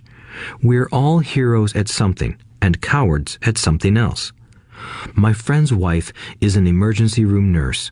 When she sees blood, she flies into action. When I mention investing, she runs away. When I see blood, I don't run. I pass out. My rich dad understood phobias about money. Some people are terrified of snakes. Some people are terrified about losing money. Both are phobias, he would say. So his solution to the phobia of losing money was this little rhyme. If you hate risk and worry, start early. If you start young, it's easier to be rich. I won't go into it here, but there is a staggering difference between a person who starts investing at age 20 versus age 30. The purchase of Manhattan Island is said to be one of the greatest bargains of all time. New York was purchased for $24 in trinkets and beads. Yet if that $24 had been invested at 8% annually, that $24 would have been worth more than $28 trillion by 1995. Manhattan could be repurchased with money left over to buy much of Los Angeles. But what if you don't have much time left or would like to retire early? How do you handle the fear of losing money? My poor dad did nothing. He simply avoided the issue, refusing to discuss the subject. My rich dad, on the other hand, recommended that I think like a Texan. I like Texas and Texans, he used to say. In Texas, everything is bigger. When Texans win, they win big. And when they lose, it's spectacular. They like losing? I asked. That's not what I'm saying. Nobody likes losing. Show me a happy loser, and I'll show you a loser, said Richdad. It's a Texan's attitude toward risk, reward, and failure I'm talking about. It's how they handle life. They live it big. Not like most of the people around here, living like roaches when it comes to money, terrified that someone will shine a light on them, and whimpering when the grocery clerk shortchanges them a quarter. Richdad went on, "What I like best is the Texas attitude. They're proud when they win, and they brag when they lose. Texans have a saying, if you're going to go broke, go big. You don't want to admit you went broke over a duplex." He constantly told Mike and me that the greatest reason for lack of financial success was because most people played it too safe. People are so afraid of losing that they lose, were his words. Fran Tarkenton, a one-time great NFL quarterback, says it still another way. Winning means being unafraid to lose. In my own life, I've noticed that winning usually follows losing. Before I finally learned to ride a bike, I first fell down many times. I've never met a golfer who has never lost a golf ball. I've never met people who have fallen in love who have never had their heart broken. And I've never met someone rich who has never lost money. So for most people, the reason they don't win financially is because the pain of losing money is far greater than the joy of being rich. Another saying in Texas is, everyone wants to go to heaven, but no one wants to die. Most people dream of being rich, but are terrified of losing money, so they never get to heaven. Richdad used to tell Mike and me stories about his trips to Texas. If you really want to learn the attitude of how to handle risk, losing, and failure, go to San Antonio and visit the Alamo. The Alamo is a great story of brave people who chose to fight, knowing there was no hope of success. They chose to die instead of surrendering. It's an inspiring story, worthy of study. Nonetheless, it's still a tragic military defeat. They got their butts kicked. So, how do Texans handle failure? They still shout, "Remember the Alamo." Mike and I heard this story a lot. He always told us this story when he was about to go into a big deal and he was nervous. After he had done all his due diligence and it was time to put up or shut up, he told us this story. Every time he was afraid of making a mistake or losing money, he told us this story. It gave him strength, for it reminded him that he could always turn a financial loss into a financial win. Rich Dad knew that failure would only make him stronger and smarter. It's not that he wanted to lose. He just knew who he was and how he would take a loss. He would take a loss and make it a win. That's what made him a winner and others losers. It gave him the courage to cross the line when others backed out. That's why I like Texans so much, he would say. They took a great failure and turned it into inspiration, as well as a tourist destination that makes them millions. But probably his words that mean the most to me today are these. Texans don't bury their failures. They get inspired by them. They take their failures and turn them into rallying cries. Failure inspires Texans to become winners. But that formula is not just the formula for Texans. It is the formula for all winners. I've said that falling off my bike was part of learning to ride. I remember falling off only made me more determined to learn to ride, not less. I also said that I have never met a golfer who has never lost a ball. For top professional golfers, losing a ball or a tournament provides the inspiration to be better, to practice harder, to study more. That's what makes them better. For winners, losing inspires them. For losers, losing defeats them. I like to quote John D. Rockefeller, who said, "I always tried to turn every disaster into an opportunity." And being Japanese American, I can say this. Many people say that Pearl Harbor was an American mistake. I say it was a Japanese mistake. From the movie Tora, Tora, Tora, a somber Japanese admiral says to his cheering subordinates, "I am afraid we have awakened a sleeping giant." Remember Pearl Harbor became a rallying cry. It turned one of America's greatest losses into the reason to win. This great defeat gave America strength, and America soon emerged as a world power. Failure inspires winners, and failure defeats losers. It is the biggest secret of winners.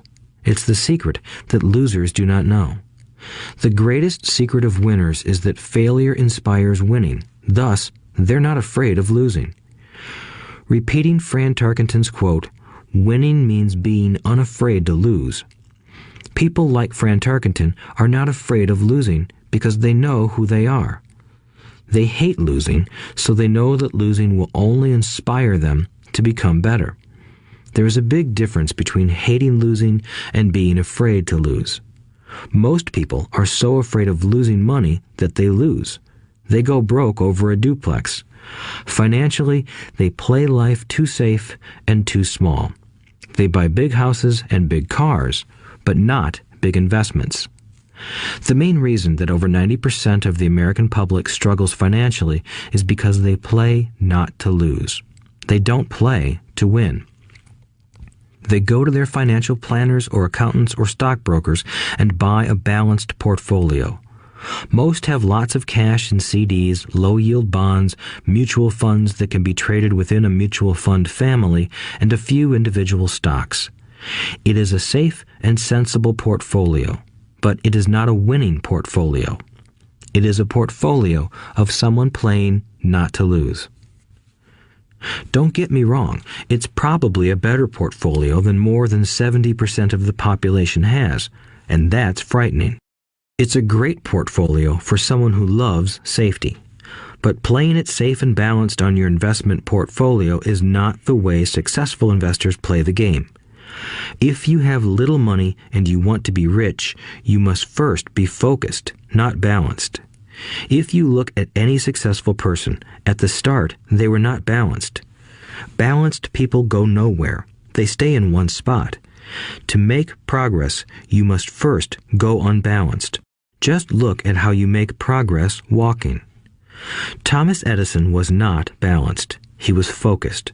Bill Gates was not balanced. He was focused. Donald Trump is focused. George Soros is focused. George Patton did not take his tanks wide. He focused them and blew through the weak spots in the German line. The French went wide with the Maginot Line, and you know what happened to them. If you have any desire to be rich, you must focus. Do not do what poor and middle-class people do, put their few eggs in many baskets. Put a lot of your eggs in a few baskets and focus. Follow one course until successful. If you hate losing, play it safe. If losing makes you weak, play it safe. Go with balanced investments. If you're over 25 years old and are terrified of taking risks, don't change. Play it safe, but start early. Start accumulating your nest egg early because it will take time. But if you have dreams of freedom, of getting out of the rat race, the first question to ask yourself is, how do I respond to failure? If failure inspires you to win, maybe you should go for it, but only maybe. If failure makes you weak or causes you to throw temper tantrums, like spoiled brats who call attorneys to file lawsuits every time something doesn't go their way, then play it safe. Keep your daytime job, or buy bonds or mutual funds. But remember, there is risk in those financial instruments also, even though they may appear safe. I say all this, mentioning Texas and Fran Tarkenton, because stacking the asset column is easy. It's really a low-aptitude game. It doesn't take much education. Fifth-grade math will do. But building your asset column is a game in which attitude plays a major role. It takes guts, patience, and a great attitude toward failure. Losers avoid failing, and failure turns losers into winners. Just remember the Alamo. Overcoming cynicism. The sky is falling. The sky is falling. Most of us know the story of Chicken Little, who ran around warning the barnyard of impending doom. We all know people who are that way. There's a Chicken Little inside each of us. As I stated earlier, the cynic is really a little chicken. We all get a little chicken when fear and doubt cloud our thoughts. All of us have doubts. I'm not smart. I'm not good enough. So-and-so is better than me. Our doubts often paralyze us. We play the what-if game. What if the economy crashes right after I invest? What if I lose control and I can't pay the money back? What if things don't go as I planned? Or we have friends or loved ones who will remind us of our shortcomings. They often say, "What makes you think you can do that? If it's such a good idea, how come someone else hasn't done it? That will never work. You don't know what you're talking about." These words of doubt often get so loud that we fail to act. A horrible feeling builds in our stomach. Sometimes we can't sleep. We fail to move forward. So we stay with what is safe, and opportunities pass us by. We watch life passing by as we sit immobilized with a cold knot in our body. We have all felt this at one time in our lives, some more than others. Peter Lynch of Fidelity Magellan Mutual Fund fame refers to warnings about the sky falling as noise, and we all hear it. Noise is either created inside our heads or comes from outside, often from friends, family, co-workers, and the media. Lynch recalls the time during the 1950s when the threat of nuclear war was so prevalent in the news that people began building fallout shelters and storing food and water. If they had invested that money wisely in the market, instead of building a fallout shelter, they'd probably be financially independent today. When violence breaks out in a city, gun sales go up all over the country. A person dies from rare hamburger meat in the state of Washington, and the Arizona Health Department orders restaurants to have all beef cooked well done. A drug company runs a TV commercial in February showing people catching the flu. Colds go up as well as sales of cold medicine. Most people are poor because when it comes to investing, the world is filled with Chicken Littles running around yelling, "The sky is falling! The sky is falling!" And Chicken Littles are effective because every one of us is a little chicken. It often takes great courage to not let rumors and talk of doom and gloom affect your doubts and fears. But a savvy investor knows that the seemingly worst of times is actually the best of times to make money. When everyone else is too afraid to act, they pull the trigger and are rewarded. Some time ago, a friend named Richard came from Boston to visit Kim and me in Phoenix. He was impressed with what we had done through stocks and real estate. The Phoenix real estate prices were depressed.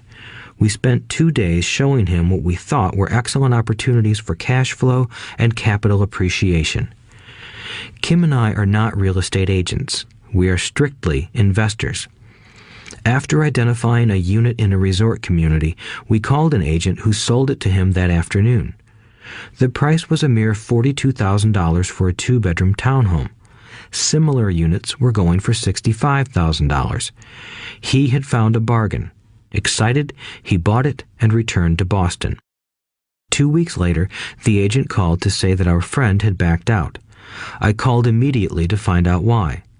All he said was that he talked to his neighbor, and his neighbor told him it was a bad deal. He was paying too much. I asked Richard if his neighbor was an investor. Richard said he was not. When I asked why he listened to him, Richard got defensive and simply said he wanted to keep looking. The real estate market in Phoenix turned, and a few years later, that little unit was renting for $1,000 a month, $2,500 in the peak winter months. The unit was worth $95,000. All Richard had to put down was $5,000, and he would have had a start at getting out of the rat race. Today, he still has done nothing. Richard's backing out did not surprise me. It's called buyer's remorse, and it affects all of us. The little chicken won, and a chance at freedom was lost. In another example, I hold a small portion of my assets in tax lien certificates instead of CDs. I earn 16% per year on my money, which certainly beats the interest rates banks offer on CDs. The certificates are secured by real estate and enforced by state law, which is also better than most banks. The formula they're bought on makes them safe. They just lack liquidity. So I look at them as 2 to 7 year CDs. Almost every time I tell someone that I hold my money this way, especially if they have money in CDs, they will tell me it's risky. They tell me why I should not do it. When I ask them where they get their information, they say from a friend or an investment magazine. They've never done it, and they're telling someone who's doing it why they shouldn't. The lowest yield I look for is 16%, but people who are filled with doubt are willing to accept a far lower return. Doubt is expensive. My point is that it's those doubts and cynicism that keep most people poor and playing it safe. The real world is simply waiting for you to get rich. Only a person's doubts keep them poor. As I said, getting out of the rat race is technically easy. It doesn't take much education, but those doubts are cripplers for most people. Cynics never win, said Richdad. Unchecked doubt and fear creates a cynic. Cynics criticize and winners analyze was another of his favorite sayings. Richdad explained that criticism blinded while analysis opened eyes. Analysis allowed winners to see that critics were blind and to see opportunities that everyone else missed. And finding what people miss is key to any success. Real estate is a powerful investment tool for anyone seeking financial independence or freedom.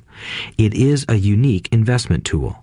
Yet every time I mention real estate as a vehicle, I often hear, "I don't want to fix toilets."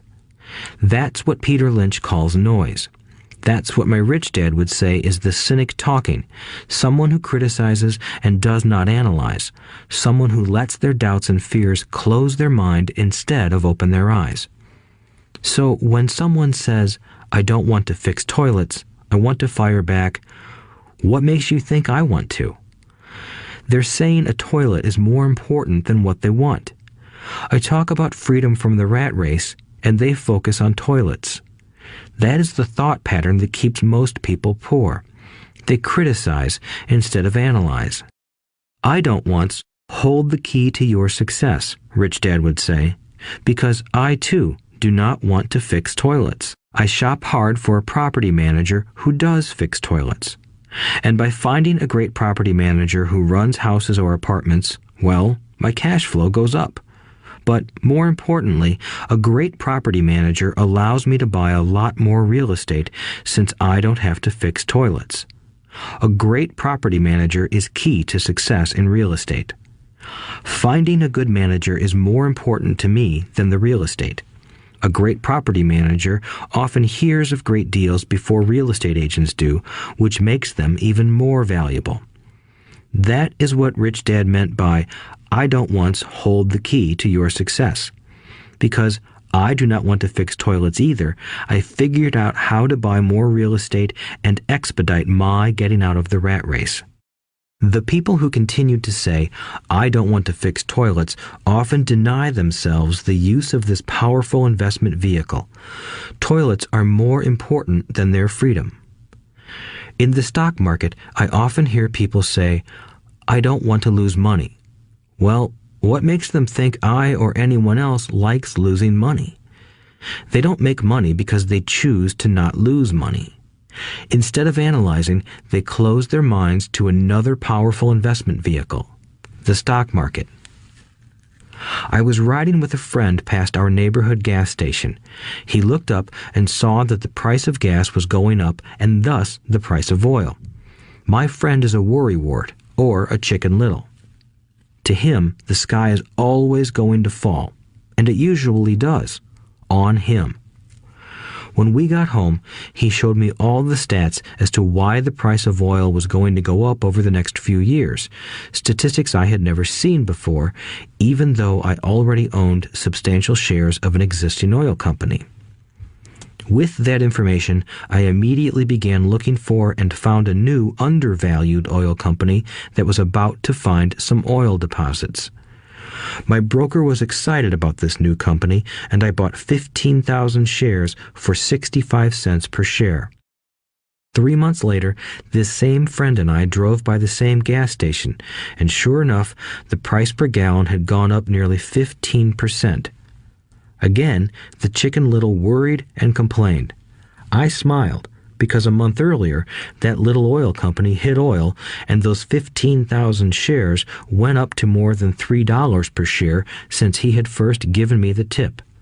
And the price of gas will continue to go up if what my friend says is true. If most people understood how a stop worked in stock market investing, there would be more people investing to win instead of investing not to lose.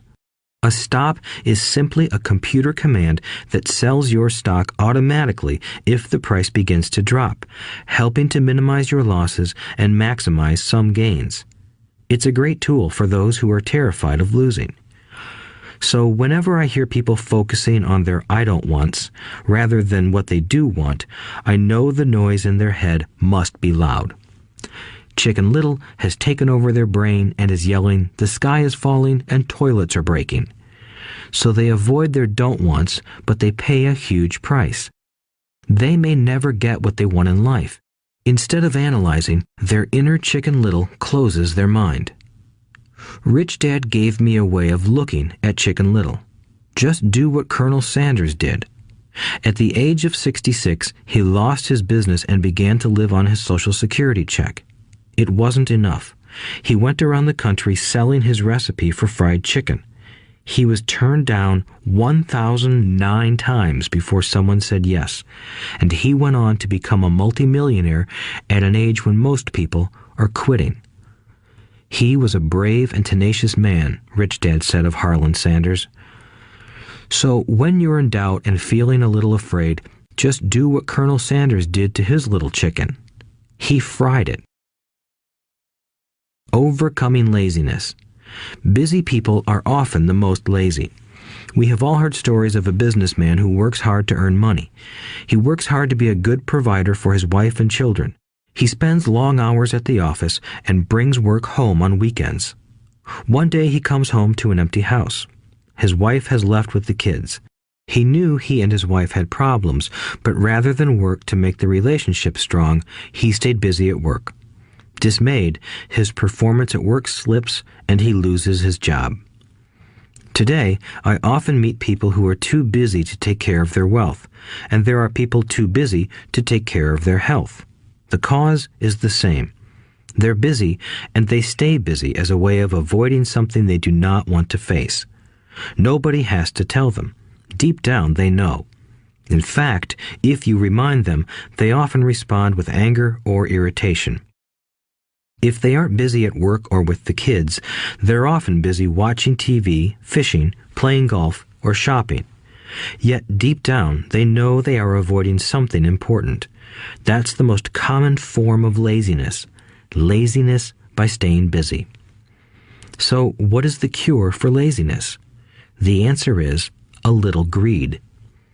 For many of us, we were raised thinking of greed or desire as bad. Greedy people are bad people, my mom used to say, yet we all have inside of us this yearning to have nice, new, or exciting things. So to keep that emotion of desire under control, often parents find ways of suppressing that desire with guilt. You only think about yourself. Don't you know you have brothers and sisters? Was one of my mom's favorites. You want me to buy you what? Was a favorite of my dad. Do you think we're made of money? Do you think money grows on trees? We're not rich people, you know. It wasn't so much the words, but the angry guilt trip that went with the words that got to me. Or the reverse guilt trip was the, I'm sacrificing my life to buy this for you. I'm buying this for you because I never had this advantage when I was a kid. I have a neighbor who is stone broke but can't park his car in his garage. The garage is filled with toys for his kids. Those spoiled brats get everything they ask for. I don't want them to know the feeling of want are his everyday words. He has nothing set aside for their college or his retirement, but his kids have every toy ever made. He recently got a new credit card in the mail and took his kids to visit Las Vegas. I'm doing it for the kids, he said with great sacrifice. Richdad forbade the words, I can't afford it. In my real home, that's all I heard. Instead, Richdad required his children to say, how can I afford it? He believed that the words, I can't afford it, shut down your brain. It didn't have to think anymore. How can I afford it opened up the brain and forced it to think and search for answers.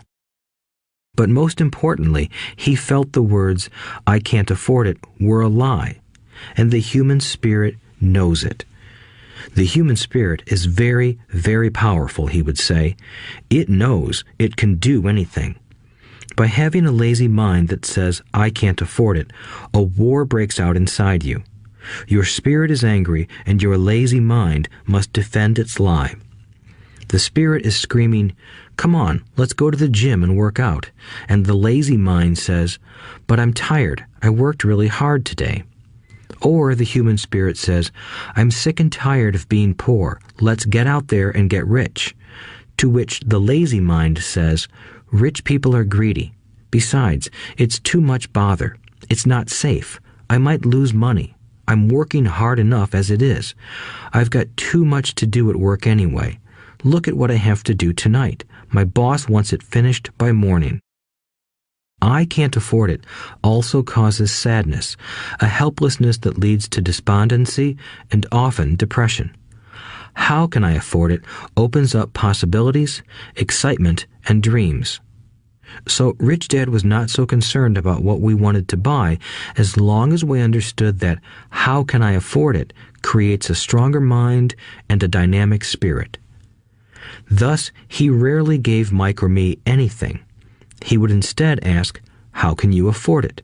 And that included college, which we paid for ourselves. It was not the goal, but the process of attaining the goal that he wanted us to learn. The problem I see today is that there are millions of people who feel guilty about their desire or their greed. It's old conditioning from their childhood. While they desire to have the finer things that life offers, most have been conditioned subconsciously to say, I can't have that, or I'll never be able to afford that.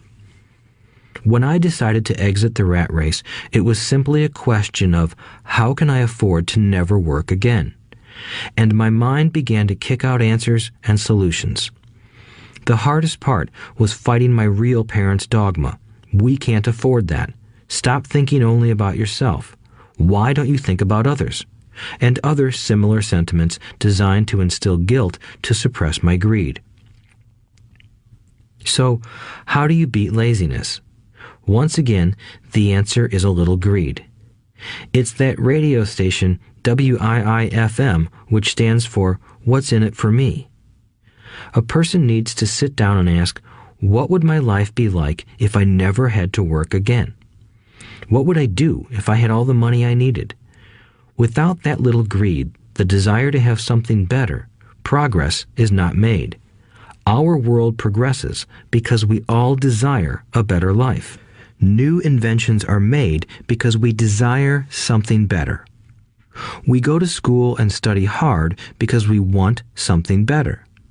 So whenever you find yourself avoiding something you know you should be doing, then the only thing to ask yourself is, what's in it for me? Be a little greedy. It's the best cure for laziness. Too much greed, however, as anything in excess can be, is not good. But just remember what Michael Douglas said in the movie Wall Street. Greed is good. Rich Dad said it differently. Guilt is worse than greed, for guilt robs the body of its soul. I think Eleanor Roosevelt said it best. Do what you feel in your heart to be right, for you'll be criticized anyway. You'll be damned if you do, and damned if you don't. Overcoming bad habits. Our lives are a reflection of our habits more than our education. After seeing the movie Conan the Barbarian, starring Arnold Schwarzenegger, a friend said, "I'd love to have a body like Schwarzenegger." Most of the guys nodded in agreement. "I even heard he was really puny and skinny at one time," another friend added. "Yeah, I heard that too," another one said. "I heard he has a habit of working out almost every day in the gym." "Yeah, I'll bet he has to." "Nah," said the group's cynic. "I'll bet he was born that way. Besides, let's stop talking about Arnold and get some beers." This is an example of habits controlling behavior. I remember asking my rich dad about the habits of the rich. Instead of answering me outright, he wanted me to learn through example, as usual. "When does your dad pay his bills?" Rich Dad asked. "The first of the month," I said. "Does he have anything left over?" he asked. "Very little," I said. "That's the main reason he struggles," said Rich Dad. "He has bad habits. Your dad pays everyone else first. He pays himself last, but only if he has anything left over." "Which he usually doesn't," I said. "But he has to pay his bills, doesn't he? You're saying he shouldn't pay his bills?" "Of course not," said Rich Dad. "I firmly believe in paying my bills on time. I just pay myself first, before I pay even the government." "But what happens if you don't have enough money?" I asked. "What do you do then?" "The same," said Rich Dad. "I still pay myself first, even if I'm short of money. My asset column is far more important to me than the government." "But," I said, "don't they come after you?" "Yes, if you don't pay," said Rich Dad. "Look, I did not say not to pay. I just said I pay myself first, even if I'm short of money." "But," I replied, "how do you do that?" "It's not how. The question is why," Rich Dad said. "Okay, why?" "Motivation," said Rich Dad. "Who do you think will complain louder if I don't pay them? Me or my creditors?" "Your creditors will definitely scream louder than you," I said, responding to the obvious. "You wouldn't say anything if you didn't pay yourself." So you see, after paying myself, the pressure to pay my taxes and the other creditors is so great that it forces me to seek other forms of income. The pressure to pay becomes my motivation. I've worked extra jobs, started other companies, traded in the stock market, anything, just to make sure those guys don't start yelling at me. That pressure made me work harder, forced me to think, and all in all, made me smarter and more active when it comes to money. If I had paid myself last, I would have felt no pressure, but I'd be broke. So it is the fear of the government or other people you owe money to that motivates you? That's right, said Rich Dad. You see, government bill collectors are big bullies. So are bill collectors in general. Most people give in to those bullies. They pay them and never pay themselves. You know the story of the 98-pound weakling who gets sand kicked in his face? I nodded. I see that ad for weightlifting and bodybuilding lessons in the comic books all the time. Well, most people let the bullies kick sand in their faces. I decided to use the fear of the bully to make me stronger. Others got weaker. Forcing myself to think about how to make extra money is like going to the gym and working out with weights. The more I work my mental money muscles out, the stronger I get. Now, I'm not afraid of those bullies. I liked what Rich Dad was saying, so if I pay myself first, I get financially stronger mentally and fiscally. Rich Dad nodded. And if I pay myself last, or not at all, I get weaker. So, people like bosses, managers, tax collectors, bill collectors, and landlords push me around all my life just because I don't have good money habits. Rich Dad nodded, just like the 98-pound weakling. Overcoming arrogance. What I know makes me money. What I don't know loses me money. Every time I have been arrogant, I have lost money. Because when I'm arrogant, I truly believe that what I don't know is not important, Rich Dad would often tell me. I have found that many people use arrogance to try to hide their own ignorance. It often happens when I am discussing financial statements with accountants or even other investors. They try to bluster their way through the discussion. It is clear to me that they don't know what they're talking about. They're not lying, but they are not telling the truth. There are many people in the world of money, finances, and investments who have absolutely no idea what they're talking about. Most people in the money industry are just spouting off sales pitches like used car salesmen. When you know you are ignorant in a subject, start educating yourself by finding an expert in the field or a book on the subject. Chapter 8. Getting Started. There is gold everywhere. Most people are not trained to see it. I wish I could say acquiring wealth was easy for me, but it wasn't. So in response to the question, how do I start, I offer the thought process I go through on a day-to-day basis. It really is easy to find great deals. I promise you that. It's just like riding a bike. After a little wobbling, it's a piece of cake. But when it comes to money, it takes determination to get through the wobbling. That's a personal thing. To find million-dollar deals of a lifetime requires us to call on our financial genius. I believe that each of us has a financial genius within us. The problem is that our financial genius lies asleep, waiting to be called upon. It lies asleep because our culture has educated us into believing that the love of money is the root of all evil. It has encouraged us to learn a profession so we can work for money, but failed to teach us how to have money work for us. It taught us not to worry about our financial future because our company or the government would take care of us when our working days are over. However, it is our children, educated in the same school system, who will end up paying for this absence of financial education. The message is still to work hard, earn money, and spend it.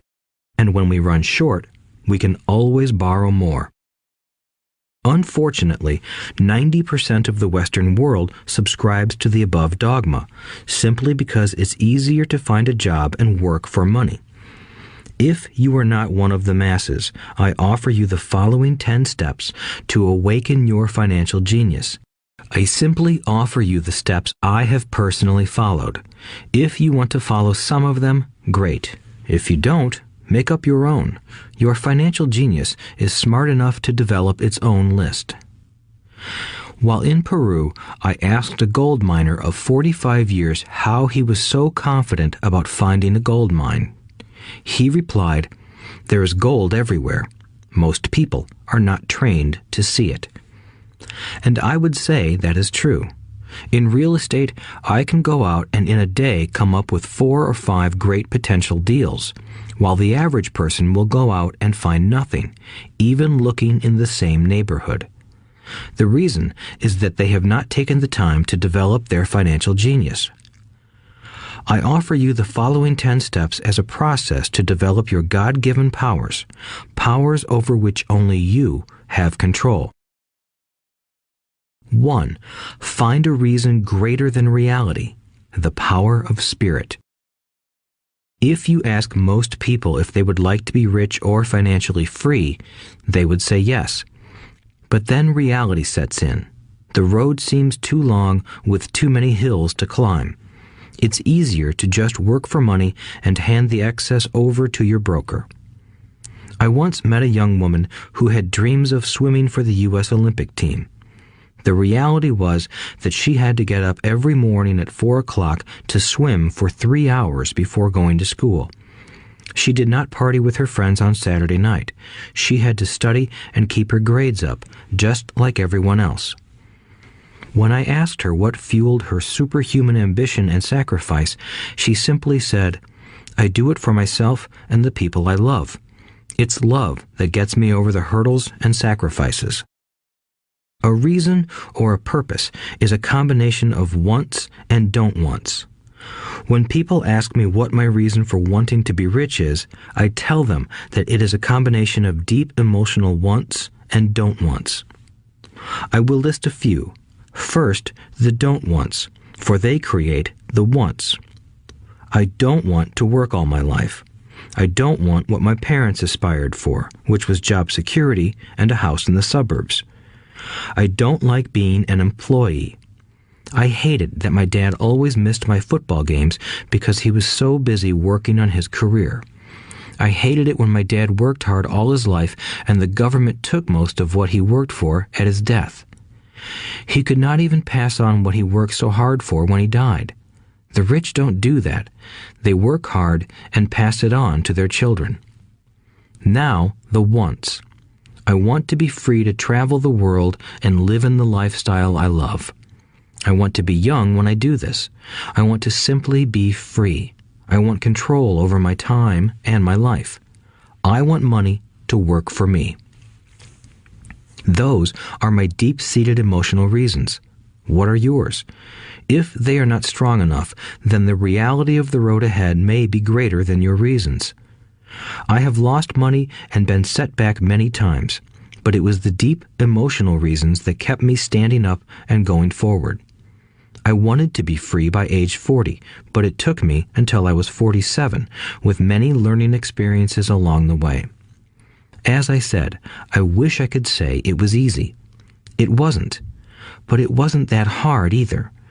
I've learned that without a strong reason or purpose, anything in life is hard. If you do not have a strong reason, there is no sense listening further. It will sound like too much work. 2. Make daily choices. The power of choice. Choice is the main reason people want to live in a free country. We want the power to choose. Financially, with every dollar we get in our hands, we hold the power to choose our future, to be rich, poor, or middle class. Our spending habits reflect who we are. Poor people simply have poor spending habits. The benefit I had as a boy was that I loved playing Monopoly constantly. Nobody told me Monopoly was only for kids, so I just kept playing the game as an adult. I also had a rich dad who pointed out to me the difference between an asset and a liability. So a long time ago, as a little boy, I chose to be rich, and I knew that all I had to do was learn to acquire assets, real assets. My best friend, Mike, had an asset column handed to him, but he still had to choose to learn to keep it. Many rich families lose their assets in the next generation simply because there was no one trained to be a good steward over their assets. Most people choose not to be rich. For 90% of the population, being rich is too much of a hassle. So they invent sayings that go, "I'm not interested in money. I'll never be rich. I don't have to worry. I'm still young. When I make some money, then I'll think about my future. My husband or wife handles the finances. The problem with those statements is that they rob the person who chooses to think such thoughts of two things. One is time, which is your most precious asset. The second is learning. Having no money should not be an excuse to not learn, but that is a choice we all make daily. The choice of what we do with our time, our money, and what we put in our heads. That is the power of choice. All of us have choice. I just choose to be rich, and I make that choice every day. Invest first in education. In reality, the only real asset you have is your mind, the most powerful tool we have dominion over. Each of us has the choice of what we put in our brain once we're old enough. You can watch TV, read golf magazines, or go to ceramics class or a class on financial planning. You choose. Most people simply buy investments rather than first investing in learning about investing. A friend of mine recently had her apartment burglarized. The thieves took her electronics and left all the books. And we all have that same choice. 90% of the population buys TV sets, and only about 10% buy business books. So what do? I go to seminars. I like it when they are at least 2 days long because I like to immerse myself in a subject. In 1973, I was watching this guy on TV who was advertising a 3-day seminar on how to buy real estate for nothing down.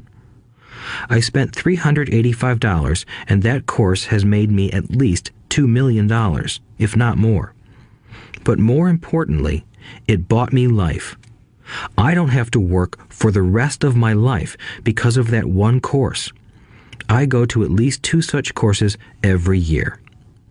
I love CDs and audiobooks. The reason? I can easily review what I just heard. I was listening to an investor say something I completely disagreed with.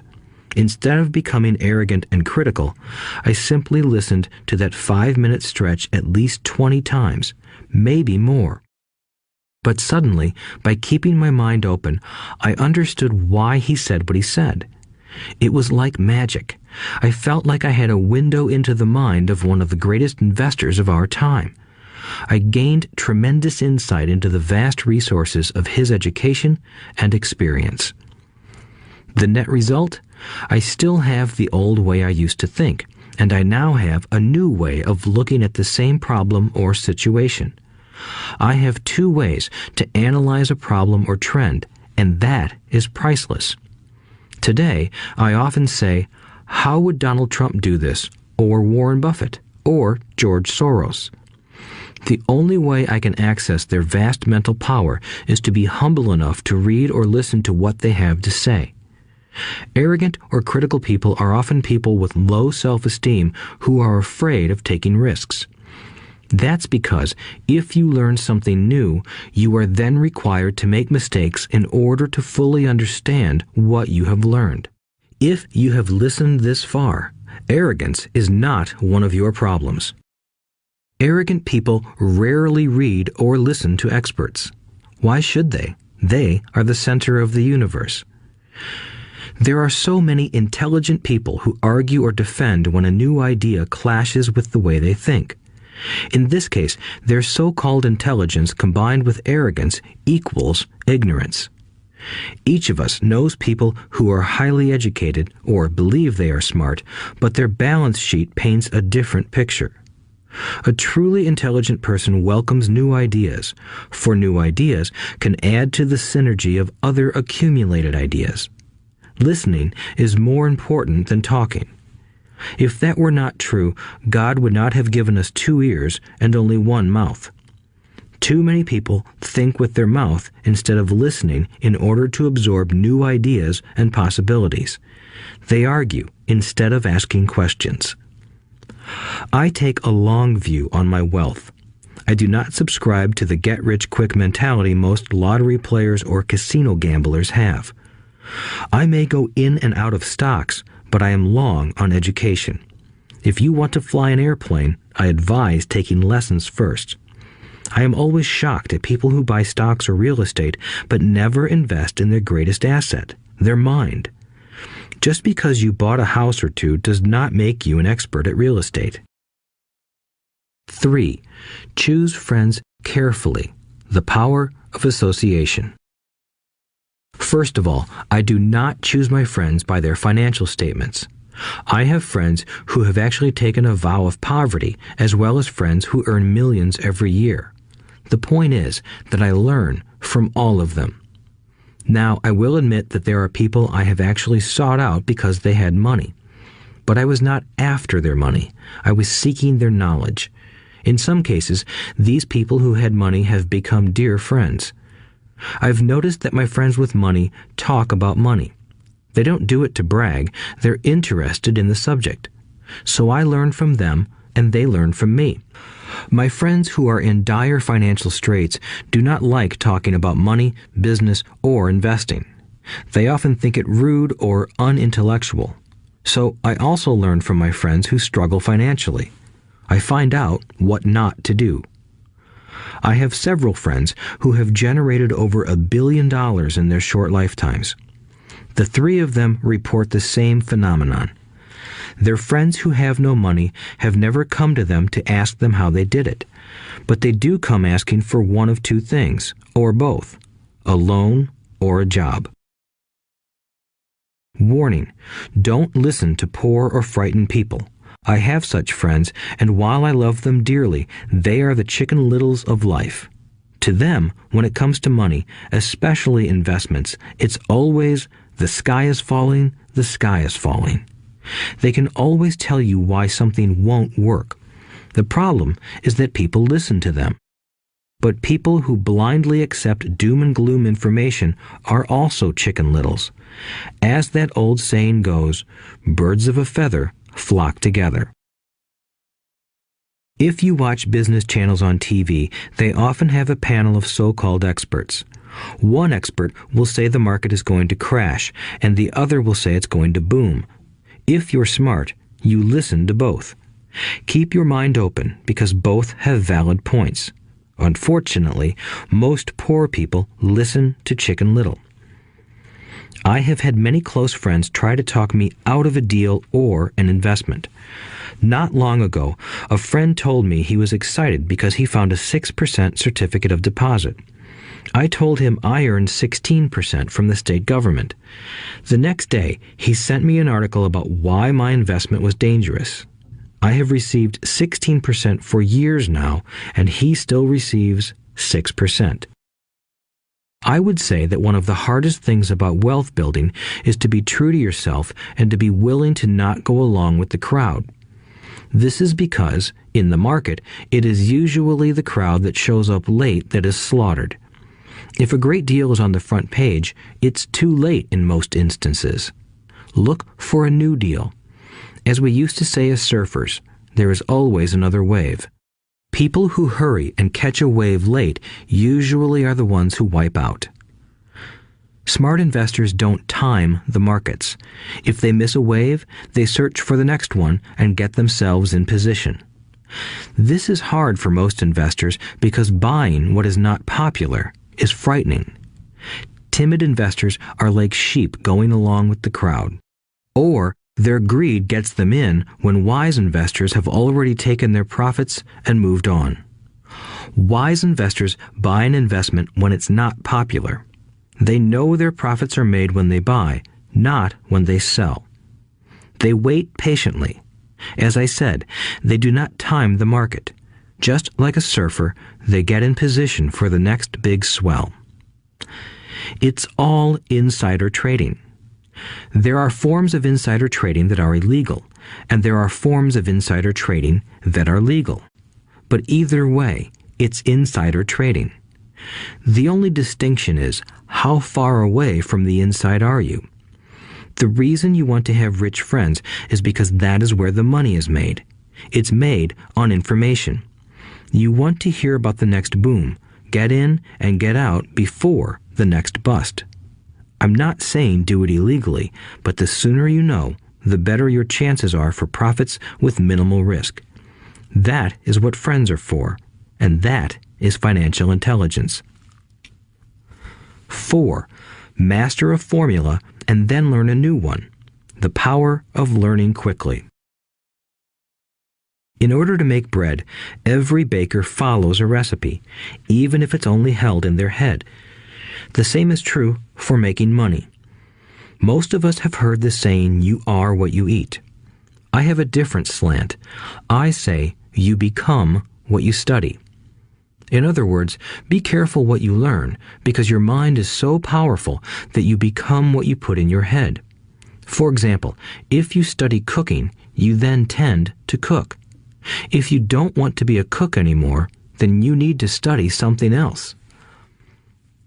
When it comes to money, the masses generally have one basic formula they learned in school, and it's this: work for money. The predominant formula I see in the world is that every day millions of people get up, go to work, earn money, pay bills, balance checkbooks, buy some mutual funds, and go back to work. That is the basic formula, or recipe. If you're tired of what you're doing, or you're not making enough, it's simply a case of changing the formula via which you make money. Years ago, when I was 26, I took a weekend class called How to Buy Real Estate Foreclosures. I learned a formula. The next trick was to have the discipline to actually put into action what I had learned. That is where most people stop.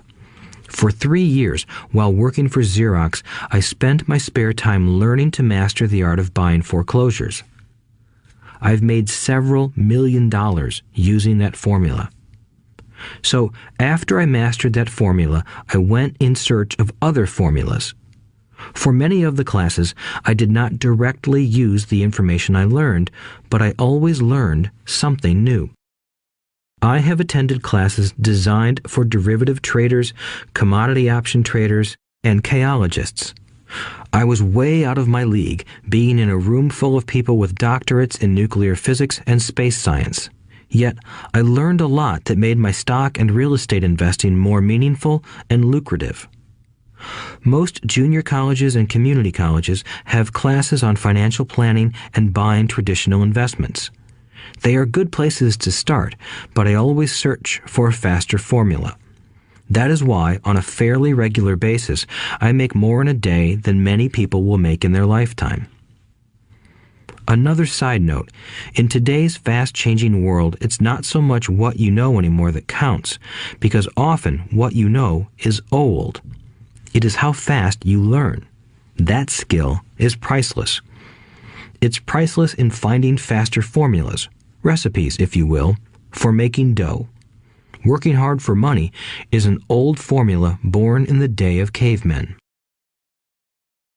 5. Pay yourself first.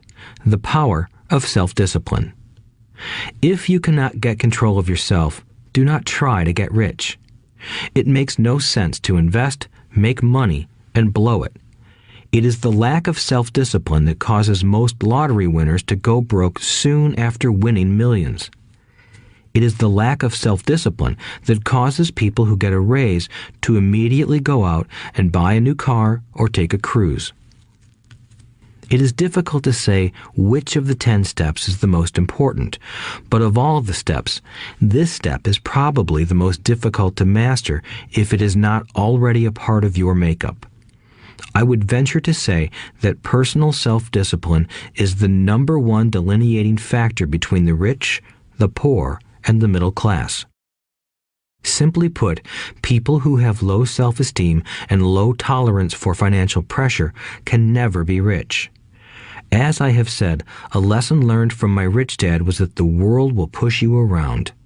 The world pushes people around, not because other people are bullies, but because the individual lacks internal control and discipline.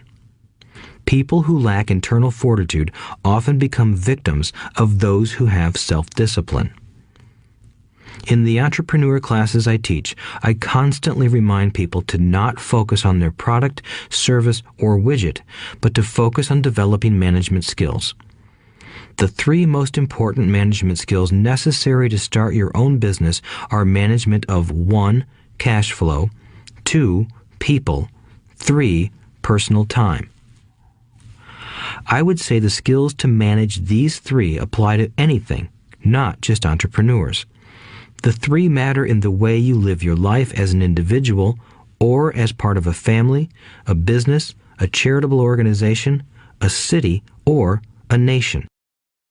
Each of these skills is enhanced by the mastery of self-discipline. I do not take the saying, "pay yourself first," lightly. The statement, "pay yourself first," comes from George Clayson's book, The Richest Man in Babylon. Millions of copies have been sold. But while millions of people freely repeat that powerful statement, few follow the advice. As I said, financial literacy allows one to read numbers, and numbers tell the story. By looking at a person's income statement and balance sheet, I can readily see if people who spout the words, "pay yourself first," actually practice what they preach. In reality, each month, many allocate money to their asset column before they pay their monthly expenses. Although millions of people have read Clayson's book and understand the words, "pay yourself first," in reality, they pay themselves last. Now, I can hear the howls from those of you who sincerely believe in paying your bills first, and I can hear all the responsible people who pay their bills on time. I am not saying be irresponsible and not pay your bills. All I am saying is do what the book says, which is pay yourself first. If you can truly begin to understand the power of cash flow, you will soon realize why 90% of people work hard all their lives and need government support like Social Security when they are no longer able to work. Kim and I have had many bookkeepers, accountants, and bankers who have had a major problem with this way of looking at pay yourself first. The reason is that these financial professionals actually do what the masses do. They pay themselves last. There have been times in my life when, for whatever reason, cash flow was far less than my bills. I still paid myself first. My accountant and bookkeeper screamed in panic. "They're going to come after you. The IRS is going to put you in jail. You're going to ruin your credit rating. They'll cut off the electricity." I still paid myself first. Why, you ask? Because that's what the story, The Richest Man in Babylon, was all about. The power of self-discipline and the power of internal fortitude. As my rich dad taught me the first month I worked for him, most people allow the world to push them around. A bill collector calls and you pay or else. A sales clerk says, "Oh, just put it on your charge card." Your real estate agent tells you, "Go ahead. The government allows you a tax deduction on your home." That is what the book is really about. Having the guts to go against the tide and get rich. You may not be weak, but when it comes to money, many people get wimpy. I am not saying be irresponsible.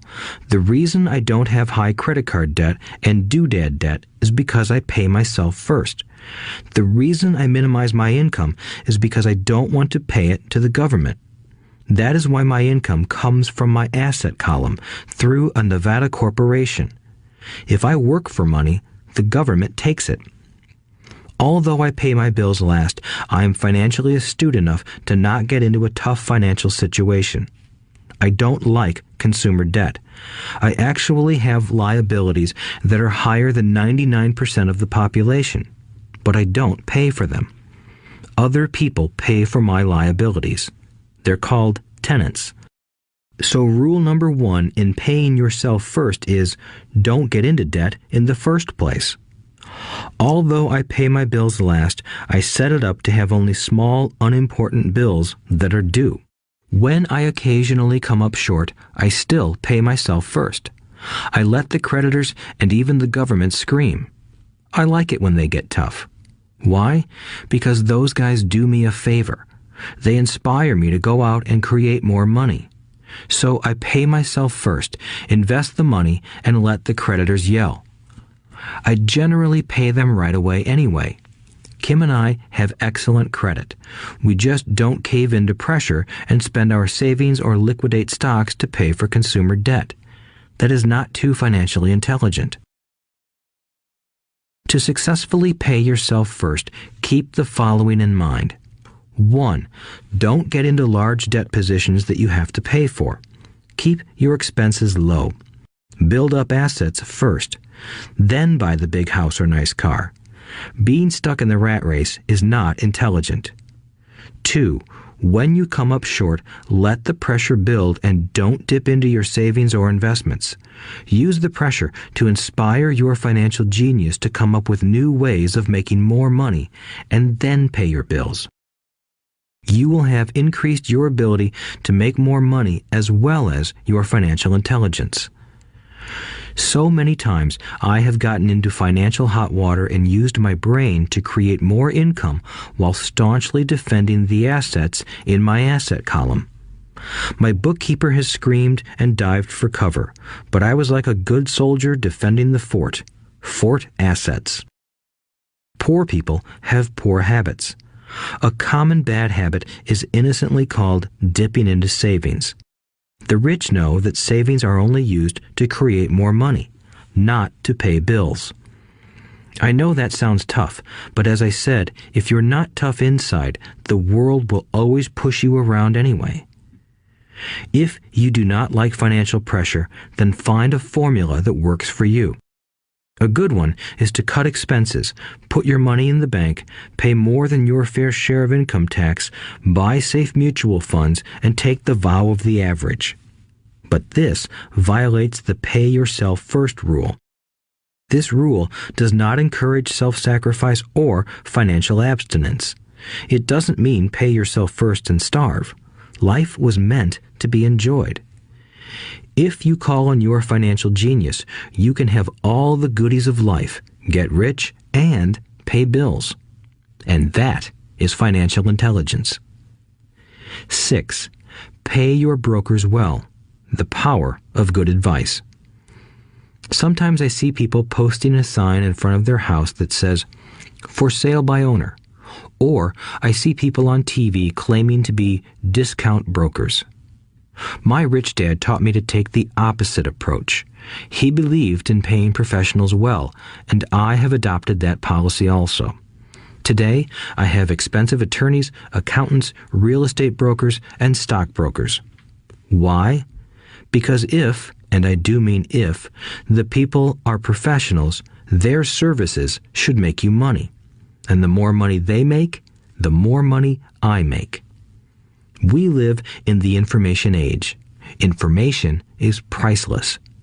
A good broker should provide you with information as well as take the time to educate you.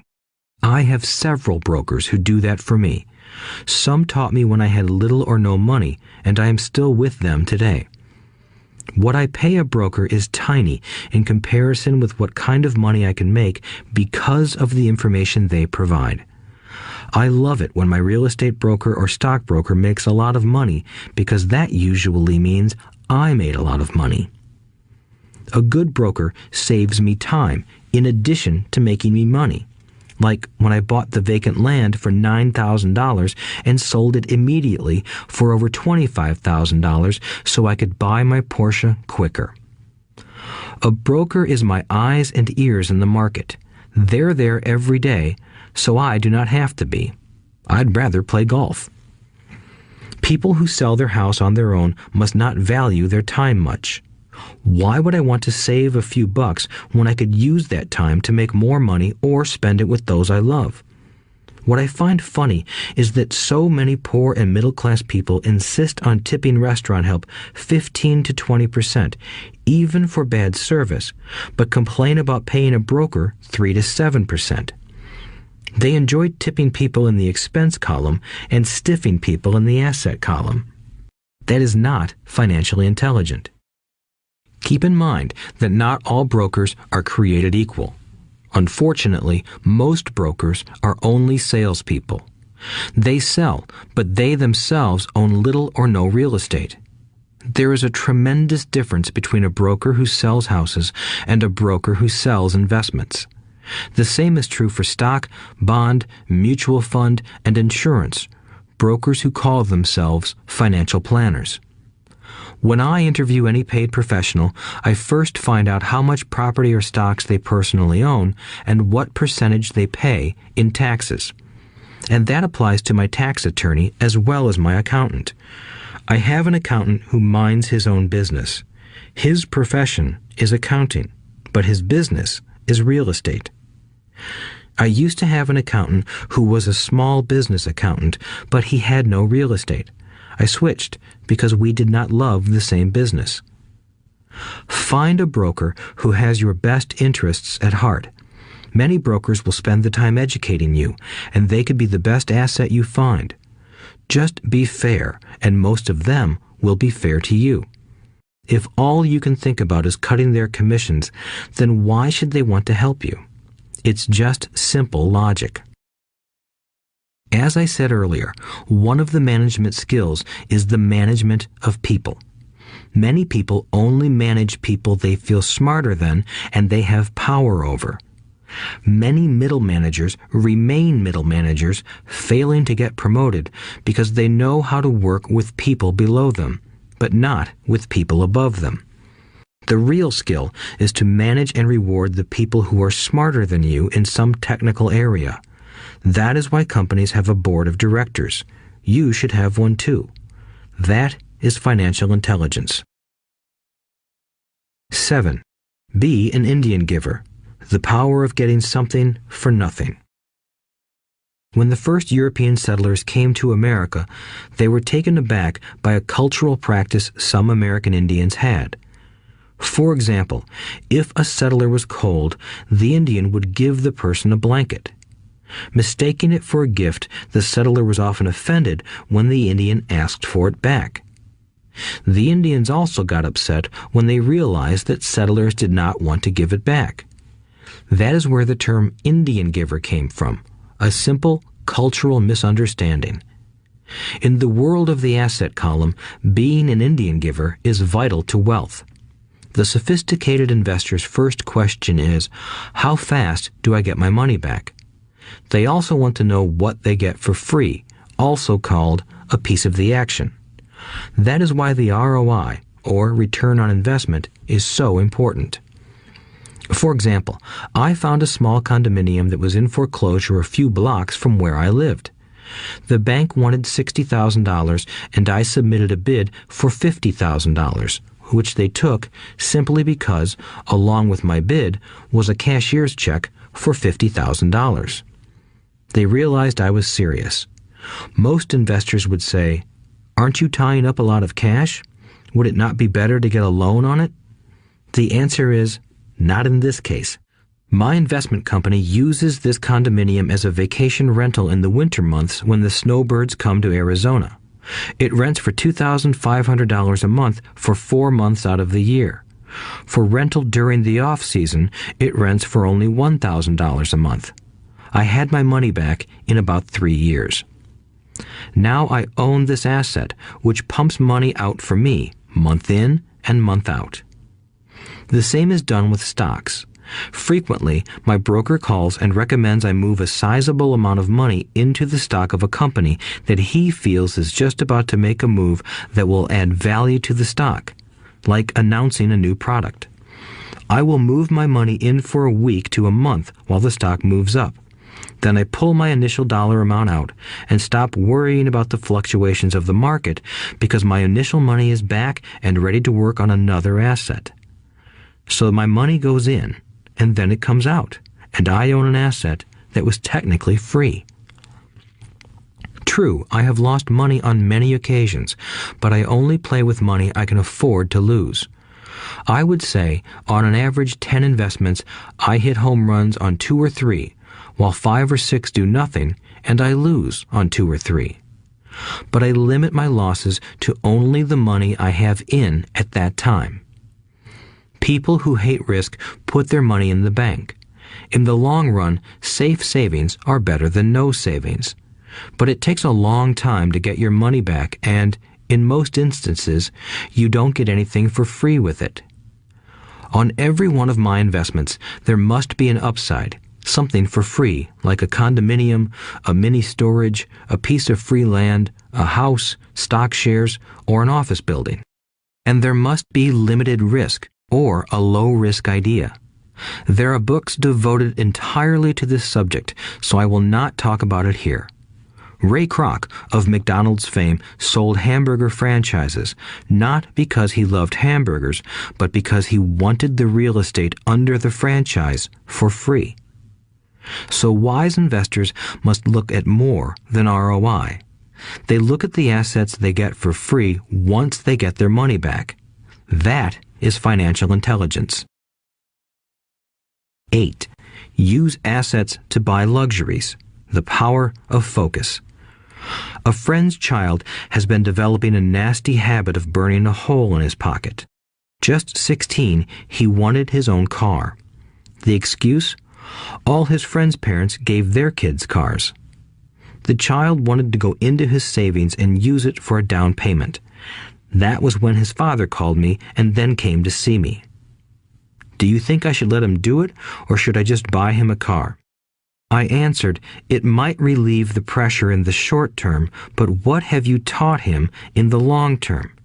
Can you use this desire to own a car and inspire your son to learn something? Suddenly, the lights went on and he hurried home. 2 months later, I ran into my friend again. Does your son have his new car? I asked.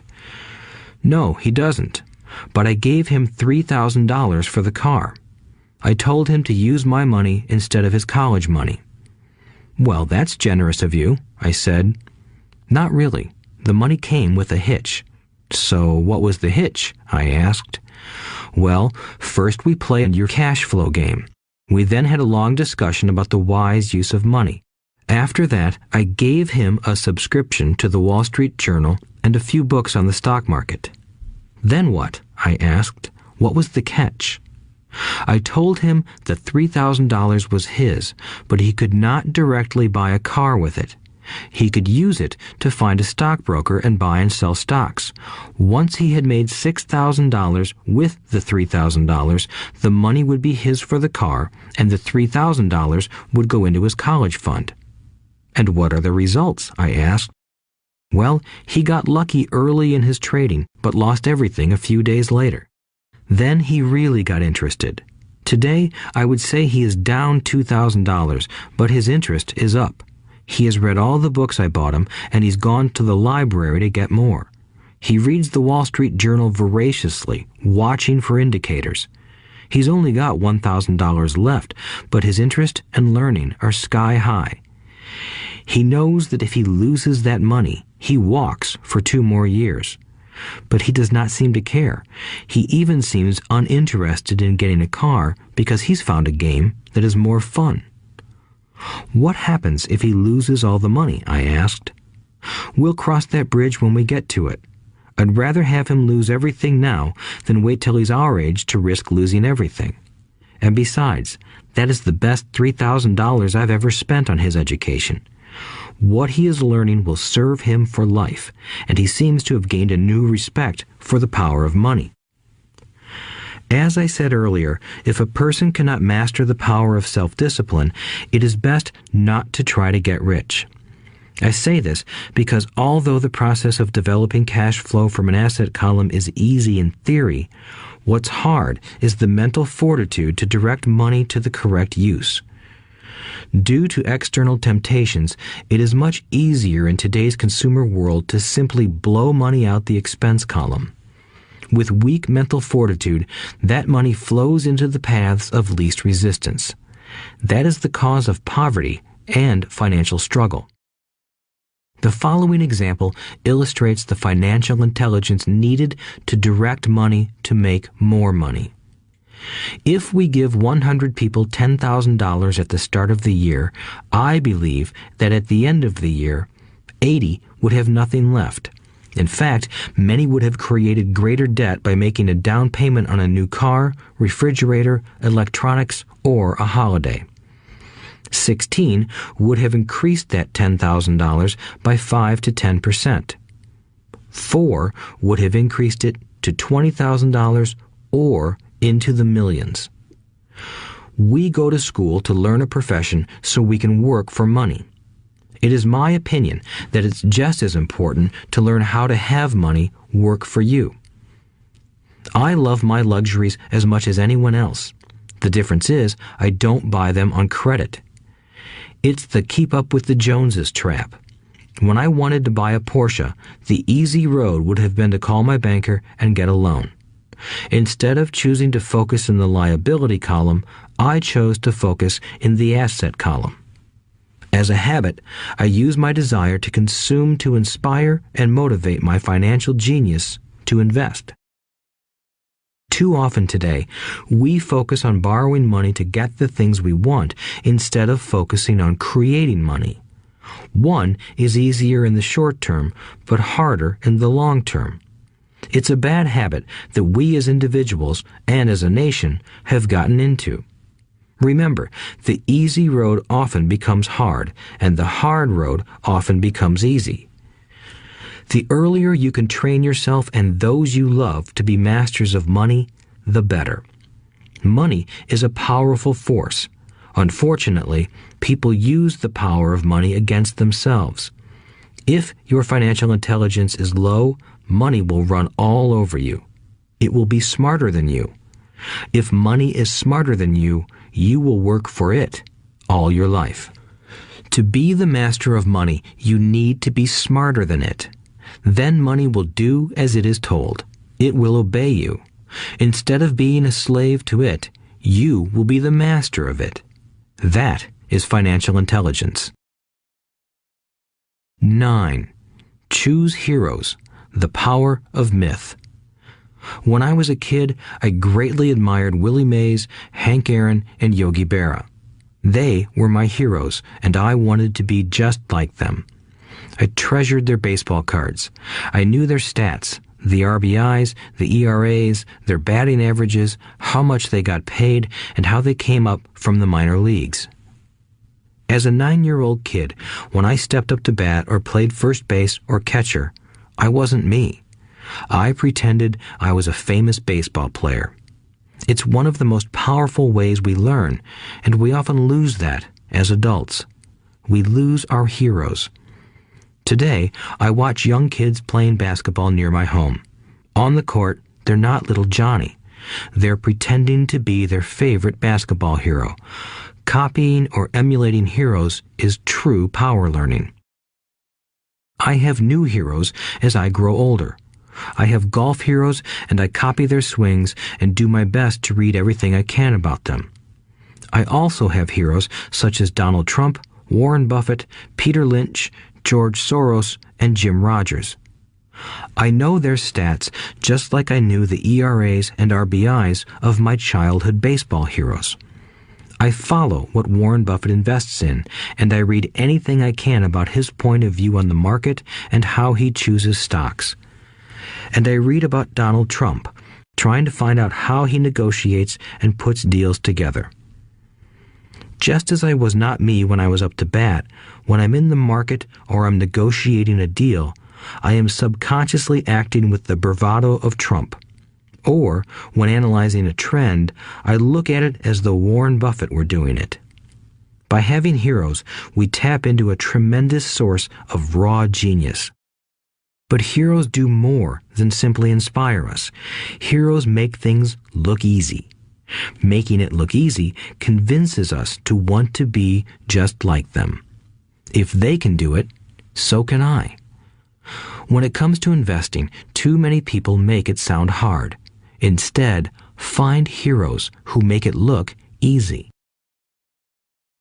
10. Teach and you shall receive. The power of giving. Both of my dads were teachers. My rich dad taught me a lesson I have carried all my life, the necessity of being charitable or giving. My educated dad gave a lot of his time and knowledge, but almost never gave away money. He usually said that he would give when he had some extra money, but of course, there was rarely any extra. My rich dad gave money as well as education. He believed firmly in tithing. If you want something, you first need to give, he would always say. When he was short of money, he gave money to his church or to his favorite charity. If I could leave one single idea with you, it is that idea. Whenever you feel short or in need of something, give what you want first, and it will come back in buckets. That is true for money, a smile, love, or friendship. I know it is often the last thing a person may want to do, but it has always worked for me. I trust that the principle of reciprocity is true, and I give what I want. I want money, so I give money, and it comes back in multiples. I want sales, so I help someone else sell something, and sales come to me. I want contacts, and I help someone else get contacts. Like magic, contacts come to me. I heard a saying years ago that went, God does not need to receive, but humans need to give. My rich dad would often say, poor people are more greedy than rich people. He would explain that if a person was rich, that person was providing something that other people wanted. In my life, whenever I have felt needy or short of money or short of help, I simply went out or found in my heart what I wanted and decided to give it first. And when I gave, it always came back. It reminds me of the story of the guy sitting with firewood in his arms on a cold, freezing night. He is yelling at the pot-bellied stove, "When you give me some heat, then I'll put some wood in you." And when it comes to money, love, happiness, sales, and contacts, all one needs to remember is to give first. Often, just the process of thinking of what I want and how I could give that to someone else breaks free a torrent of bounty. Whenever I feel that people aren't smiling at me, I simply begin smiling and saying hello. Like magic, the next thing I know, I'm surrounded by smiling people. It is true that your world is only a mirror of you. So that's why I say, teach and you shall receive. I have found that the more I teach those who want to learn, the more I learn. If you want to learn about money, teach it to someone else. A torrent of new ideas and finer distinctions will come in. There are times when I have given and nothing has come back, or what I have received is not what I wanted. But upon closer inspection and soul-searching, I was often giving to receive in those instances instead of giving for the joy that giving itself brings. My dad taught teachers, and he became a master teacher. My rich dad always taught young people his way of doing business. In retrospect, it was their generosity with what they knew that made them smarter. There are powers in this world that are much smarter than we are. You can get there on your own, but it's easier with the help of the powers that be. You only need to be generous with what you have. Chapter 9. Still want more? Here are some to-dos. Many people may not be satisfied with my 10 steps. They see them more as philosophies than actions. I think understanding the philosophy is just as important as the action. There are many people who want to do instead of think, and then there are people who think but do not do. I would say that I am both. I love new ideas, and I love action. So for those who want a to-do list on how to get started, I will share with you some of the things I do in abbreviated form. Stop doing what you're doing. In other words, take a break and assess what is working and what is not working. The definition of insanity is doing the same thing over and over and expecting a different result. Stop doing what is not working and look for something new. Look for new ideas. For new investing ideas, I go to bookstores and search for books on different and unique subjects. I call them formulas. I buy how-to books on formulas I know nothing about. For example, in the bookstore I found the book The 16% Solution by Joel Moskowitz. I bought the book and read it, and the next Thursday I did exactly as the book said. Most people do not take action, or they let someone talk them out of whatever new formula they are studying. My neighbor told me why 16% would not work. I did not listen to him because he's never done it. Find someone who has done what you want to do. take them to lunch, and ask them for tips and tricks of the trade. As for 16% tax lien certificates, I went to the county tax office and found the government employee who worked in that office. I found out that she, too, invested in the tax liens. Immediately, I invited her to lunch. She was thrilled to tell me everything she knew and how to do it. After lunch, she spent all afternoon showing me everything. By the next day, I found 2 great properties with her help that have been accruing interest at 16% ever since. It took a day to read the book, a day to take action, an hour for lunch, and a day to acquire 2 great deals. Take classes, read, and attend seminars. I search newspapers and the internet for new and interesting classes, many of which are free or inexpensive. I also attend and pay for expensive seminars on what I want to learn. I am wealthy and free from needing a job simply because of the courses I took.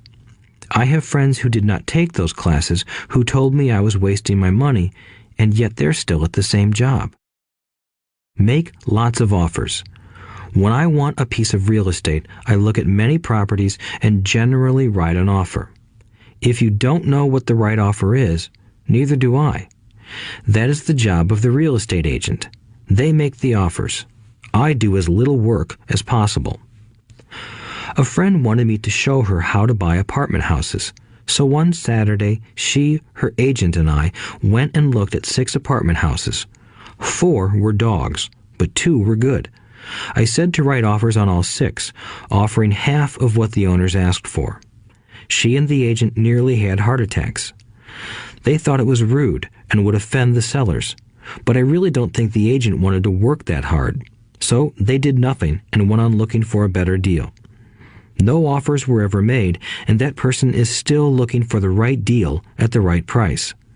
Well, you don't know what the right price is until you have a second party who wants to deal. Most sellers ask too much. It is rare that a seller asks a price that is less than something is worth. Moral of the story: make offers. People who are not investors have no idea what it feels like to try to sell something. I have had a piece of real estate that I wanted to sell for months. I would have welcomed any offer. They could have offered me 10 pigs and I would have been happy. Not at the offer, but just because someone was interested. I would have countered, maybe for a pig farm in exchange. But that's how the game works. The game of buying and selling is fun. Keep that in mind. It's fun and only a game. Make offers. Someone might say yes. I always make offers with escape clauses. In real estate, I make an offer with language that details subject to contingencies, such as the approval of a business partner. Never specify who the business partner is. Most people don't know that my partner is my cat. If they accept the offer and I don't want the deal, I call home and speak to my cat. I make this ridiculous statement to illustrate how absurdly easy and simple the game is. So many people make things too difficult and take it too seriously.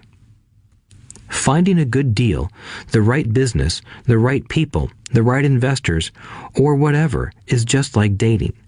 You must go to the market and talk to a lot of people, make a lot of offers, counter-offers, negotiate, reject, and accept. I know single people who sit at home and wait for the phone to ring, but it's better to go to the market, even if it's only the supermarket. Search, offer, reject, negotiate, and accept are all parts of the process of almost everything in life. Jog, walk, or drive a certain area once a month for 10 minutes. I have found some of my best real estate investments doing this. I will jog a certain neighborhood for a year and look for change. For there to be profit in a deal, there must be 2 elements: a bargain and change. There are lots of bargains, but it's change that turns a bargain into a profitable opportunity. So when I jog a neighborhood I might like to invest in. It is the repetition that causes me to notice slight differences. I notice real estate signs that are up for a long time. That means the seller might be more agreeable to deal. I watch for moving trucks going in or out. I stop and talk to the drivers. I talk to the postal carriers. It's amazing how much information they acquire about an area. I find a bad area, especially an area that the news has scared everyone away from. I drive it for sometimes a year, waiting for signs of something changing for the better. I talk to retailers, especially new ones, and find out why they're moving in. It takes only a few minutes a month, and I do it while doing something else, like exercising or going to and from the store. Shop for bargains in all markets. Consumers will always be poor. When the supermarket has a sale, say on toilet paper, the consumer runs in and stocks up. But when the housing or stock market has a sale, most often called a crash or correction, the same consumer often runs away from it. When the supermarket raises its prices, the consumer shops somewhere else. But when housing or the stock market raises their prices, the same consumer often rushes in and starts buying. Always remember, profits are made in the buying, not in the selling. Look in the right places. A neighbor bought a condominium for $100,000. I bought the identical condo next door for $50,000. He told me he's waiting for the price to go up. I told him that profit is made when you buy, not when you sell. He shopped with a real estate broker who owns no property of her own. I shopped at the foreclosure auction. I paid $500 for a class on how to do this. My neighbor thought that the $500 for a real estate investment class was too expensive. He said he could not afford the money or the time. So he waits for the prices to go up. Look for people who want to buy first, then look for someone who wants to sell. A friend was looking for a certain piece of land. He had the money, but did not have the time. I found a large piece of land, larger than what my friend wanted to buy, tied it up with an option, called my friend, and he said he wanted a piece of it. So I sold the piece to him and then bought the land. I kept the remaining land as mine for free. Moral of the story: buy the pie and cut it in pieces. Most people look for what they can afford, so they look too small. They buy only a piece of the pie, so they end up paying more for less. Small thinkers don't get the big breaks. If you want to get richer, think big. Think big. Retailers love giving volume discounts simply because most business people love big spenders. So even if you're small, you can always think big. When my company was in the market for computers, I called several friends and asked them if they were ready to buy also. We then went to different dealers and negotiated a great deal because we wanted to buy so many. I have done the same with stocks. Small people remain small because they think small, act alone, or don't act at all. Learn from history. All the big companies on the stock exchange started out as small companies. Colonel Sanders did not get rich until after he lost everything in his 60s. Bill Gates was one of the richest men in the world before he was 30. Action always beats inaction. These are just a few of the things I have done and continue to do to recognize opportunities. The important words are have done and do. As repeated many times throughout this audiobook, you must take action before you can receive the financial rewards. Act now. Final thoughts. I would like to share some final thoughts with you. The main reason I wrote this book, and the reason it has remained a bestseller since 2000, was to share insights into how increased financial intelligence can be used to solve many of life's common problems. Without financial training, we all too often use the standard formulas to get through life. Work hard, save, borrow, and pay excessive taxes. Today, more than ever, we need better information. I use the following story as an example of a financial problem that confronts many young families today. How do you afford a good education for your children and provide for your own retirement? It requires using financial intelligence instead of hard work. A friend of mine was griping one day about how hard it was to save money for his 4 children's college educations. He was putting $300 away in a college fund each month and had so far accumulated only about $12,000. He had about 12 more years to save for college since his oldest child was then 6 years old. At the time, the real estate market in Phoenix was terrible. People were giving houses away.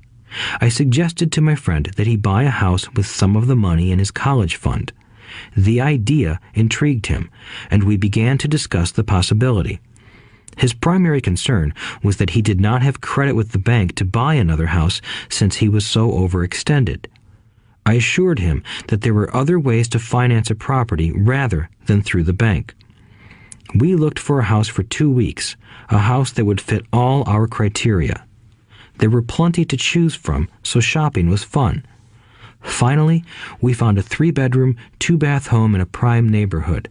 The owner had been downsized and needed to sell that day because he and his family were moving to California where another job waited. The owner wanted $102,000, but we offered only $79,000. He took it immediately and agreed to carry back the loan with a 10% down payment. All my friend had to come up with was $7,900. As soon as the owner moved, my friend put the house up for rent. After all expenses were paid, including the mortgage, he put $125 in his pocket each month. His plan was to keep the house for 12 years and let the mortgage get paid down faster by applying the extra $125 to the principal each month. We figured that in 12 years, a large portion of the mortgage would be paid off and he could possibly be clearing $800 a month by the time his first child went to college. He could also sell the house if it had appreciated in value. 3 years later, the real estate market greatly improved in Phoenix, and he was offered $156,000 for the same house by the tenant who lived in it. Again, he asked me what I thought. I advised that he sell it, using a 1031 tax-deferred exchange. Suddenly, he had nearly $80,000 to operate with. I called another friend in Austin, Texas, who then moved this tax-deferred capital gain into a mini storage facility. Within 3 months, he began receiving checks for a little less than $1,000 a month, which he then poured back into the college fund. A couple of years later, the mini warehouse sold, and he received a check for nearly $330,000 as proceeds from the sale. He rolled those funds into a new project that would now generate over $3,000 a month in income, again going into the college fund. He is now very confident that his goal will be met easily.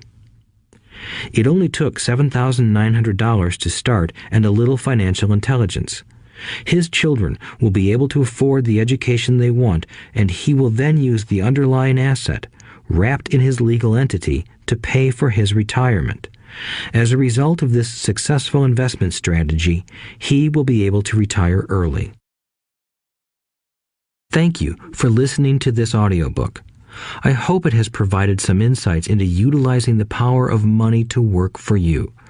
Today, we need greater financial intelligence to simply survive. The idea that it takes money to make money is the thinking of financially unsophisticated people. It does not mean that they're not intelligent. They have simply not learned the science of making money. Money is only an idea. If you want more money, simply change your thinking. Every self-made person started small with an idea and then turned it into something big. The same applies to investing. It takes only a few dollars to start and grow it into something big.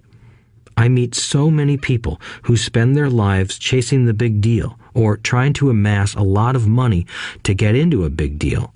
But to me, that is foolish.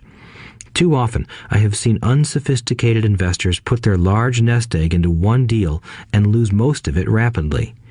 They may have been good workers, but they were not good investors. Education and wisdom about money are important. Start early. Buy a book. Go to a seminar. Practice. Start small. I turned $5,000 cash into a $1 million asset, producing $5,000 a month cash flow in less than 6 years. But I started learning as a kid. I encourage you to learn because it's not that hard. In fact, it's pretty easy once you get the hang of it. I think I have made my message clear. It's what is in your head that determines what is in your hands. Money is only an idea. There is a great book called Think and Grow Rich. The title is not Work Hard and Grow Rich. Learn to have money work hard for you, and your life will be easier and happier. Today, don't play it safe. Play it smart. The 3 incomes. In the world of accounting, there are 3 different types of income. 1, ordinary earned. 2, portfolio. 3, passive. When my poor dad said to me, "Go to school, get good grades, and find a safe, secure job," he was recommending I work for earned income. When my rich dad said, "The rich don't work for money, they have their money work for them," he was talking about passive income and portfolio income. Passive income, in most cases, is income derived from real estate investments. Portfolio income is income derived from paper assets such as stocks and bonds. Portfolio income is the income that makes Bill Gates the richest man in the world, not earned income. Rich Dad used to say, the key to becoming wealthy is the ability to convert earned income into passive income or portfolio income as quickly as possible. He would say, taxes are highest on earned income. The least taxed income is passive income. That is another reason why you want your money working hard for you. The government taxes the income you work hard for more than the income your money works hard for. In my second book, Rich Dad's Cash Flow Quadrant, I explain the 4 different types of people who make up the world of business. They are E, employee, S, self-employed, B, business owner, and I, investor. Most people go to school to learn to be an E or an S. The cash flow quadrant is written about the core differences of these 4 types and how people can change their quadrant. In fact, most of our products are created for people in the B and I quadrants. In Rich Dad's Guide to Investing, book number 3 in the Rich Dad series, I go into more detail on the importance of converting earned income into passive and portfolio income. Rich Dad used to say, all a real investor does is convert earned income into passive and portfolio income. If you know what you're doing, investing is not risky. It's just common sense. The key to financial freedom. The key to financial freedom and great wealth is a person's ability to convert earned income into passive and/or portfolio income. My rich dad spent a lot of time teaching Mike and me this skill. Having this ability is the reason my wife Kim and I are financially free, never needing to work again. We continue to work because we choose to. Today, we own a real estate investment company for passive income and participate in private placements and initial public offerings of stock for portfolio income. We also went back to work to build a financial education company so that we can continue to create and publish books and games. All of our educational products are created to teach the same skills my rich dad taught me, the skills of converting earned income into passive and portfolio income.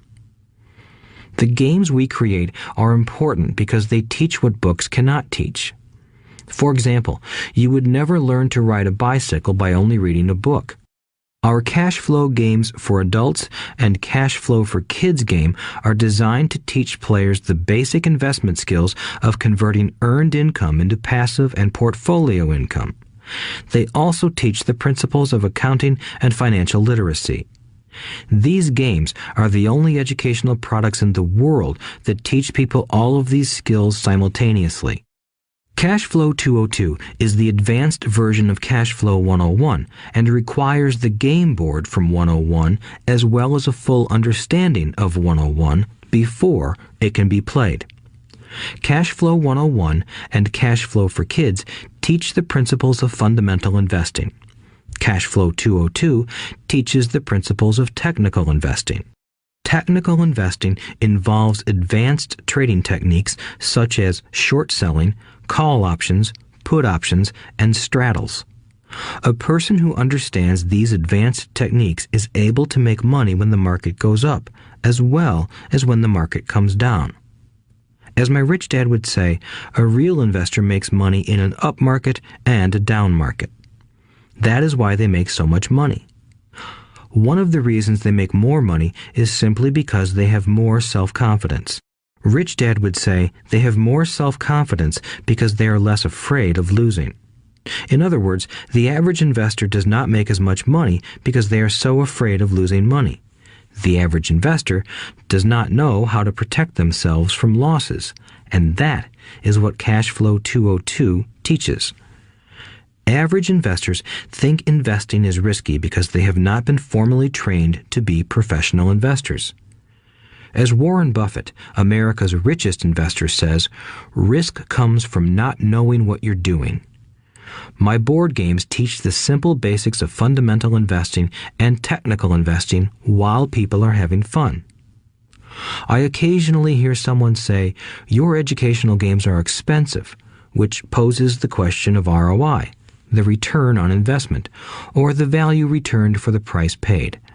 I nod my head and reply, yes, they may be expensive, especially when compared to entertainment board games.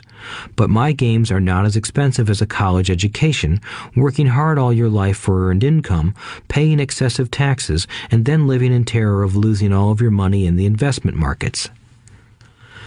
When someone walks away mumbling about the price, I can hear my rich dad saying, if you want to be rich, you must know what kind of income to work hard for, how to keep it, and how to protect it from loss. That is the key to great wealth. Rich Dad would also say, if you do not understand the differences in those three incomes and do not learn the skills on how to acquire and protect those incomes, you will probably spend your life earning less than you could and working harder than you should. My poor dad thought a good education, a good job, and years of hard work were all you needed to be successful. My rich dad also thought a good education was important. But to him, it was also important that Mike and I know the differences in the three incomes and what kind of income to work hard for. To him, that was basic financial education. Knowing the differences in the three incomes and learning the investment skills of how to acquire the different incomes is basic education for anyone who strives to acquire great wealth and achieve financial freedom, a special kind of freedom that only a few will ever know. As Rich Dad states in lesson number 1, the rich do not work for money. They know how to have money work hard for them. Rich Dad said, earned income is money you work for, and passive and portfolio income is money working for you. Knowing that little difference has been significant in my life. Or, as Robert Frost ends his poem, and that has made all the difference. Take action. All of you were given two great gifts, your mind and your time. It is up to you to do what you please with both.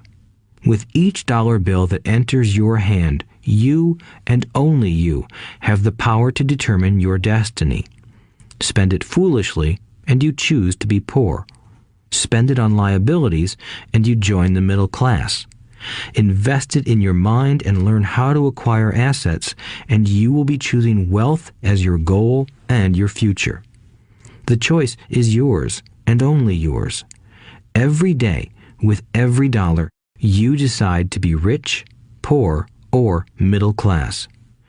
Choose to share this knowledge with your children, and you choose to prepare them for the world that awaits. No one else will. You and your children's future will be determined by choices you make today, not tomorrow.